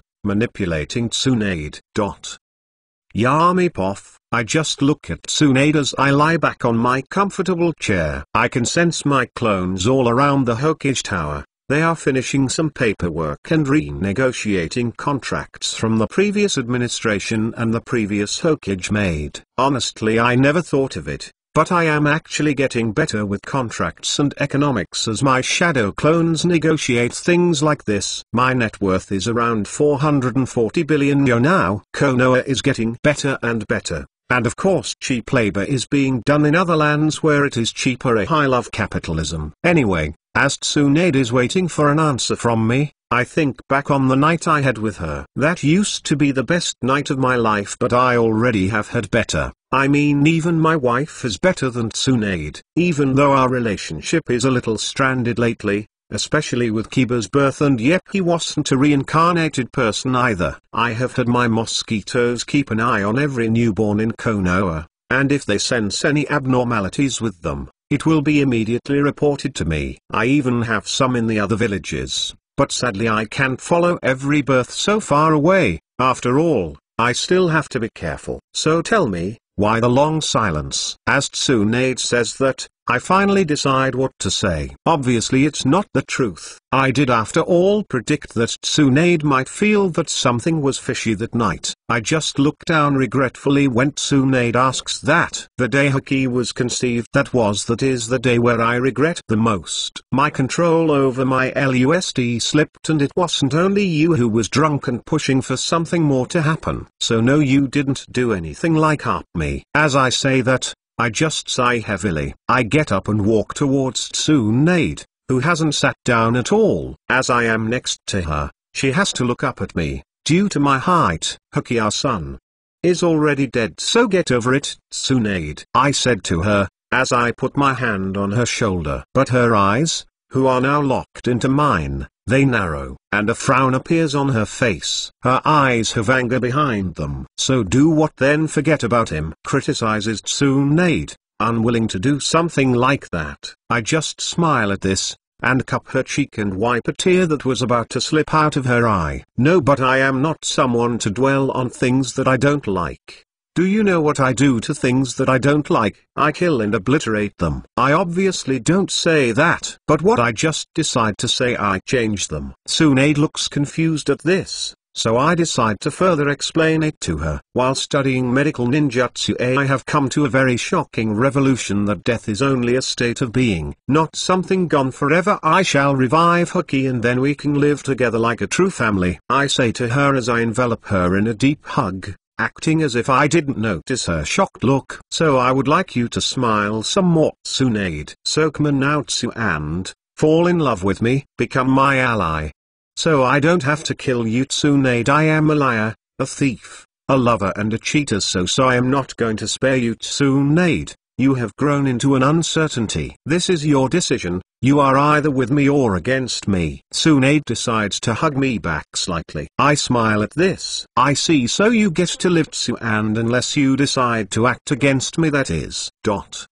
After that whole ordeal, Tsunade decided that she will live with me and she will take Shizune with her too. I know that Shiori, my wife, will be a btch about me bringing 2 other women into our home. I have noticed that even though she is pregnant with my child, she has been planning to somehow leave me after giving me a child. Damn, why can't women just be as simple like in some fanfics? In my first life, just accept and be in my harem. Don't cause so many unnecessary problems. Tsume and Shiori already are at each other's throats. Add Tsunade to that and we have a three-way battle. But I don't really care for any of that. After all, they are just my pretty little dolls. Their lives have zero importance to me. But my children are different. After all, I don't want them to feel like it's okay to treat women like I do. That will make my daughters think that it's okay to be worthless. So I usually treat my lovers nice and with love when they are around. Though Tsume still loves me unconditionally, she was raised for that after all. But Shiori is a whole different deal. She can't wait to go away from me, as soon as she sees a part of my real self. Hey, I guess I will have to kill her. It seems like I will need a new second wife, which woman will give me some advantage. Anyway, better deal with a new problem that has been rising up. The Jiraiya and Orochimaru that me and Tsuan met were both shadow clones. Why would something like that happen? I can easily spot shadow clones due to their emotions not feeling real and their soul being non-existent. It would be difficult for anyone else to notice, but quite easy for me. Also, no people know about this, so that is a boon for me. They could have just been busy and sent shadow clones around, but why take the chance? I am not arrogant enough to think that I am omnipotent in Konoha. Also, the mosquitoes following the shadow clones were following them like they were the main bodies. I bite my thumb and as a drop of blood appears, I just do 3 hand sins and slam my hand in the ground. Poof. Yami's suspicion is immediately lighted up. Just because Jiraiya and Orochimaru that he met are shadow clones, which is pretty average for any Jonin to have some shadow clones running around. But Yami immediately became paranoid about something that he didn't know. P.S. Like always, you get +1 chapter for that day if the story reaches 1000 power stones. Check out my Patreon.com Holy Joker. 23 chapters in advance. Chapter 185 Dominance. Chapter 185. Title, Dominance. Immediately I can feel my position change, and I am in a tree, with a strange house building like in front of me. Well, it isn't a tree house actually. I can hear the music coming from it, and the sign which displays a mosquito with a beer in its hand, shows that it is actually a bar. This was an idea suggested by Shiro, on how to keep the summons relatively happy. Plus I already have so much money, so buying the materials for the buildings isn't really a problem for me. I only allowed it because even though Shiro is a drunk, degenerate, sc.u.bag, sinful, druggy, bastard dog, he will still have good ideas like this every now and then. I just casually go forward and open the door. Immediately loud music hits my ears. My eye just twitches a little. As I enter the club I see a lot of different creatures, from flies, fireflies and even some strange bird-like creatures. As they see me, their faces immediately morph into one of absolute terror. Even though most of them are bugs, and some frogs not toads every now and then, I can still see the terrified look that they have on their non-human faces. After all, as the ruler of the blood swamp, I am not known to be tolerating some stuff, especially to someone who manages my spy network. They immediately bow their head. Yami-sama. I just nod towards them, but I keep walking forward, not paying any second thought to them. Finally, when I reach the room, where the music seems to be booming, I see the gross mosquito lady dancing in a stripper's pole. But everyone else immediately stops when they see me. I see that the mosquito sage seems drunk, as when she sees me, she just jumps off the stripper pole and comes close to me and she hugs me with her gross arms. Immediately she says, "Yami-sama, I love you." When I hear that, the way that she is talking irritates me. She thinks that her gross mosquito-like body can entice me. Boom. So I just punch off the lower part of her body before she even notices. Plop. She falls on the ground. "Huh?" says the mosquito girl, confused by what just happened. Suddenly her eyes widen as she looks at her lower body. I just narrow my eyes at this. "Why didn't your mosquitoes report to me that Jiraiya and Orochimaru were up to something?"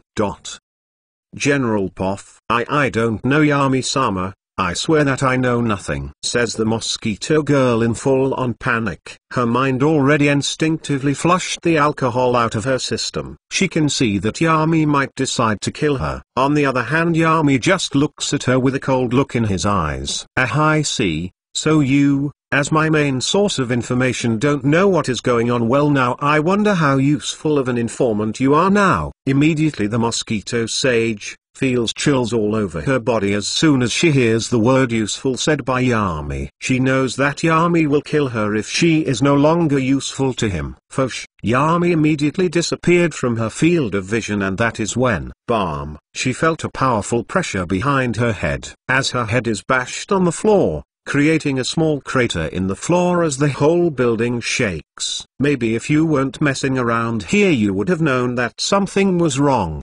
Do you really want to die that bad? Says Yami, as his eyes have no emotion on them as he looks at the mosquito girl. He pushes his leg with some more power and crack. The skull of the mosquito under his foot starts making cracking sounds, and it is almost about to cave in and crush the mosquito sage's skull. I see that you need a replacement. Then you have 1 month to find a replacement, or you will be tortured to death. After this month you can commit self-suicide or be tortured to death, says Yami, as if it is a fact. No room for discussion. He then takes his foot off her head. As soon as he does so, the other summon animals just look at this with faces full of fear. This shows them that Yami can kill someone like the mosquito sage, who is very important to him and his general information network. The mosquito sage pushes her head off the ground. Her eyes are dull, not believing her current situation. She just went from happily partying with her friends to being dead within the month. She knows that there is no escaping Yami. It will be useless. She knows that Yami has most likely put so many countermeasures against something like her betrayal. This can't be happening. Is this how I will die? Thinks the mosquito sage as she tries to get up, but she is reminded that she doesn't have her legs, and that Yami just blasted them off. As Yami was walking away, he just says, "The blood swamp isn't a place where I allow things like free choice. Here you are either useful to me or you are dead." He then looks at one of the giant human-sized flies around and says, "You notify your flies, sage, that the flies are now in charge of spying." As Yami says that, the mosquito sage feels abject despair. Yami knows that her spy system can run by itself. But if mosquitoes can still be distracted by things like shadow clones due to them having almost the same signature as the original, but if the mosquito sage was observing, this wouldn't have happened and she would get to live a lot longer. Fosh! Yami then immediately disappeared in a black flash, but even then no one dared speak, out of absolute fear for Yami. Yami poff. Making an example out of the mosquito sage was a calculated decision. Even though I seemed angry, I wasn't really. After all, anger clouds your judgment, but mine wasn't at all. I showed dominance there, because I don't want my summons treating me like the toad summons treat Jiraiya and in the future Naruto. They are my servants and pets, not the other way around. They do what I want and follow my orders. They are like my employees. They work for me and I let them keep their lives. And that is quite a high-paying job. After all, not a lot of things are worth more than life, to most people at least. Sigh. Why can't people work at 100% efficiency without being threatened? I mean, I would treat them good and with love if they worked harder. But that is just a lie. Treat your employees softly and they will walk all over you. TCH. I guess that I will have to investigate myself on this case at what Orochimaru and Jiraiya are up to. Author note. Power, dominance, alpha, cold, ruthless, selfish, that and much more that as Yami. Also we see that his summons fear Yami to death. Also the mosquito sage was partying because of the stress she has with having Yami as a boss. Sadly she relaxed too much. P.S. Yami isn't omnipotent. This shows that he has a structure on how he observes. Chapter 186 Shiro settles down. Chapter 186. Title, Shiro settles down. Just like this 4 years passed. Yami is now at the age of 27. Konoha is a whole different place from it looked more like a modern city with all of the high buildings and dozens of skyscrapers. The Hokage was one of those skyscrapers with 130 floors. Konoha has already become something of a powerhouse on its own, even without the Land of Fire. Its economical power has become terrifying. Its Hokage, Yami Inuzuka, has been credited to it. The Hokage now has as much power as the daimyo has. Thankfully there seems to be no conflict between the two, or the people might be worried. Well, they do know who will win. It will be Yami Inuzuka. He has a 91% approval rating. He has put so many nobles out of power and put smart people in there that have risen the local economy by over 900% in just 4 years. Konoha's army has also never been stronger. Many new talents have come out, though most of them are from the Inuzuka clan. But no one questions that, and if they do, they usually suffer fatal accidents. As the son-in-law of the daimyo, Yami has had one child with his wife, though there are rumors of him sleeping around. In the eyes of the public they are just that, rumors. On inside of the skyscraper Hokage Tower, Yami is currently drinking something that looks like wine.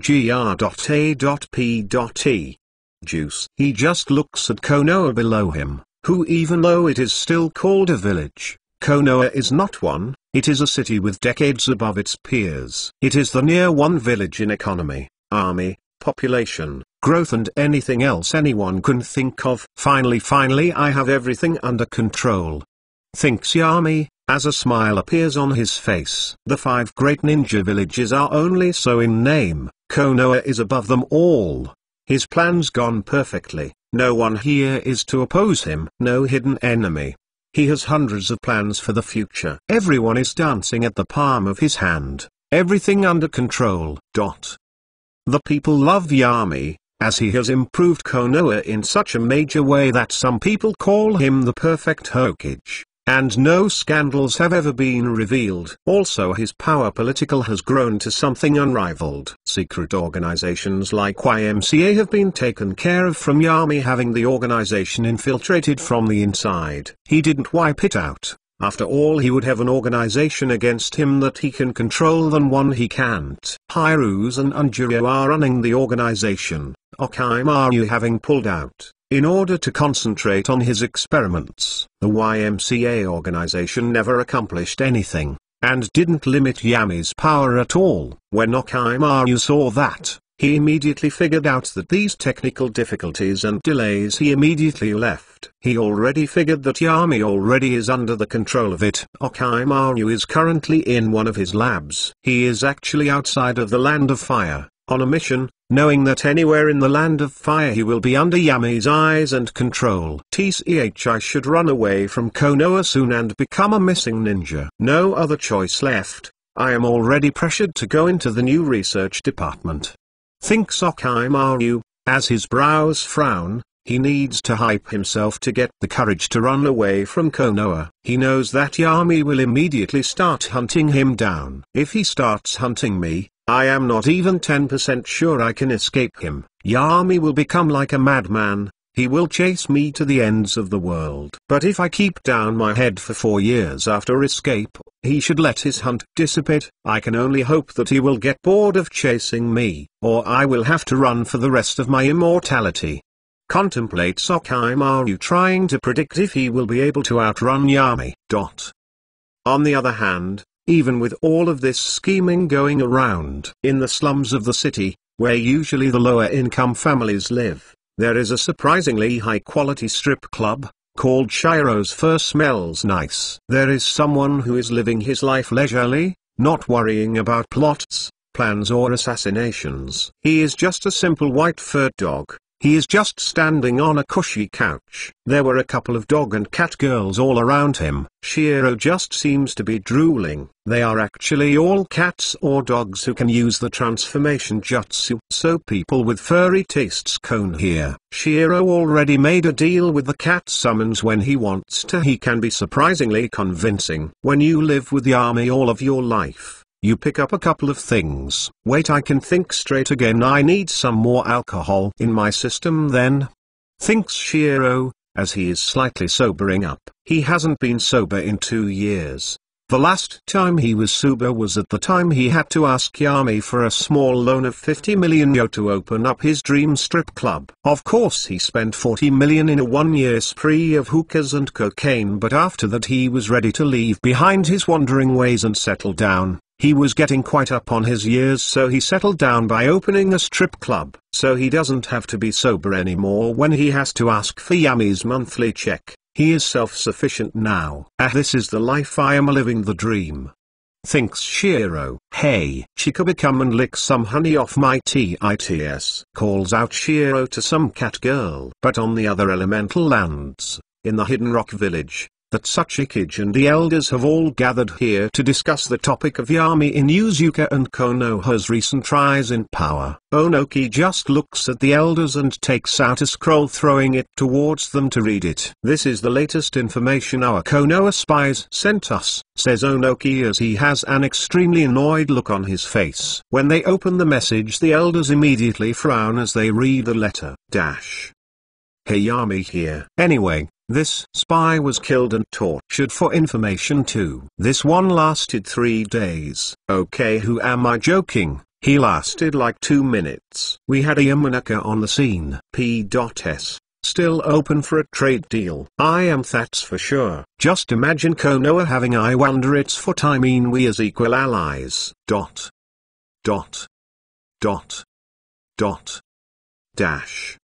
The letter continues with half-written messages. There are even some food stains in it, showing that Yami was writing this while he was eating most likely. They immediately think of attacking Konoha and starting another war. But that thought is quenched as soon as it comes. Konoha is way more powerful now that Yami is in charge, and attacking it would be dumb, as unlike Hiruzen, if Konoha wins the war, Yami will be ripping apart the other lands like he was cutting a cake. He definitely wouldn't be polite about it. This is the fear that keeps them from starting another war. They know that with Hiruzen, they just need to act angry and Hiruzen will give in, because he doesn't want to continue the war. But Yami is a whole different story. Time is passing and Shiro has finally settled down in his own way. At least he is living his own life. Also, the other elemental nations are a joke to Yami. He spends his time fooking around with their spies since he has nothing better to do. Next chap we will see Naruto and Yami's plans will advance by another step. P.S. I know it is a big time skip, but I do want to finish this story soon. P.P.S. Like always, you get +1 chapter for that day if the story reaches 1000 power stones. Check out my Patreon.com Holy Joker. 23 chapters in advance. Chapter 187 Unkillable. Chapter 187. Title, Unkillable. Yami Poff. It truly is amazing seeing the results of my actions. Konoha is stronger than ever, mostly due to my knowledge of economics and technology. I just sigh and go away from the window and back to my desk. I surprisingly have a lot more free time as Hokage than when I was your average S-rank ninja. My office has a 1-seat couch with my desk being wide and well refined, and then there is the Forbidden Scroll. It honestly surprised me a little. In the story when Naruto gets the Forbidden Scroll he learns the Shadow Clone Jutsu. It is made seem like there is only one Forbidden Scroll, but actually every forbidden technique in Konoha has its own scroll, so even if someone was somehow able to steal one it would only be one technique. They are all in way fakes. It is said that Orochimaru read the Forbidden Scroll, but he only knew Edo Tensei. He most likely assumed that the one in the Hokage's office is a fake and thought that he found the location of the real one which actually had the Edo Tensei. I knew it, No one is really dumb enough to put all of their techniques on one forbidden scroll. And only the Hokage knows all of the secure locations of the forbidden scrolls. The second was really smart, coming up with such a clever illusion of hiding scrolls. I finally go and sit down on my comfortable couch. I smirk a little as I see the shadow my hand casts. I didn't want to be Hokage to make Konoha better or something like that. I could care less about Konoha, but the place is my base of operations where I have absolute power, so I will keep it. Even with the Nine Tails attack, everything was planned. Minato and Kushina dying was also all according to plan. If either of them somehow survived, I would have killed them. I don't hate either of them, but I need to keep at least a semblance of what the future will be. After all, future knowledge is my ultimate weapon, and I am not going to give it up just for Minato or Kushina. I mean, sure, Naruto will not have any parents and I should care. It seems more like someone else's problem than mine. Also, I did let the Nine Tails attack destroy quite a bit of the businesses I own in Konoha. After all, it would seem suspicious if I somehow saved my businesses or I sold out successful businesses before the Nine Tails attacked. I mean, I know that I have changed some things, but that doesn't mean that the future will change so drastically like the Otsutsuki attacking right now. It is simply illogical, though I do have plans in case that happens. After all, it doesn't hurt to be prepared for things like this. While everyone else is playing chess and being concerned about me gaining more power over the political side, I don't really care about political power. In this world, violence is the ultimate power. I look at the shadow that my hand casts on the ground as I wave it around slowly. The shadow moves by itself as if it has a physical form.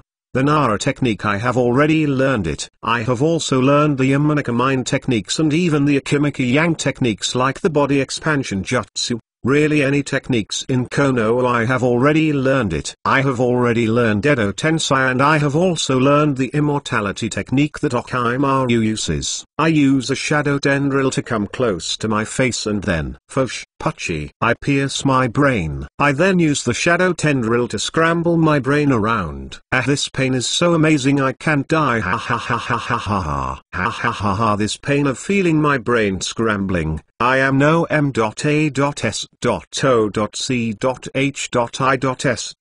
But this is amazing. I used Orochimaru's technique to immortalize my mind. The only way I really know how it is even possible to kill me now is to use the Reaper's Death Seal. I have already learned so many S-rank ninjutsu forbidden techniques, and I did this the smart way. I became Hokage. So no one can tell me that I can't learn these techniques. Nor will anyone make me a missing nin because of it. Ha ha ha ha. This was my plan all along, with 100% benefits for me and with almost no downside for me. Knock knock. Suddenly I hear a knock on the door. I immediately withdraw the shadow tendril from my brain and let it regenerate. As it does so, in a split second it completely heals and even my brain gets back to perfect shape.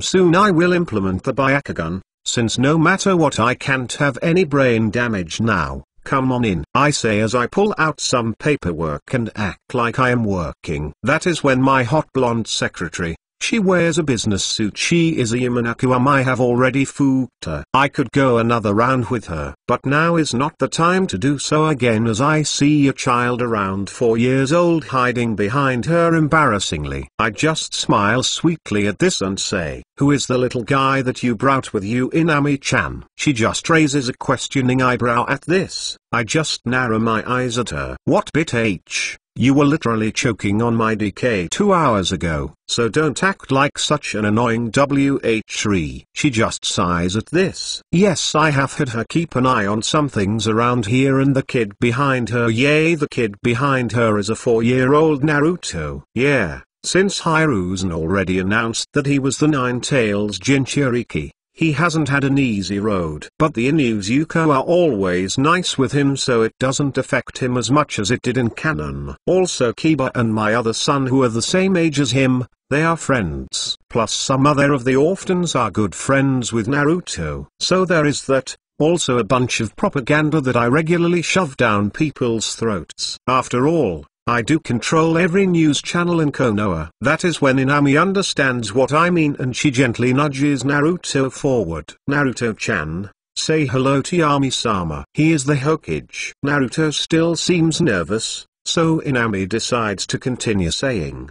He is also Nairis and Kiba's dad. When she says that, Naruto seems to lose some of his nervousness and says, Hi so Yami. I just smile at him. His blonde hair and whisker making him look like a pet reincarnation of Azure. You will be very useful to me. Author note. Getting closer and closer to canon, soon the ending will come, but why do I feel so sad? Also Yami is pretty much unkillable. You could splatter him, but he would still regenerate himself. Also Narai is Yami's son with Shiori. Explanation. Some of you are saying that Yami can't make Shiori like him enough to allow other women on his bed and comparing him to some people in real life who can actually do that. Well, let me tell you something. Some men like to get cucked. Women are the same too. Some of them have some issues and allow their men to go and fouquet around. You make it seem like women just can't wait to see her man fouquet someone else. It doesn't work like that, brothers. Women and men are the same in this thing. They don't like their partners f-king someone else. I strive to make this story realistic, okay? Also, for example, Tsume doesn't mind Yami cheating on her. Shiori, Yami's wife, on the other hand, does. P.S. Like always, you get +1 chapter for that day if the story reaches 1000 power stones. The bonus chapter is coming soon. Chapter 188 Advancing. Chapter 188. Title, Advancing. General Poff. Yami just looks at Naruto, a sweet smile on his face. Well, hello there, Naruto. Inami told me that you want to be Hokage in the future. That is quite a brave dream. As Yami says that, Naruto's face brightens up and he answers, Sir, yes sir, I wanna be the Hokage. Yami just laughs at this. Ha ha ha ha, I know that your road will be hard, little Naruto. But be assured that you can come and ask me for help anytime. After all, no one becomes Hokage with no friends and allies. Even I have people who are dear to me and trust. The 4-year-old Naruto immediately feels inspired by this. People that you can trust her, thinks Naruto, immediately coming to the conclusion, I want to have that too. So anyway, what has been worrying you, Naruto? Asks Yami, acting as if he isn't already fully aware of the situation and as if he doesn't spy on Naruto 24 hours a day. When Yami says that, Naruto seems nervous for a little while, but in the end he still decides to say, you know, it's nothing. Naruto looks to the side, embarrassed. Inami just smiles gently at this. He just wanted to meet you, Hokage-sama. It is nothing so drastic. So thank you for your time, Yami. As she says that, she notices that she accidentally called Yami so casually, but they both play it off cool, like they didn't notice, so Naruto wouldn't pay any attention to it. Naruto nods at this and goes back to hiding behind Inami. Yami just smiles at this as Inami and Naruto both go outside of his office. Yami Poff. After they leave, I immediately just make a shadow clone to take my place here and, fosh, I teleport back to my house where no one is currently inside. I just walk casually towards my laboratory in the bars.e.m.e.nt entrance, and like usual, after many security checks to confirm that it was really me, I finally got inside. I see the bodies of different cloned peoples. I have finally figured out how to create life in a way. I just clone the person and use the chakra of another person to create a soul. Or more like, create a shadow clone that inhibits the physical bodies. So even if they are hit or even if the original dies, they won't dispel. Honestly, this was only possible due to the new understanding and perspective in life and death that the Forbidden S-rank techniques have given me. So I can now already create life well more like clones, but whatever, almost the same. After all, I can adjust the age of the clone that I want to make while creating him, though I have some countermeasures against betrayal. I will never make a clone of myself, because I know that it will immediately try to kill me, or scheme against me behind my back. Anyway, as I walk along here, I pass the Uchiha clone room. I finally arrive at the Hyuga clone room. I see a dozen or so individuals floating in capsules filled with green liquid. I have a couple of smaller capsules with Byakugans in them. So that is when I go and get a pair of them. I make 3 shadow clones and lie down on the operation table. My clones know what to do, as I feel them slowly opening my forehead and making 2 holes on the skill for them to fit in there.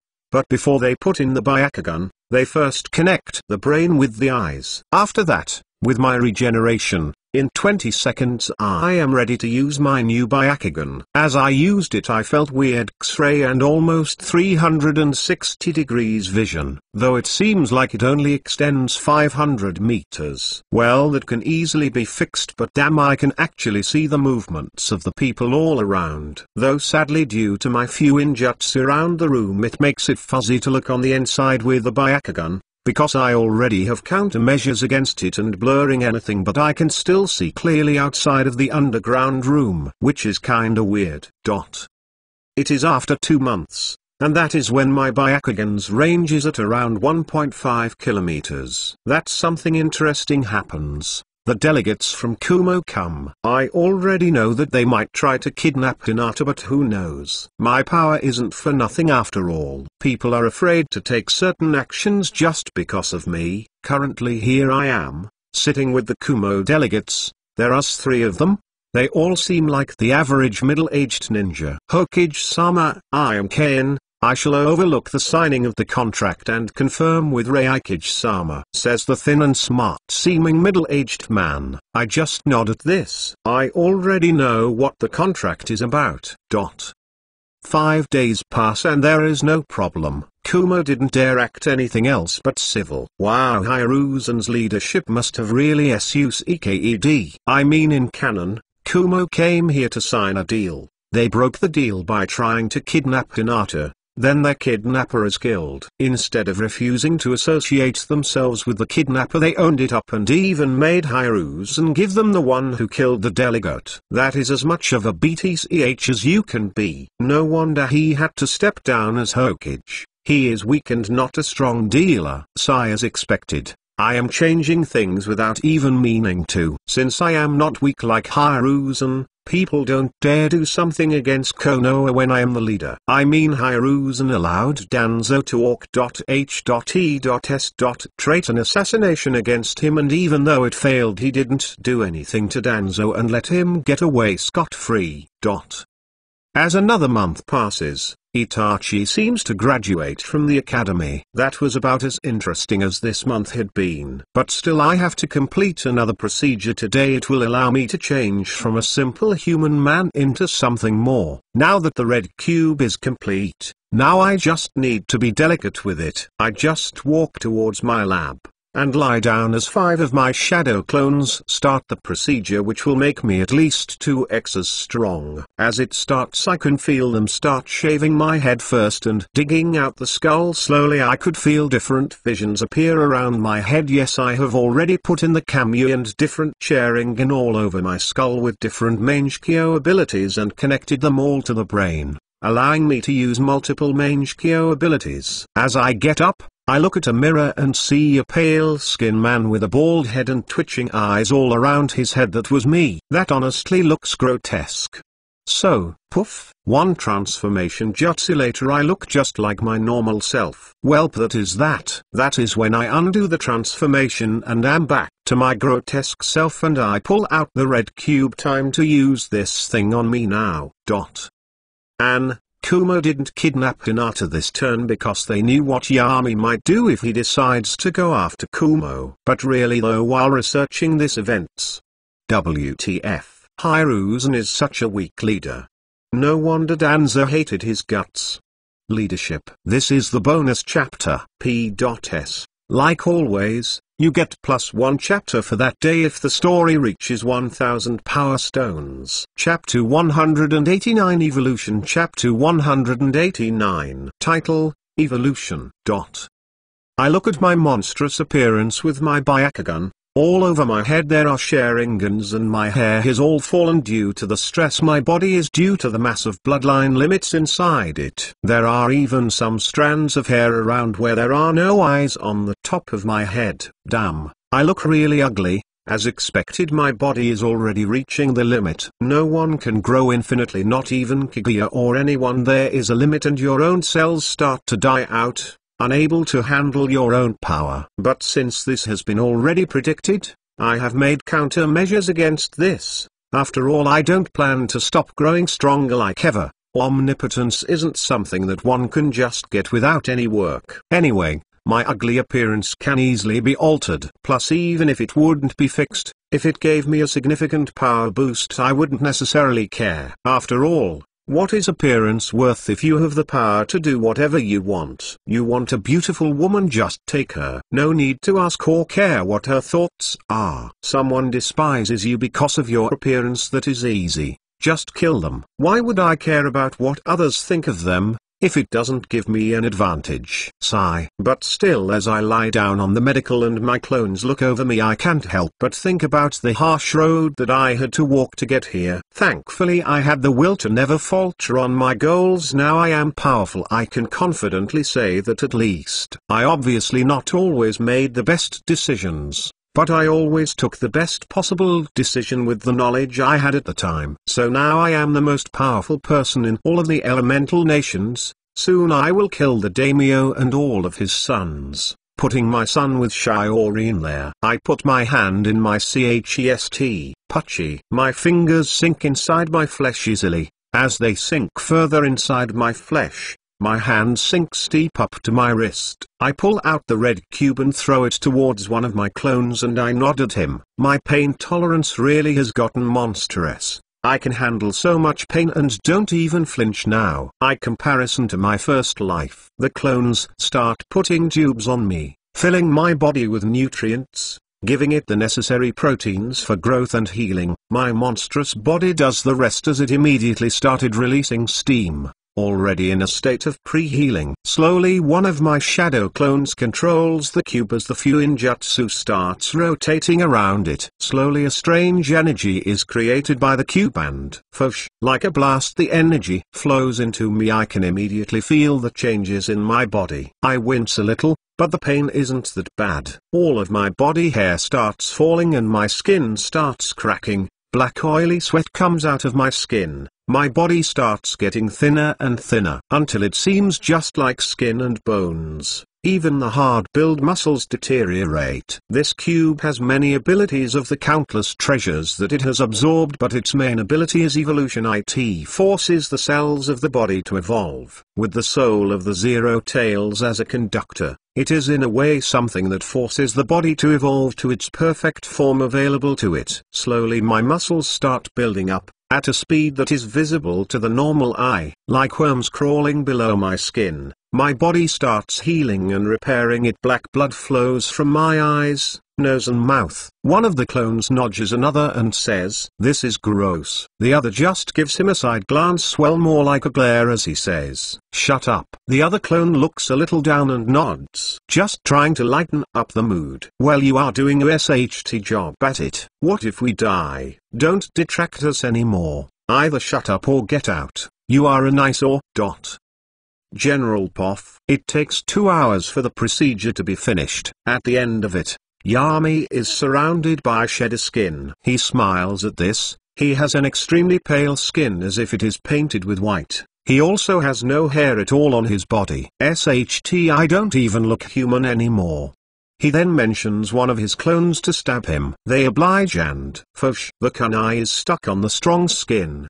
The clone pushes a little more and is finally able to draw a little blood. Yami smirks at the results. The evolution cube seems to be as useful as expected. This is the current limit of my current body. Contemplates Yami. He just displaces all of his clones. He gets up and senses that his chakra has grown exponentially. His natural body is beyond what is imaginable for a normal human. Chakra is miraculous and has many different jutsu that can be used with it, that you can say that the techniques are endless. Evolution is something that is possible. especially with the Zero Tails soul who can create dark chakra which forces change in one's body. Yami simply closes his eyes and takes a deep breath. Slowly his bald head is filled with black hair and the eyes are all dragged on the inside of his skull. Slowly under his skin he creates a type of exoskeleton. His skin color changes and his face returns back to normal. He can manipulate every single cell on his body. Can I even be physically called a human anymore? Contemplates Yami. His body already works so differently from a different human that scientists would love to dissect him, especially his cells. They have an even stronger vitality than Hashirama cells, so the newly called Yami cells are even harder to integrate with someone else. Of course his body is even better now. His cells can handle his own energy now. Though he won't be getting any new bloodlines, he doesn't want a cellular breakdown yet. I just need to get myself some Otsutsuki body and I will be golden. Thinks Yami, wondering how their bodies will react with the evolution cube. Just like this, 2 months pass and Yami is currently on his office. Inami, the Yamanaka secretary of his, is under his table, with his DK in her mouth. Slurp, Yami has his eyes closed and is watching his first life's memories like a movie. He is watching the Avengers movie, well, more like rewatching. Suddenly the door to his office is opened and he can immediately determine who it is by using his Byakugan. It is a young Anko Mitarashi. She seems sad as she finally says, Yami-sama, Okimaru has deserted. Yami just nods at this. Anko was his spy against Okimaru, so she isn't really badly affected as she was during canon when Okimaru left. Inami stopped suking him off once she noticed that someone else was in the room feeling nervous. But Yami just mentions toward her to continue, and she's unsure but still follows Yami's orders. I see, just send a squad to hunt him down, says Yami casually, not really caring about Okimaru. He already had dozens of spies amongst Okimaru's ranks. Okimaru is a genius, but Yami is so far along in his own game that to him someone like Okimaru is just another pawn that moves accordingly to him. 2 weeks later, in a certain unidentified cave, corpses of Konoha and Buu are all around the place. Okimaru is covered in blood and is breathing a little heavily, though there seems no visible injury on his body. Still he grimaces a little. They used acidic poison. If I wasn't so knowledgeable about poisons I would have actually died. I really need to develop the curse mark faster so I will no longer be worried about things like this. He then frowns as he looks at the carnage around him. Tch, I hate Yami, that arrogant bastard, by sending just these 5 Jounin level Anbu. He pretty much told me that I am free to go, that Fuker. Okimaru rages more as he punches the wall next to him. But suddenly he hears an almost quiet sound that if it wasn't so quiet he wouldn't have heard. FSSSST. Explosion tags. Boom. That is when the cave immediately caves in on itself. Author note.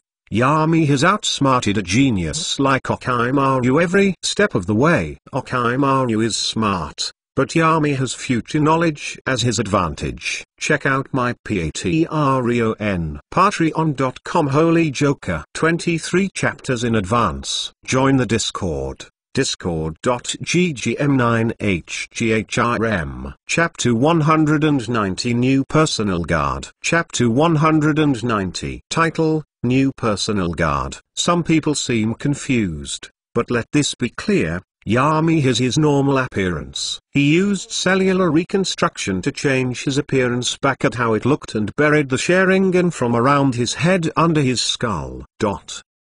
Yami Poff. While in my office, I just smile as I look through the eyes of one of the flies outside of the cave. Okimaru obviously survived this, but not without a scratch. He lost one of his legs. Obviously I know that he can make a new one, but he will need time to. Also he doesn't have the healing methods that he will have in the future. He still hasn't perfected his experimental jutsus. He is my pawn, he just doesn't know it yet. Sigh. Really though, it seems like I may need to step things up a little. I am already 100% prepared for when the 4th ninja war comes around. but some more preparations don't hurt. Also, I have a certain seedling that I have been helping to grow. I sense the hydration I have close to that person and, whish, I disappear in a dark flash. When my view changes, I see that I am in a dark room, with a man sleeping on his desk. He has different books about chakra and chakra theories all around him. I immediately activate the Byakugan, and as a side effect, veins appear on my forehead. I know that even if I slap the person sleeping in front of me too hard, he will be killed by me. But that doesn't mean that I have to be careless. This man's name is Haruko. He is a white-haired man with red eyes. He is wearing a beige robe with red U.N.D.R.G.A.R.M.E.Ts,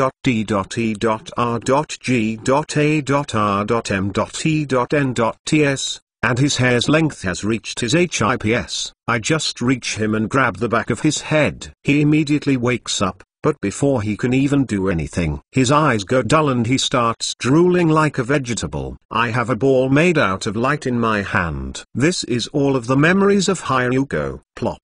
Haruko slips out of his chair and drops to the ground, but I am not interested in it. I just put the ball of light and use the Yamanaka techniques and watch Haruko's life like a movie, but I skipped the boring parts, like the part where he didn't have funds for his research but he coincidentally won the Inuzuka lottery. Under a minute I read through it completely, and when I do so I clutch the ball of light, shattering it into a million pieces as the memories disappear. I look at Haruko drooling on the floor. I just get close to him and put my foot on his head, bursting it open like a watermelon, and killing Haruko. Well, I got the Chimera technique that I wanted from him. I am thankful to him. He did spend his life working for something and I got the results of his hard work. Though I will need to modify the technique for myself. I thank you for all of your hard work, Harumo. You will be remembered for it by me. Since that day 1 year has passed and here I am, at the age of 28. I am currently in my office, looking at the young ninja in front of me. He has just recently graduated to Chunin. It is Itachi Uchiha. Itachi Poff. Though I keep a calm exterior look, I can't help but feel as if I am being read like an open book. Being in front of the Hokage really is something else. Even though I have already met the third Hokage, Hiruzen Sarutobi, the old man gives a friendly vibe contrary to the fifth Hokage, Yami Inuzuka. He has a whole different feel about him. I feel myself as if suffocating on air. His presence is overwhelming. No wonder he is known as the best Hokage Konoha has ever had. I still remember when we first met, I asked him about the meaning of life and he kicked me off a cliff. A very drastic way to teach someone, but at the same time it is very efficient. It helped me understand that life is precious and no one wants to die, not even me. So, Itachi, says the Hokage, pulling me out of my thoughts. You seem to be a Chunin now. At this rank there are a lot of options that you can choose to go through. As a new Uchiha you could join the Uchiha police, or you could just go through missions with a couple of squads till you are ready to be given the Jonin rank, but there are also options like the T&I division, or the border patrol teams. As he says that the Hokage has a serious look on his face as he gives me all of the possible options that I have for the future. I think through all of this, but I already have chosen. Though the Hokage didn't say it,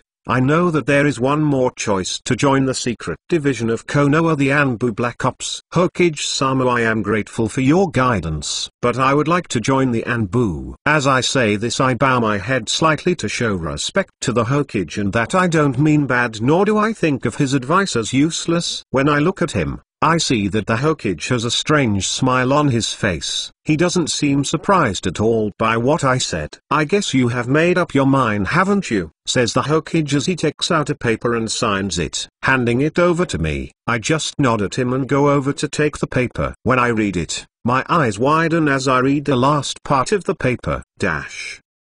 Name, Itachi Uchiha. Rank, Chunin. Division, Anbu. Role, Hokage's personal guard. I look at the Hokage and see a mischievous smile on his face. I must say that you will make a good addition to the team, isn't that right, guys? Suddenly out of the shadows dozens of Anbu come out. They just nod without saying anything. There are no defining characteristics for any of them. They even wear the same blank mask with the Inuzuka tattoos on the mask.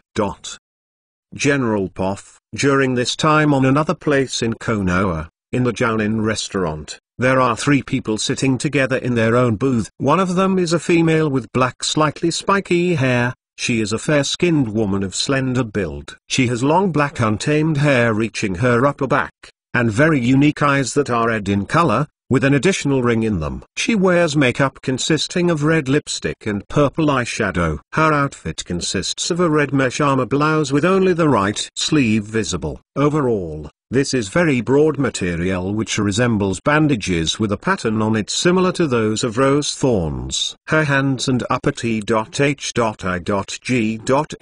are also wrapped in bandages, and she wears the Konoha forehead protector and regular shinobi sandals. She is Kurenai Yui. She is currently 19 years old and is a well-known jonin of Konoha. I hate it. Yami-sensei hasn't called me at all. Not to even talk for the last month. That is so annoying, says Kurenai, and it is apparent that she has had a little too much to drink, shown so by the way she talks about Yami. Author note: Yami's student's age is so you don't have to look it up. Kurenai is at age 19, Asumu is at age 19, Guy is at age 18. Chapter 191 Unnamed. Chapter 191 Title, Uchiha Clan. Next is Guy, who is just wearing his usual green jumpsuit and his usual bowl-cut hairstyle.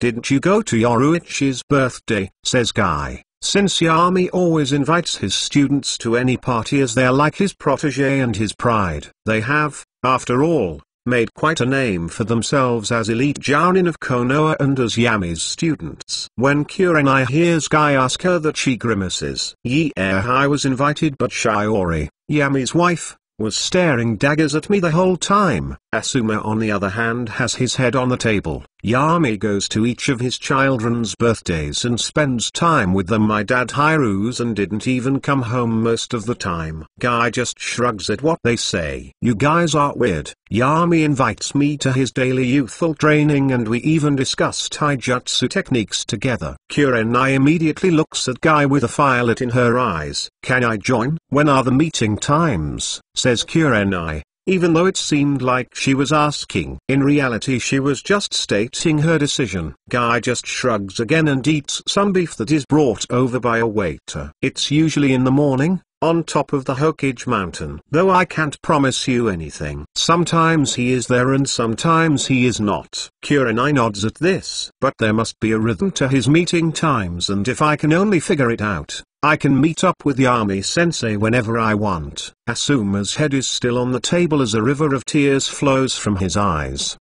Today really sucks. Guy just takes another plate of food that he ordered and starts eating it, and he gives the waiter the plate that he already finished. Wouldn't it be easy to just go to the Hokage Tower and ask to meet him, says Guy, wondering why Kurenai even goes to all of this trouble. Yami is truly free most of the time and he knows it, since he is regularly invited by Yami to teach Kiba Taijutsu. No, you don't understand. If I do that I will seem too desperate, says Kurenai, trying to think of a way on how to meet Yami regularly, while at the same time away from his wife Shiori, who is like a bloodhound against any woman that approaches Yami. Snore. That is when Asuma starts snoring, signifying that he is asleep. Guy just orders another plate and Kurenai gets annoyed at this. Don't you ever stop eating? This wakes Asuma up. What's going on, he says while still half asleep and with a lot of alcohol on his system. But when he sees that nothing is going on he just goes back to sleep. Snore. Kurenai notices that people from the other booths are looking over, so she settles down and says quietly, can't you listen to my problems seriously for once? Guy shrugs again. For the dozenth time today. I don't know what you want me to do. I just told you, go and meet Yami. Why are you so stressed about it? You were his student and he taught you countless genjutsu. Why are you acting so awkward about it now? You are like an academy fangirl. Kurenai grabs her head in frustration at this. Ahu don't understand anything. As Kurenai hangs her head down on the table, another female voice comes and says, "Hey, watch her all going." When she hears this, Kurenai looks up and sees that it is just Anko. Oh hey Anko, it's just that Kurenai doesn't know how to get in contact with Yami, says Gay, explaining to her the situation. As Anko just sits down next to Kurenai, "Can't she just go and ask to meet him?" suggests Anko. "That is what I said." Input Sky. "But that will make me seem desperate," explains Kurenai, in a sad mood. "But you are desperate," says Anko, as she too orders some food for herself. "Hey, I am not desperate." W.H.I.N.S Kurenai. Anko just shrugs at this. "Whatever makes you sleep at night, but doesn't Hokage-sama have like the daimyo's daughter as a wife and Tsuma's his lover, or is she his concubine? Side chick, what even is she?" Kurenai's mood immediately flops down when she hears that. "Ugh, don't remind me of that." "Yep, you are delusional. You can't see reality." "I work in the T&I division and I must say that Hokage-sama might also have something going on with that hot secretary of his," informs Anko, with a devilish smile on her face. "Also, one time I heard strange M.O.A.Ns when I was outside of the Hokage's office, and when I opened it, the secretary had disheveled hair and was breathing heavily. They were definitely don't tell me that." "I don't wanna know it," says Kurenai, getting more anxious and annoyed the more Anko talks. Anko decides to add fuel to the fire by saying, "Also going after a married man? Never took you for that kind of girl, Kurenai." Kurenai just looks sad at this. She seems genuinely sad. That makes Anko cringe a little. She didn't want it to go this far. She just wanted to tease Kurenai a little. "Yami always treats me like a kid. I am 19 now, but whenever we meet he still treats me like I am half my age." W.H.I.N.S Kurenai, as a certain sadness is apparent in her eyes. On the other hand, Yami, who is still in his office, is thinking of something else. "Yami Poff, the Uchiha clan, they don't really act against me, but they are dangerous. I absolutely fear their power. Any Uchiha with a Mangekyo Sharingan is one Uchiha too much. After all, when the next person gets Kotomatsukami, he might not be as stupid as Shisui to tell other people his ability. That would be too dangerous for me. It could ruin my plans. I already have Sharingan farm with the Uchiha that I clone. Well, that is simple, then I just massacre them all. But at the same time it is not that simple. Manipulating Itachi to do it is simple. But I will need someone to take the blame when the truth eventually comes out. After all, I mean, sure, I can easily handle an angry Sasuke or Itachi. Why take their risk? Danzo is dead, so I will need someone else. I will also need to discreetly manipulate Konoha's population to have a more negative opinion on the Uchiha. That will push the Uchiha over the edge, and then they will most likely plan a coup d'etat and try to overthrow me. But at the same time my reputation will work against me. The Uchiha wouldn't dare go against me. They know that I can single-handedly crush the whole clan with low difficulty. I will need to plan around many things, but one thing is for sure, an unstable factor like the Uchiha has to go.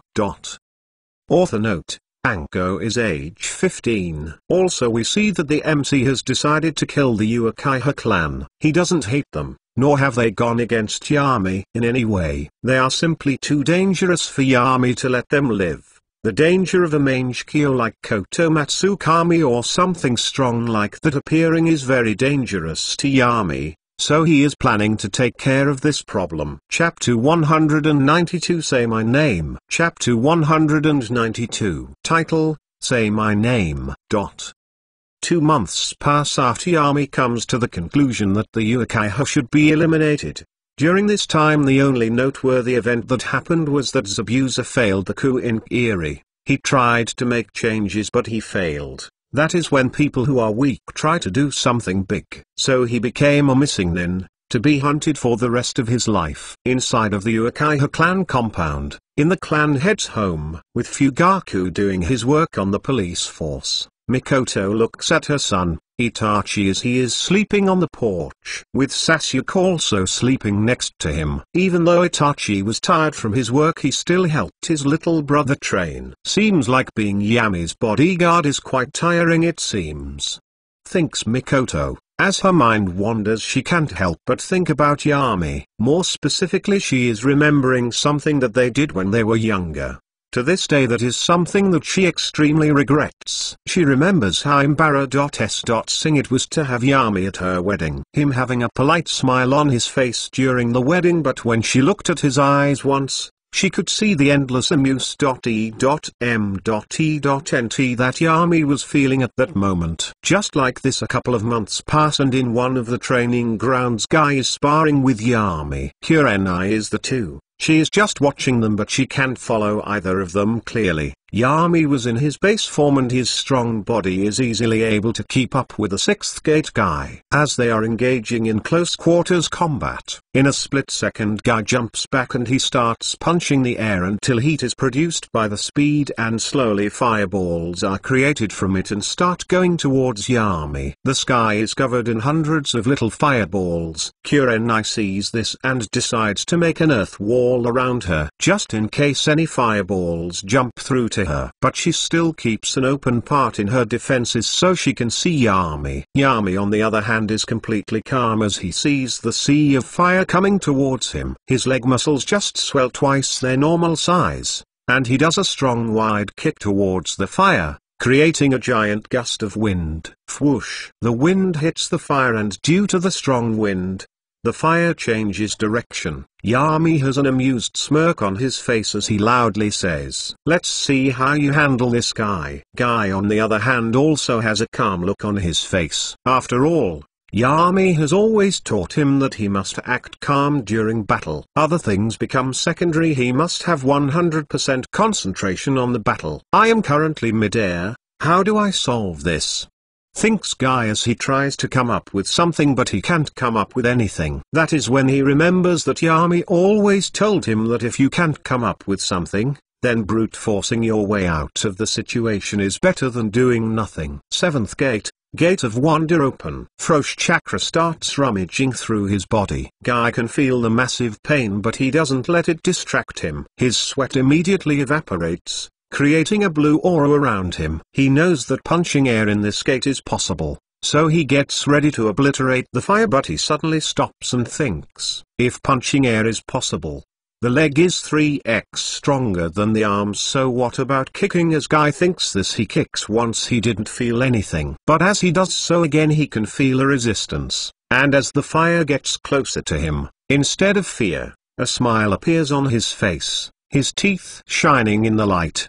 The third time he kicks the air, pow! He disappeared at this. As the fire covered his previous place, Yami still has his smirk on his face. I see, that is interesting, Guy. So now you can maneuver through air. Guy, who is now upside down, he adjusts his body and, pow! It sounds like a gunshot as he kicks the air. This time he just hovers by constantly kicking the air. He looks excited as he looks towards Yami. "Sensei, look, this is my new technique. What do you think I should name it?" asks Guy as he looks at his sensei with amazement. He still can't believe that he is flying, well, kinda flying. Yami thinks for a little and says, "How about Skywalk?" Guy smiles at this. "Sensei, you are really good at naming things sometimes." Yami narrowed his eyes at that. What is sometimes supposed to mean? Guy just looks around nervously.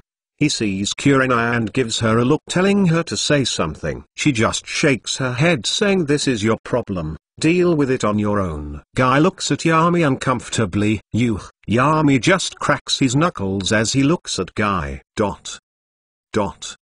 1 year passes fast like this. Yami continues to manipulate things behind the scenes. The Uchiha clan's reputation plummeted during this time, and different rumors started floating around, raising the suspicion that the Uchiha controlled the Nine Tails. Obviously the smart people know that is unlikely, But the people with the mob mentality followed the rumors and the village started to shun the Uchiha clan.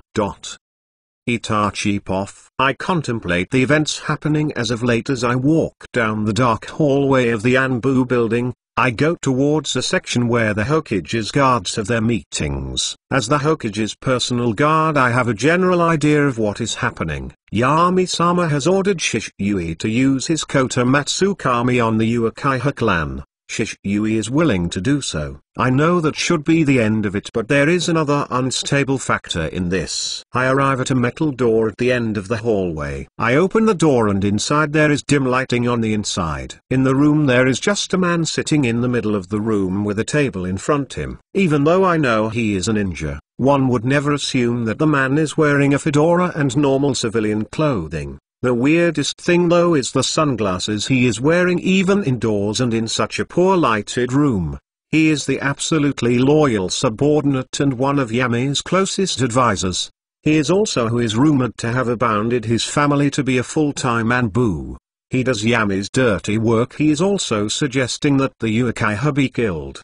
But even though Yami disagreed with that, the man said that he will take care of the Uchiha as soon as they show signs of a coup. He is someone extremely dangerous. His name is Heisenberg, the man willing to give his life to Yami. When he looks at me I notice that like always I can't figure out what he is thinking with those sunglasses on him. Author note: say my name. This is obviously someone created by Yami so he can do his dirty work. This is the bonus chapter. P.S. Like always, you get +1 chapter for that day if the story reaches 1000 power stones.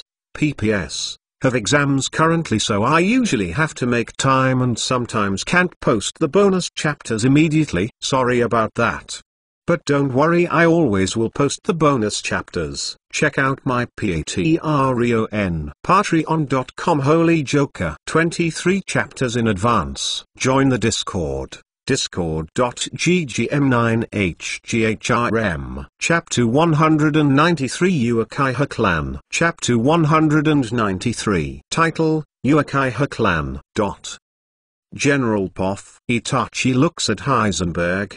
He can't help but be a little intimidated by him. There are no public files on him, so that means that Heisenberg is most likely not his real name. But one thing is for sure, he has most likely killed so many people that the whole Uchiha clan wouldn't even make that much of a difference on his body count. Analyzes Itachi as he looks at the man in front of him. In case that Shisui's plan doesn't work, I think that poisoning is the best idea. Of course we will save your brother as long as you agree to take the blame, says Heisenberg. His body language is absolutely cold, not expressing anything. And he is terrifyingly smart. There are rumors of him killing people with poisons and chemical weapons. How Yami can have someone like him under his thumb just shows to the people who know of Heisenberg's existence that Yami is a strong Hokage. He doesn't allow any of his subordinates to stray away, like the third Hokage did. At least that is in Itachi's view. The third Hokage Hiruzen has approached him to join some type of secret organization, but he obviously refused. Yami isn't someone you wanna cause trouble for. His clan is already so close to being exterminated and he doesn't want to take the risk of angering Yami, because he knows that Yami will exterminate the Uchiha clan if even one of them steps out of line. Look at what happened with Danzo and the Shimura clan. Just like this 2 months pass, and during this time Shisui is getting ready to use his Koto Matsukami, and gathering his chakra. After all, to put such a huge number of ninja under the effect of a Mangekyo ability isn't that easy. So today Shisui has been called by Heisenberg to meet up with him. So that is where he is going, to the meeting place outside of Konoha. As Shisui is walking at the meeting place, he notices that there are a lot of ninja hiding around him. Heisenberg isn't stupid enough to assassinate me. That could spell civil war within Konoha. He knows we can't have that.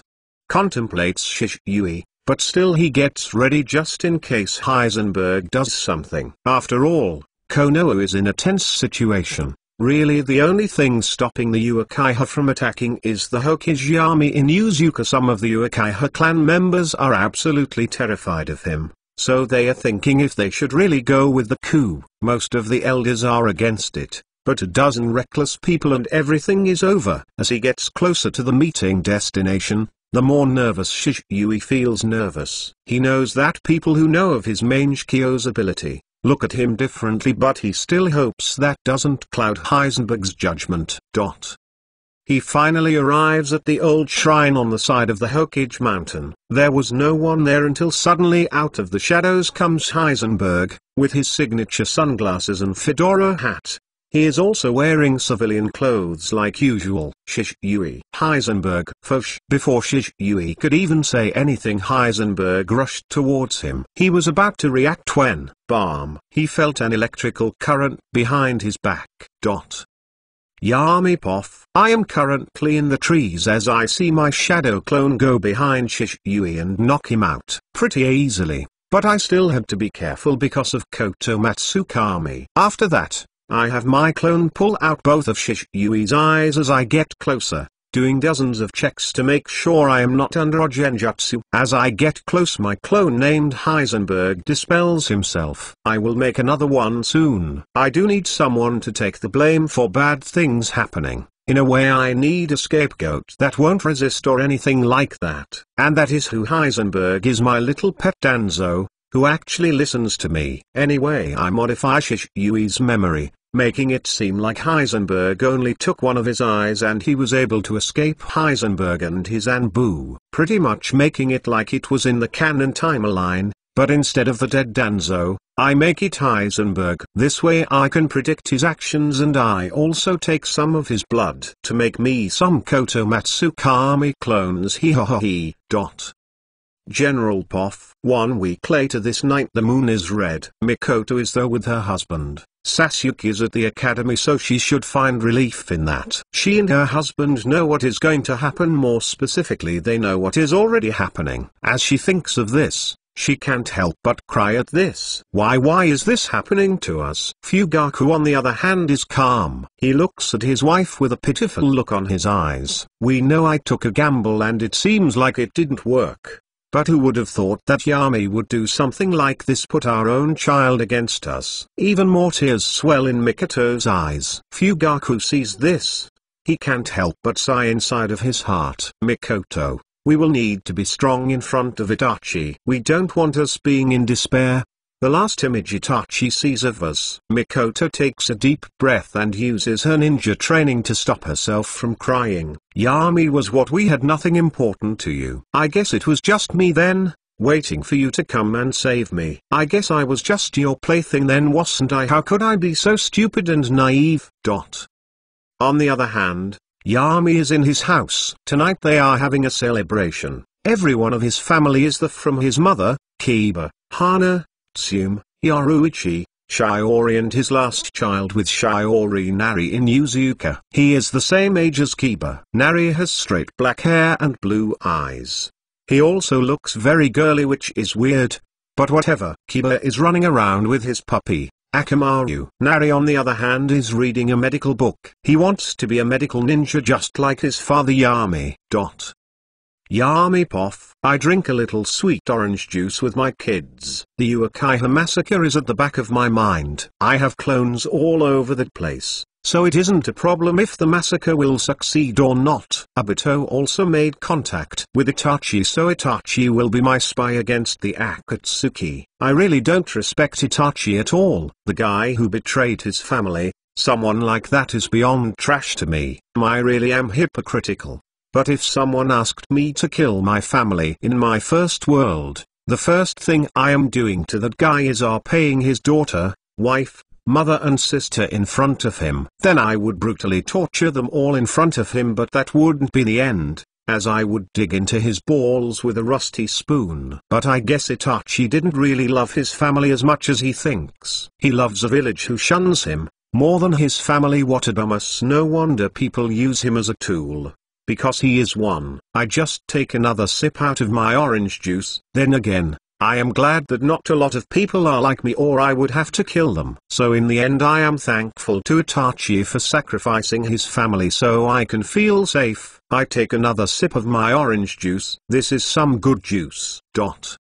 Author note: we see that the MC doesn't respect Itachi at all. He thinks that someone killing his family is trash. But really he just sees a lot of himself in Itachi, with a little brother who is not as good as him. But as expected of Yami, he is as hypocritical as they come. P.S. In the last part it was during the time the Uchiha clan was getting massacred, and I wanted to show you how Yami is feeling towards it. He is drinking orange juice. Check out my Patreon.com Holy Joker. 23 chapters in advance. Join the Discord. Discord.ggm9hgrm. Chapter 194 Years Pass By. Chapter 194. Title, Years Pass By. Next day, after having a very nice breakfast with my family, I just go towards my office for my Hokage duties. Well, honestly, I am just going there so I can have some nice time with my lover. Cheating on my wife has a certain thrill to it. My clones already took care of everything after the Uchiha massacre. People will most likely think that I was up all night taking care of everything. But in actuality my shadow clones took care of everything, and I had a nice sleep and even fucked my wife with no problem while the Uchiha clan was being massacred. Thankfully Shiori is still beautiful enough. As soon as her physical appearance starts deteriorating, I will kill her and find me a new wife. Honestly, we have a very good sex life. And she is a moderately happy wife. Most of the unhappiness comes from me cheating on her repeatedly. But her looks are the only reason I didn't kill her after I got a son. She finished her job.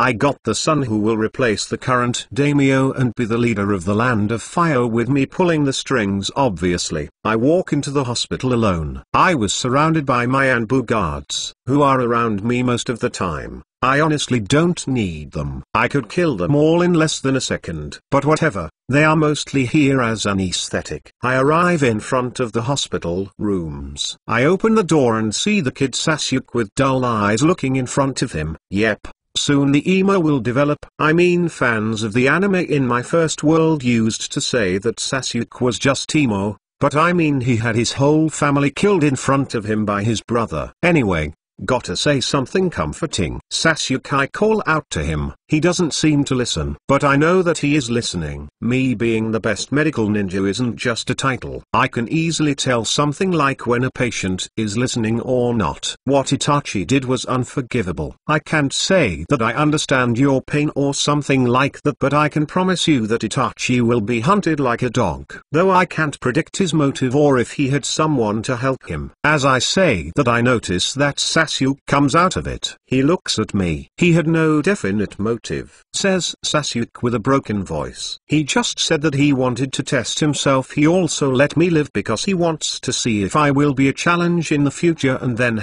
oh wow, he just starts to tell me his whole life story and how what Itachi did all along was just an act. This is gonna be a long story, isn't it? I guess I will just make a shadow clone and have it listen to him. No way am I listening to this SHT. I don't care about his life story or his relationship with Itachi.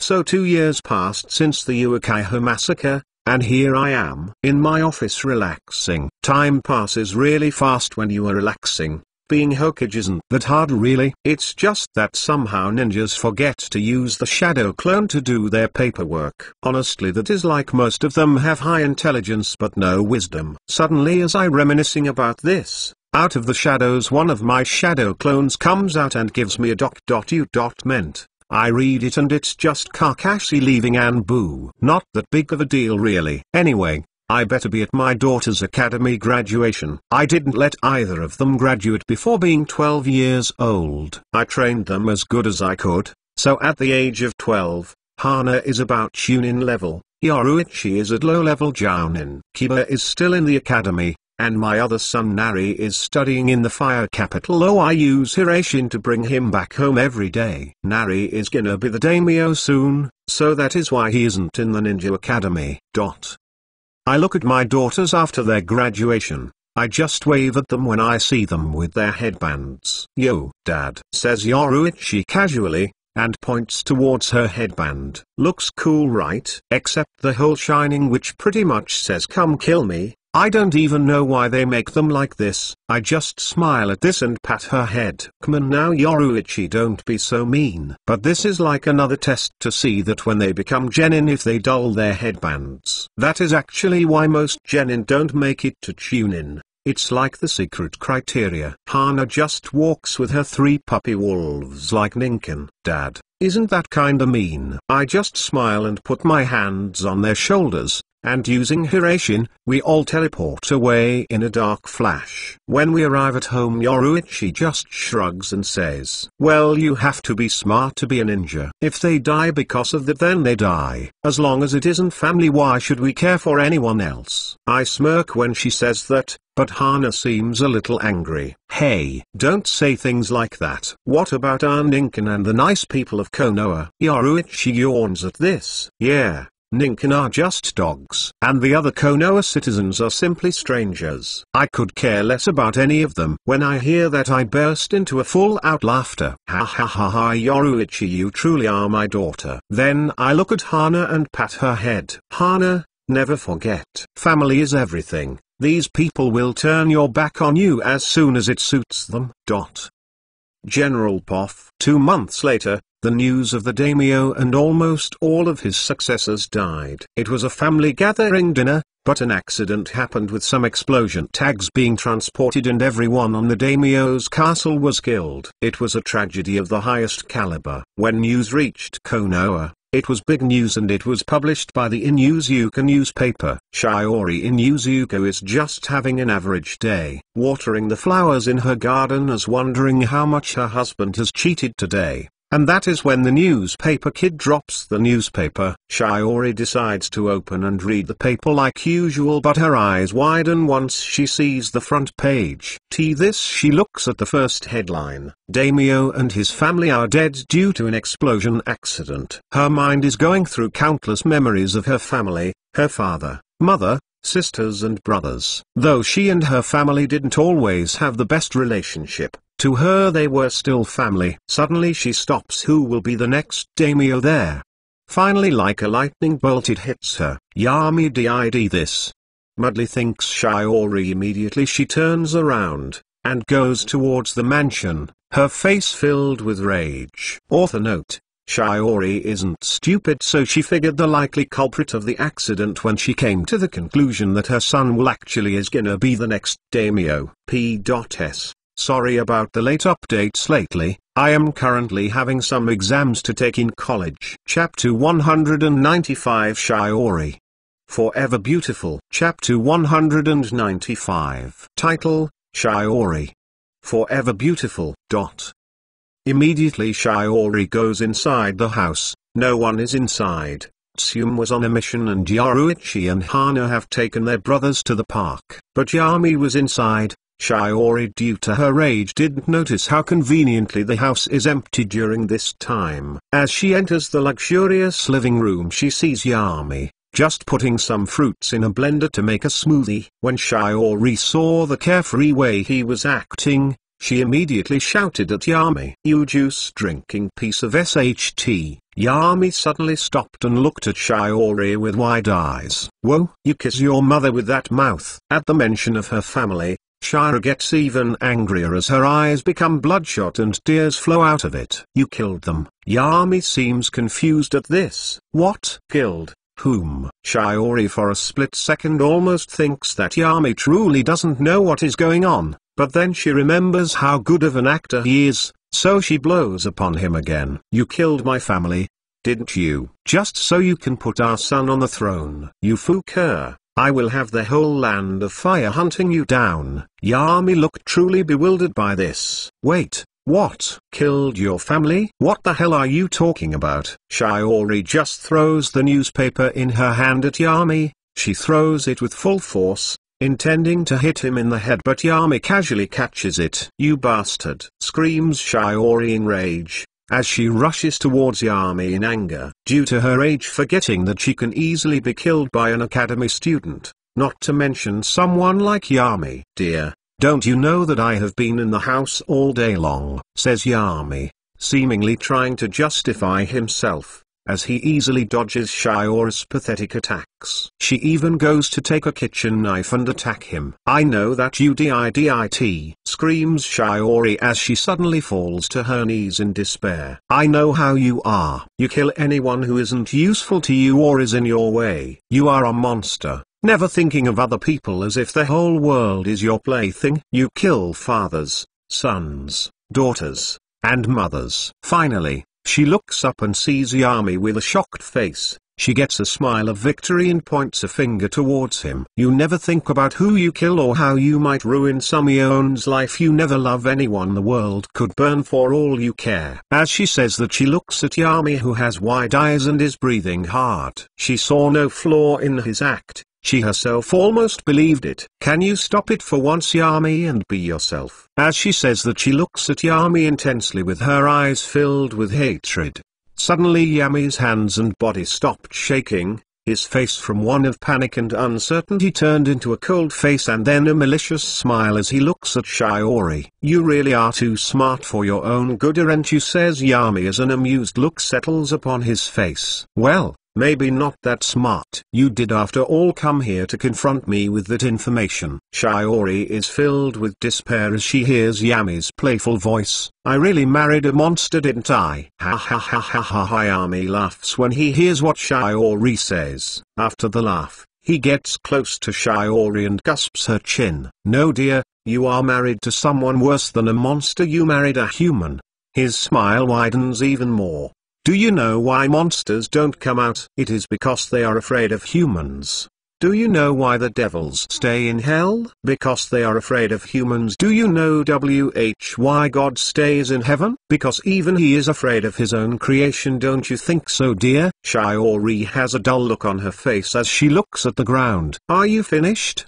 Yami seems confused by what she is saying. "Don't say SHT that not even you believe in," says Shiori, her voice null of any emotion. "You don't even believe in God, and why are you even acting like some madman? Is this all a game to you?" Yami's malicious smile settles down into a calm, calculated smirk. "Honestly, I am just bored. Nothing interesting has been going on lately." Shiori just sighs at this. Yami suddenly looks serious as he decides to ask, "Anyway, how did you even figure me out? What am I even doing talking with my family's killer?" Thinks Shiori as a chuckle escapes her as she suddenly says, "Woman's intuition." Yami chuckles at this too. "Ha ha ha, smart. But really though, I will torture you to insanity if you don't talk." Shiori's whole body shivers and she immediately starts talking. "As you said, look at someone's past and you can determine who they are no matter how good at acting they are." Yami just hums at this. "Okay, I believe you, but just to be sure." Yami's hand goes towards Shiori's head and suddenly Shiori's eyes dull and she starts drooling. Yep, she was telling the truth.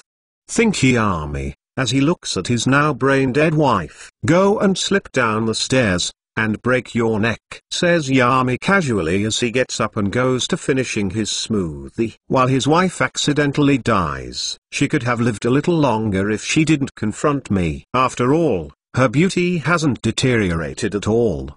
Thinks Yami, as he yawns a little and pours his smoothie in a glass. Balm. As he hears his wife fall down the stairs, he still has a nonchalant look on his face. "Guess I now get to have my son as the daimyo. Now I can implement some policies that allow me for some forceful expansion." Yami then takes a sip of his smoothie. Yogurt and garlic is a nice combination. "I wonder if Tsum and my cute secretary Inami might agree to a threesome, just to cheer up their hokage after his wife's death." It was later announced that while Yami was in the Hokage Tower, the news reached him that his wife had an accident. For the first time, some people saw that their perfect Hokage shed a tear at her funeral, with his children all around him crying. But the next day, he was back to work and as powerful as ever. And so just like this, 5 years pass. Yami is still Hokage and the Land of Fire is more prosperous than ever before. He was currently in his office, with his real body and not a shadow clone. He also had Guy in his office doing push-ups. Yami Poff, I look at my green jumpsuit wearing student. He is doing push-ups in my office, which I allow while we are talking. He is getting older and he is afraid that his body will deteriorate if he doesn't work out, so he is mostly always working out. After all, the S-rank ninja with the name of Konoha's Green Beast is not gonna be weak. He is also known as the strongest taijutsu specialist in the world and even has a statue in a village he once saved. He is really moving up in the world. Anyway, Yami-sensei, you should have seen his youthfulness. He is training so hard, he reminds me of a young me, says Guy, now starting to do some sit-ups. I know Guy, you already told me about your new student. What about the others? Do you plan to have them take a C-rank mission soon? I ask him, already knowing the answer. Guy does a thumb up towards me as he smiles. Yep. That will be so youthful. I just smile in amuse.e.m.e.nt at his antics. He is quite entertaining. Author note, except during combat, Guy acts normally like he did during canon. Soon we will see how much has changed due to the MC's presence in this world. Check out my Patreon.com Holy Joker 23 chapters in advance. Join the Discord. Discord.ggm9hgrm. Chapter 196 Yaruichi. Chapter 196. Title, Yaruichi, Yami Poff. As Guy goes away, I think back on the changes I have made in this world. I mean they aren't anything major, but they are still pretty big. For example, Guy is an S-rank ninja. Kurenai and Asumu are elite ninja with the power of around low S-rank level. My power has been rising considerably and my son is the daimyo now. Usually child daimyo are manipulated by their advisors, but they obviously didn't dare to do that with my son. They don't want to piss off the best killer Konoha has. That would be extremely dumb of them. Also in the land of rice, it seems like Okimaru has started building the Hidden Sound Village. And I also passed a new legislation during these last years. It is that everyone in the Hyuga clan must get the modified caged bird seal that I made, so their eyes can't be stolen by the enemy, no matter if it's a branch or main family member. Of course the Hyuga clan tried to refuse. I didn't even need to use Koto Matsukami on them. I went for the diplomatic approach, and a voting process attended by all of the Hyuga clan. Of course the branch family outnumbers the main, so now the latter gets the caged bird seal too. I mean if someone outside of the Hyuga is gonna have a Byakugan it's got to be me and only me. I like monopoly over magical eyes like the Sharingan and Byakugan. These little eyeballs are too precious and dangerous to let out into the world. Suddenly as I am deep into my thoughts,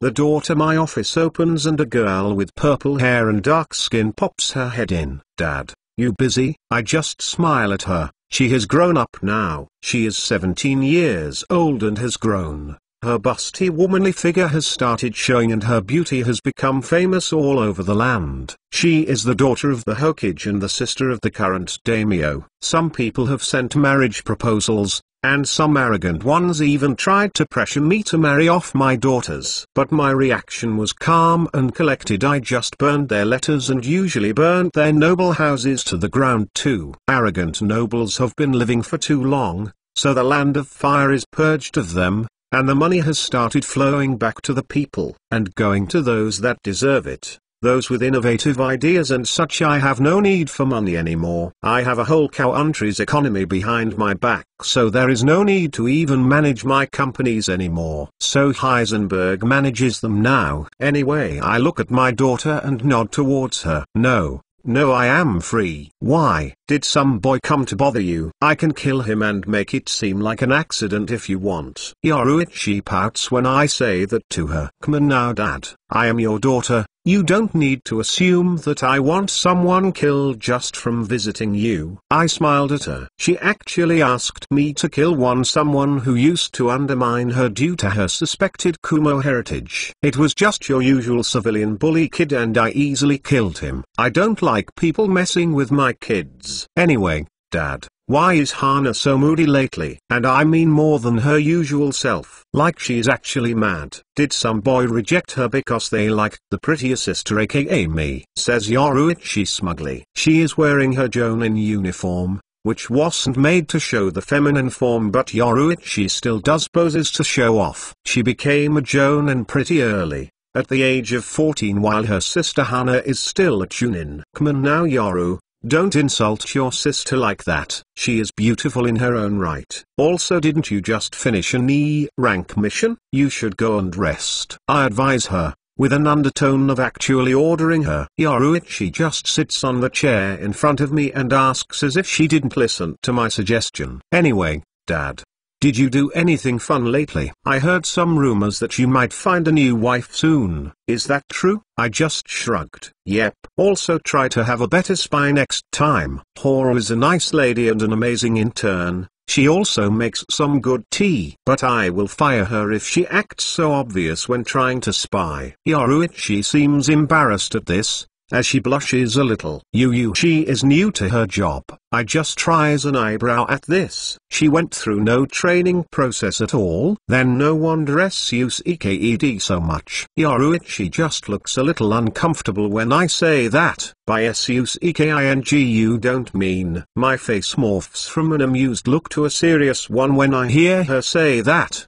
No. Oh says Yoruichi uncomfortable. I don't have the conversational skills to continue this conversation anymore. Hey. But by saying that she just diffused the situation and she actually does have the skills to get out of a conversation like that. But that is unimportant, as I suggest to Yoruichi. You know, if you are so desperate you can use my spy network. She pouts again at this. But they will report to you. A spy network managed by you isn't gonna look for my interests. Well, your current spy network also reports to me, but I won't say that to her. Better let her figure it out by herself. Well, to manage a spy network, you need a building and training equipment, plus the food for the spies and their daily needs, while training will have to be managed by you. So it's not just having people loyal to you. It's harder than that to create a spy organization, or any organization for that matter. I say as out of the shadows without Yoruichi noticing. A hot cup of tea comes and I start drinking it. Yoruichi seems to contemplate what I said, and she finally says, "So, Dad, I know that you have a lot of money. So maybe you can give me a small loan of, let's say, 100 million yo?" I look at her bewildered. You have no sense for money, do you? And no, I won't give you money. Make it yourself. She seems a little disappointed at that, but she perks up and asks again. How about I marry some rich guy of your choosing? Well, she is my daughter, that is for sure.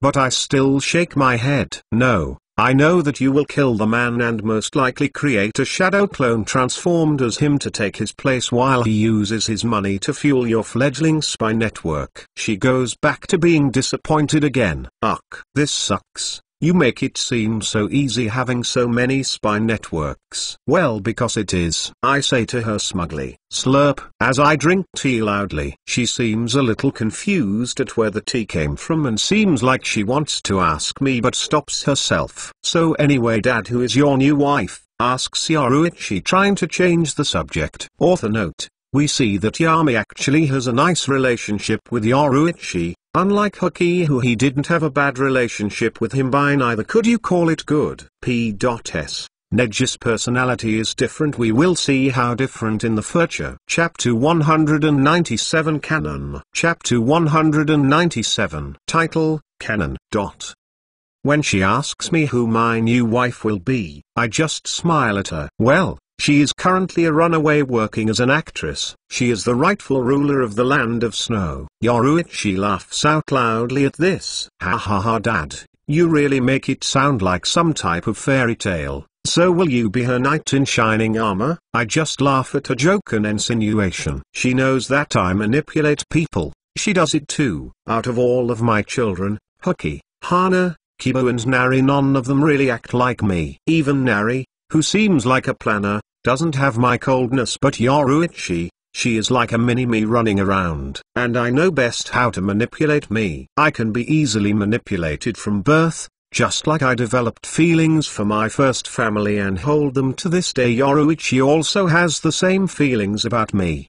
The world could turn to ashes and she wouldn't care as long as me and the rest of her siblings were okay. Though she doesn't have my greed, which is okay, but after a couple of decades I will leave everything to her as I will try to figure out how to get out of this world. I have already learned tens of thousands of jutsu from all over the world. I have no need for the ninja world anymore. So it should just go away as soon as I get the most benefits out of it, of course. Me and Yoruichi talk about an hour, and her clone even brings us some vanilla ice cream. After eating the ice cream she goes away, and as she walks away I look at her back. She has gotten stronger. Once she masters the technique I especially made for her, she will reach S rank.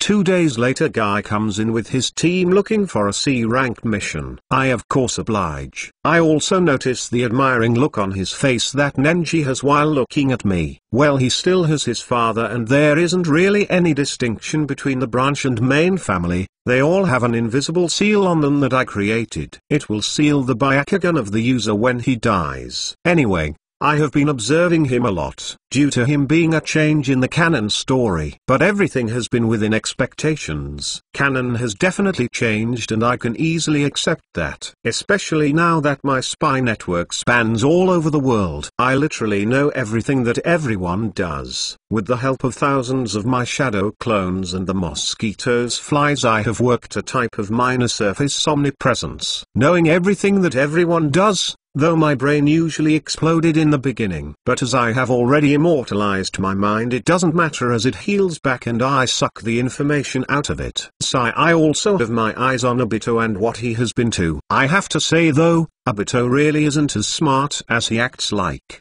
He is just following Madara's already pre-prepared plans and following them religiously as he should. Surprisingly, getting access to the plans wasn't hard. I just stealthily mined up to White Zetsu underground and looked if there was anything that I didn't know about. There was a little bit I didn't know, and that wasn't shown in the anime or something that I didn't already know from my spy network. But really though, I know that White Zetsu acts like a good spy network and Madara had confidence in him. Well, look, we're letting his guard down and allowing a being like White Zetsu get information like that. General Poff. So like this 1 year passed. Konoha had already reached its peak for growth at its current time. Skyscra.A.P.ers are all over the village. It looks more like a modern city than a ninja village. The other hidden villages haven't been able to keep up with Konoha's growth at all. Konoha alone have stronger economical strength than the whole Land of Wind. Not just the hidden sand village, but the whole Land of Wind was overtaken by a village city like Konoha. A ninja village usually gets its economical income from missions. But Konoha it's different. Even though ninja missions are bountiful in Konoha, it still doesn't make even 1% of the overall income. Even when the daimyo of the Land of Wind decided to send missions to Konoha, the mission income didn't surpass 1% of the overall income. Though later on a deal between the 5th Hokage Army and the 4th Kazekage Raza was worked out. The contents of the deal are confidential to even the S-rank ninjas of the village. But it is rumored that both Yami and Raza came out of it satisfied. Currently on the Hokage mountain where all of the Hokage's faces were carved, a certain yellow-haired child was painting over the faces of the 4 Hokage. Strangely, the 5th face was left clean and no paint was applied upon the structure. Suddenly the yellow-haired child was painting some snot on the 3rd Hokage's face when some Chunin yelled out loudly at him, "Hey you there, what are you doing?" Immediately the child looked at the one who yelled at him. He saw that it was a Chunin with another one just came as he looked. He immediately jumped off the mountain and climbed down as the Chunin chased after him. Don't think that you will be escaping this time, Naruto. He was chased through the roofs of the houses and skyscra.A.P.ers, but he was able to escape as he went down amongst the dense population and transformed into a trash can at the side of the road. The Chunin walked straight past Naruto, without even noticing that he was there. But suddenly as Naruto transformed back, another Chunin with a scar above his nose, was right behind him. Naruto, "What did you do this time?" said the Chunin, a little annoyed, but then a tick mark appeared on his forehead as he yelled. "But most importantly WHYRNTUATCLA.S.S." Naruto seems unsure of what to say, so in the end he just blurs out, "Iuka-sensei, I wasn't the one who painted on the Hokage's faces." "I see," says Iuka with a pissed off look on his face. In the end Naruto is brought back to his class, and tells them to do the transformation jutsu. All of the students do it. Everyone transformed into Iuka, except Kiba Inuzuka, who transformed into his father, the Hokage Yami Inuzuka.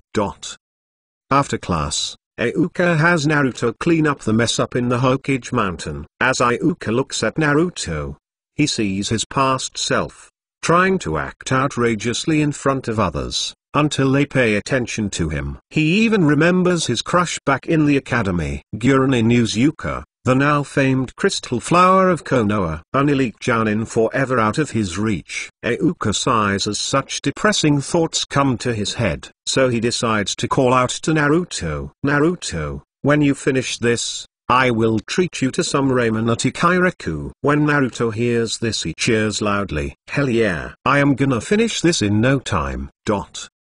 Author note: Canon just came. Check out my Patreon. Patreon.com Holy Joker. 23 chapters in advance. Join the Discord. Discord.ggm9hgrm. I usually post pics of the characters, how they look and some of their reactions. Chapter 198 Scroll of Ceilings. Chapter 198. Title: Scroll of Ceilings. After Naruto cleans the 4 Hokage faces, he and Iuka go to Ikiraku Ramen and sit down. Iuka decides to ask, "So, not that I am complaining, but why didn't you vandalize the 5th Hokage's face on the mountain?" Iuka is truly curious about this, due to Naruto ever vandalizing the 5th Hokage's face on the Hokage Mountain. Naruto has a look on his face that is full of conviction. "I know that the Hokage earned their names," says Naruto calmly, while stirring his ramen bowl. Then he looks at Iuka with a confident smile on his face. "But I will surpass them all." Iuka just raises an eyebrow at this. "How will you do that? Plus why didn't you tell me the reason you don't vandalize the 5th Hokage's face?" Naruto looks annoyed at this. "Well, if I did something like that, Yaruichine would hunt me down and beat me up, and she always finds me super easily, unlike the other Chunin." Iuka looks confused at this. "So she stops you from vandalizing the 5th's face but doesn't care about the others?" As Iuka says that, Naruto just shrugs his shoulders. "I am not really sure of that. But she only appears when I am close to Uncle Yami's monument." Iuka smiles at this as if already knowing something that Naruto has no idea about. "It is most likely a genjutsu that is cast when one is in the proximity of the statue," contemplates Iuka, as he comes to his conclusion, "though that sounds like something impossible." Yaruichi is the daughter of the debated strongest genjutsu user Konoha has ever had. Even Kurenai is only recognized as strong before she uses Yami Inuzuka's signature genjutsus.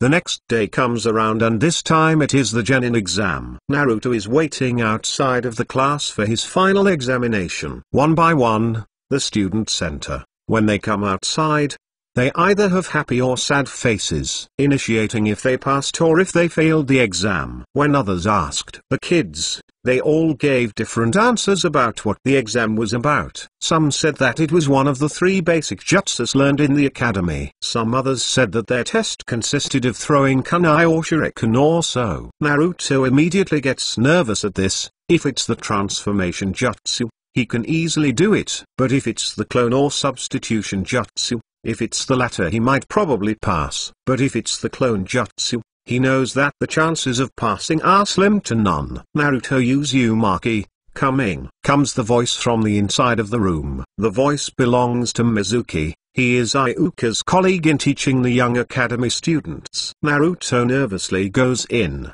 and immediately Iuka asks, "Okay now, Naruto, do the clone jutsu." Immediately an unknown heaviness settles over Naruto's heart. "Come on now, I can do this, I just gotta believe in myself." thinks Naruto as he tries to encourage himself. He gathers his chakra and does the tiger hand sign, trying to summon a clone. Poof! And in a cloud of smoke appears next to him. Naruto still is nervous as he looks at his creation and sees the clone who looks more like a blow-up doll. Iuka just shakes his head at this. Sorry Naruto, but it seems like you will have to wait for one more year. Naruto looks down and walks away from the classroom, dejected by the answer that he got. This is his third failure. Has tried 2 previous times for early graduation. He took the test but he still failed. In the afternoon as Naruto was walking around dejected, he hears someone call out to him, "Hey, Naruto." When he turns back to look, he sees that it is one of his teachers. It is Mizuki. He smiles at Naruto and as he gets close to him he says, "I know of a way that you can become a genin. It is called the secret exam." Naruto's face immediately brightens up when he hears this. Really? So that means that I didn't fail and won't have to repeat another year, right? Mizuki nods at this. Yep, this is like a ninja mission. After all, a ninja has to look underneath. You must look at things from an outside perspective and think outside the box. Naruto's face brightens at this. Tell me the super secret test. I promise that I will complete it. That day, in the evening inside the Hokage's office, it was dark and there seems to be no one. Suddenly the window opens and a figure wearing all yellow comes inside. It is Naruto. He has come inside the office and is looking around. He finally saw the giant scroll that Mizuki told him to get, in order to pass the secret exam. Yes, I found it. Now I can become a genin for real, thinks Naruto, as he has a wide smile on his face. He immediately runs away from the scene, jumping out of the window. But suddenly, back in the Hokage's office, 2 figures appear out of the darkness. It was Yami and Yoruichi. They both had malicious smiles on their faces. Yami just whispers to his daughter, "You know what to do now." Yoruichi nods and answers with a simple, "Yep," as lightning curses through her skin, forming a cat tail and ears made out of lightning. Fosh! She immediately disappears from her location, going towards a certain location that she can sense a certain dumb tune-in. Dad really knows how to amuse himself, as expected of the person with the most free time in Konoha, thinks Yoruichi as she blitzes from building to building, traveling at breakneck speeds.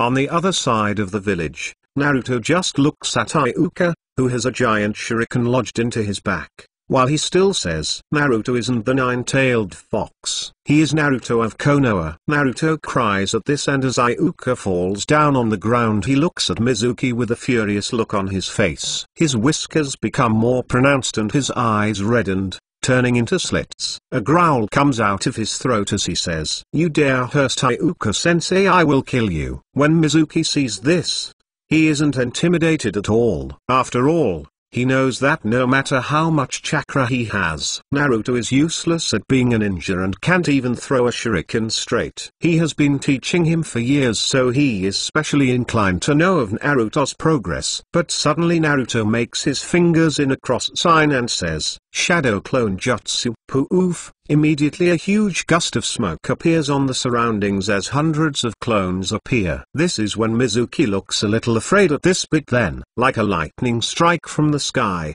a being surrounded in blue lightning in a split second appears above Mizuki and, boom, bashes a kick on his head, and out of the lighting a female voice comes out saying, "Hello there SHT spy." It is Yoruichi, clad in a skin-tight dark full body suit, kicking Mizuki in the face, with just enough power to knock him out. But even while he was being electrocuted, Mizuki couldn't help but admire the person kicking him. How beautiful, says Mizuki as he falls into unconsciousness. Plop. And falls on the ground. Yoruichi on the other hand has a sadistic smile on her face as she kicks an unconscious Mizuki. Um.A.S.O.C.H.I.S.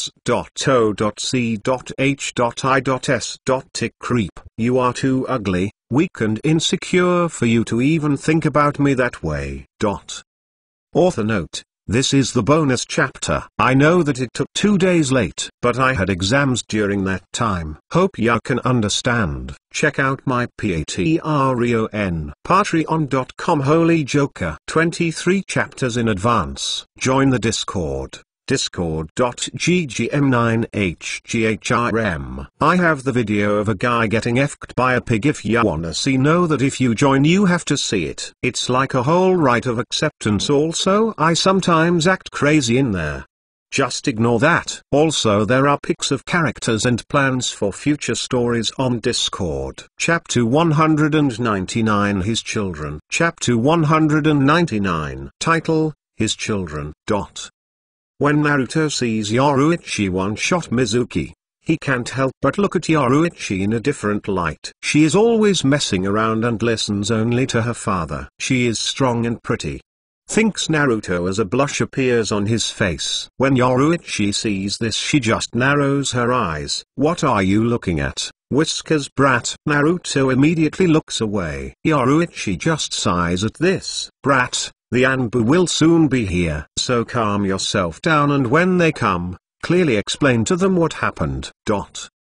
So as the Anbu came, Naruto and Yoruichi explained to them what happened and how it went along. Yoruichi just sighs once more at this. Well, I will inform my father of the happenings here. That is when Iuka, who is being healed by an Anbu who knows medical ninjutsu, as he opens his eyes he looks around and sees some of the Naruto clones who are just running around. Naruto, you are officially a genin now, since you can use clone jutsu. As Iuka says that, Naruto turns around and says, Iuka-sensei, you are awake, says Naruto, overjoyed as he goes in for a hug.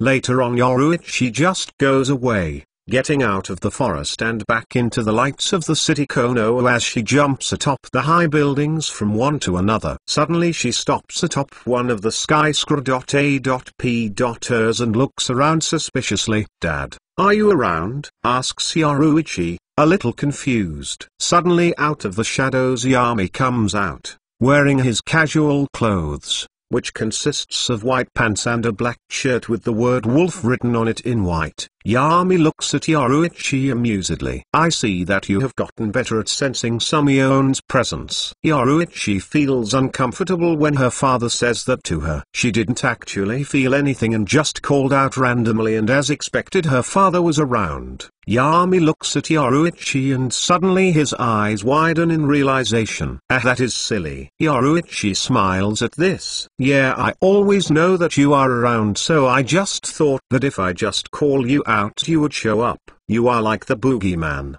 but you only need to be called once. Ha ha ha. Yami laughs along with her too. Ha ha ha. That truly was ridiculous. Suddenly this time Yoruichi's eyes widened in realization. Wait, Dad, did you just manipulate me so you wouldn't have to tell me how you predicted perfectly what would happen with Naruto? Yami just looks to the side and sarcastically says, No, of course not. That would make me seem like a manipulative person. And I am not like that at all. Yoruichi smiles sarcastically. Yeah, very funny, Dad. Yami smirks at this.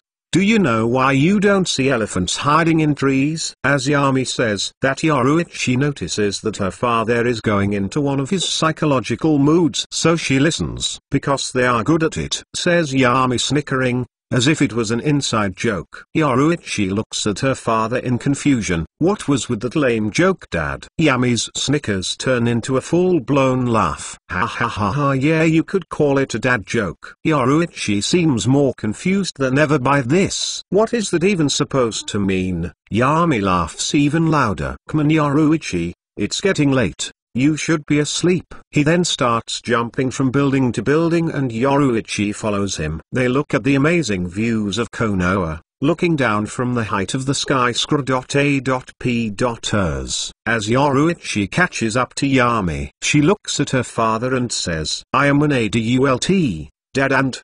But before she can continue, Yami interrupts her by saying, Hey there, adult, I am Dad. Yoruichi, still confused by Yami's behavior, frowns. Suddenly she feels a hand on her head as they are mid-air. She sees that it is her father petting her. He has a sad look on his eyes. something that Yoruichi never truly saw, and she knows that this time he isn't acting. Yoruichi, if one day I were to disappear out of nowhere, I want you to continue your life like nothing happened. I don't want you to grieve for me or look for me, says Yami with an unusually serious voice, making Yoruichi surprised at this, but she dismisses the notion. Dad is a good actor, he can easily trick me. This might be one of his jokes. But still Yoruichi still seriously answers, don't worry Dad. I am likely to die before you, so I don't need to be worried about something like this. Suddenly Yami looks at her with a wide-eyed look on his face.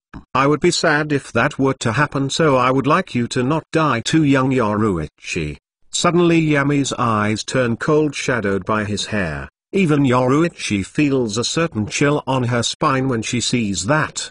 But Yami says in an unusually cold voice, no, I won't allow you to die too young, Yoruichi. I will never allow something like that. If I have all of this power and can't protect my own daughter, then. Suddenly Yami comes out of his trace and looks at Yoruichi, his face back to normal and his eyes have that warm energy in them. Sorry daughter, it seems like the older I get the more my mind wanders. I will be going home first. Fosh. And in a dark flash Yami disappeared, leaving Yoruichi confused beyond matter. What is going on inside your head, father? You have everything. You say that family is everything, but why do you yourself seem so confused? Haven't you already figured out everything? The way you usually speak, walk and eat is of someone who has everything figured out. Why do you seem so unsure, father? As Yoruichi thinks that, she is left contemplating what her father is thinking. Ever since young, she has never been able to figure out what her father is thinking. She only knew that her father is terrifyingly smart and always had an answer to any question. Father, why do you seem so lonely? While she was thinking this, she completely forgot about asking her father how he predicted something like this. On the other hand, at Yami's mansion in the Inuzuka clan compound, inside the mansion is his luxurious living room. A woman is sitting in one of the couches while reading the book Romeo and Juliet. She has long black hair with bangs that swept on each side of her face and violet blue eyes. Her name is Koki Kazuhana, and the current leader of the Land of Snow and Yami Inuzuka's current wife. She used to be a novice actress. That is before her current husband found her and completely destroyed her uncle who had taken over the Land of Snow. She can't help it that every time she thinks about her homeland, she thinks about her husband, or more specifically his power. What she saw that day terrified her while at the same time made her fall in love. She used to always be worried that her uncle would find her and kill her. But in less than 1 hour after finding her, her husband obliterated her uncle. She used to think that physical power is limited in comparison to political power, and it falls short to the second. After all, ninjas still listen to the daimyo. But then she met Yami. He conjured what can only be something godly, a giant humanoid figure with a dark hue to it, and simply obliterated the castle that her uncle used to live, together with him and his whole army, with only one swing of its sword. That made the people think that the gods are mad, so they appointed her to leadership position again. That day she understood something simple but critical about the world. Violence is the ultimate power and everything can be solved by it. Suddenly, in a dark flash, her husband appears, and when he looks at her, it makes her heart flutter as if they met up for the first time. When his coal black eyes meet her violet blue ones, it makes her shudder. Why, Yami, you are back? She asks him nervously with a blush on her face. Yami just smiles at her softly. He already knows that even though they have been married for quite a bit, and have had sex hundreds of times, she still acts like a high school girl after her senpai. Though I am 16 years older than her, I am 37 years old and she is 21. But really though, my power shocked her so hard that she has withdrawal and a little Stockholm Syndrome symptoms, spending her life running away in fear of her uncle, and I just come around obliterating him, has broken her a little mentally. She sees me as someone undefeatable and my power is infinite. Contemplates Yami, while looking at his wife. He now has control of the Land of Snow, so he uses that place as a place of technological development before they come to Konoha. Yami then just walks towards his wife and picks her up in a princess car. Come on now, let's go and have some fun, my beautiful wife. Koki blushes at this. Oh, of course, my husband. Yami smiles at this and, fosh, he teleports to his bedroom. Tomorrow Yami is back to the Hokage Tower, inside his office, looking at Naruto in front of him and the photo he has for his ninja doc. The latter has Naruto full of paint all around him. He picks up the photo and shows it to Naruto. So what is this? Asks Yami with a completely serious look on his face. Naruto just gives Yami a thumbs up. That is me looking cool on my photo. Yami just nods at this. Okay, then go and retake the photo under 1 hour and bring it here. The photo needs a clear image of your face, so no paint, masks or anything like that. Naruto's mood goes down when he hears this. Man, I look so cool on that, complains Naruto. Yami just nods again and says, if you don't bring the photo back here in under an hour, you will have to repeat another year in the academy. Naruto's eyes widen and a shocked look appears on his face. No, he screams as he immediately jumps out of the window. I will bring it back immediately, Hokage-sama. Yami doesn't react to this at all. He just pushes the doc.u.ment and calls the next in line. Kiba Inuzuka. The door is opened and Kiba comes inside. Yo, Dad, what you doing? Yami just narrows his eyes at Kiba. Don't you? Me, did you look at your graduation grades? They were horrible. He looks uncomfortable at this. Hickman, now Dad, don't be like that. I did pretty good. Yami just sighs at that. By pretty good you mean only better than Naruto, and that makes you the second last. In my opinion, I think you should go back to the academy. Kiba's eyes widen at this and he immediately bows down to his waist. Please Dad, come on, don't do that. I am your son. I promise to study harder when I become a genin. Yami then decides to deploy his best tactic by saying, your sisters both had top grades in the academy, and look at them now. They have such successful careers now. And after Yami bully teaching his son the lessons of life, he reviews the other graduates and Naruto finally brings another photo. After that Yami gets up and, poof, Yami dispels himself, showing that it was a clone all along. The real Yami is in his office, drawing a DBZ character from his last life. With him having so much free time, he has got different hobbies now. When he gets the memories of his clones, he just smiles. It seems like the plan continues along.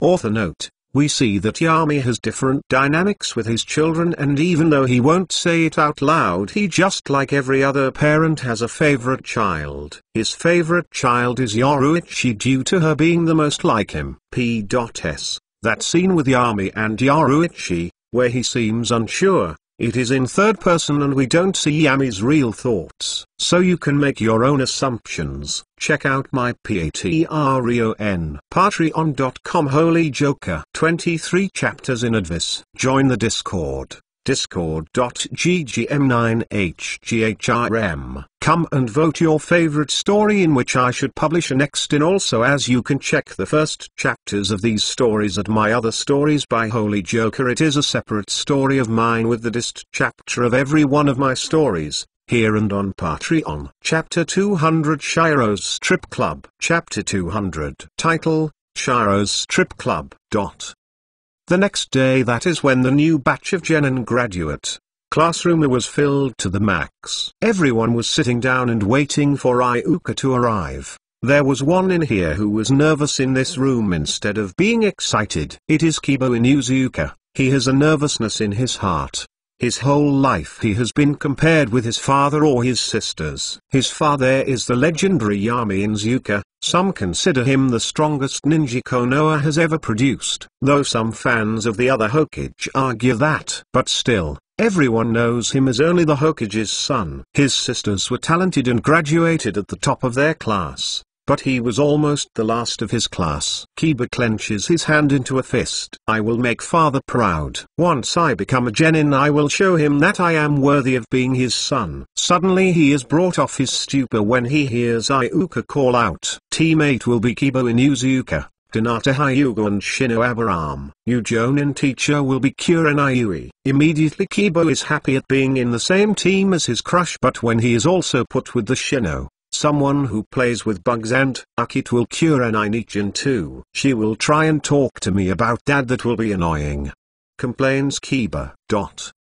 On the other hand, Yami, who is currently inside his office, is just drawing something when Yoruichi comes in from the window. Yo, Dad, today we will throw a party for Kiba's team assignment. She notices that her father is doing something and she gets curious. She gets close and sees what her father is drawing. What is that? Yami stops and looks at Yoruichi with a smile on his face. This is my new creation. I call it a manga. Manga? Says Yoruichi, trying to say the weird saying word. Dad has way too much free time on his hands. In the end she just shrugs. Anyway Dad, what do you plan to get Kiba? Yami stops drawing and looks at Yoruichi. When you graduated I created an S-rank technique just for you. When Yoruichi hears the name, she cringes a little. Dad, don't call it like that, I told you. The name is Yami looks at Yoruichi with a calm look. I created it, I name it. Plus the lightning takes the form of cat tails and cat ears.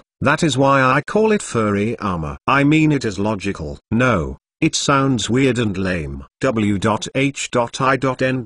Yoruichi. Yami just shrugs as if he doesn't care about it. Well, you can call it whatever you want, but it is registered as lightning furry armor. Yoruichi pouts. Come on Dad, I never ask for anything, so please just do this for me. I don't wanna go down in history books as the S-rank ninja who used something like furry armor. Sigh, it took quite some time to think of this name. I put real work into this technique and I don't even get to name it. Sure, whatever, I will change the official name, says Yami, a little saddened on the outside. But on the inside, he doesn't plan to change the official name at all. This will be his little joke on Yoruichi. But Yoruichi Kiba won't be able to use an S-rank technique. So what do you think I should give him? Yoruichi thinks for a little. Kiba is kinda weak in the chakra category. Maybe something that will help him in a critical situation. Yami nods at this. He thinks of the thousands of the possible techniques that could be useful to Kiba. He closes his eyes and thinks, using his vast knowledge of jutsu and his physical brain, who now is like a supercomputer. A second later Yami opens his eyes and looks at Yoruichi. I have just the technique for him. It will be perfect for him. 1 month passes and so Team 7 is just going toward another location to do a D-rank mission. Kakashi is just walking with one hand in his pocket, while Naruto, Sakura and Sasuke were talking about something. So Kakashi-sensei, will this mission be at least interesting, or will it be just another fence painting mission? Asks Naruto, sighing out loudly in boredom. Kakashi stops for a second. He then looks at them, putting his book down. Well, this person is associated with the 5th Hokage. Back in the day they used to be as close as brothers, and people say that he has saved the Hokage's life on multiple occasions. That immediately gets their attention. Even Sasuke seems interested in this. He knows that Yami is regarded as the greatest Hokage. Even back in the academy there are countless books on Yami and his early life. Kakashi takes the lead, mentioning them to follow him as he walks into an alley.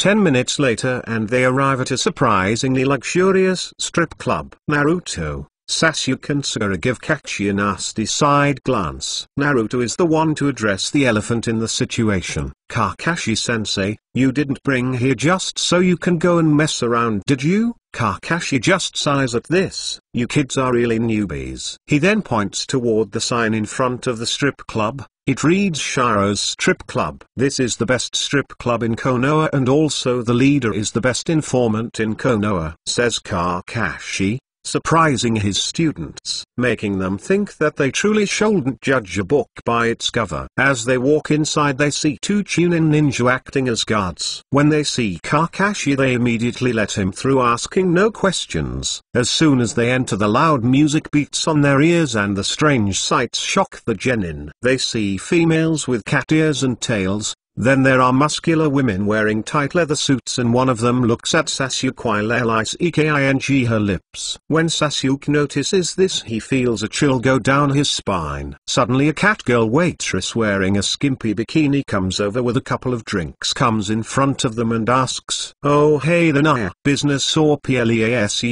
Naya?" Kakashi has a blush on his face looking at the B.R.E.A.S.Ts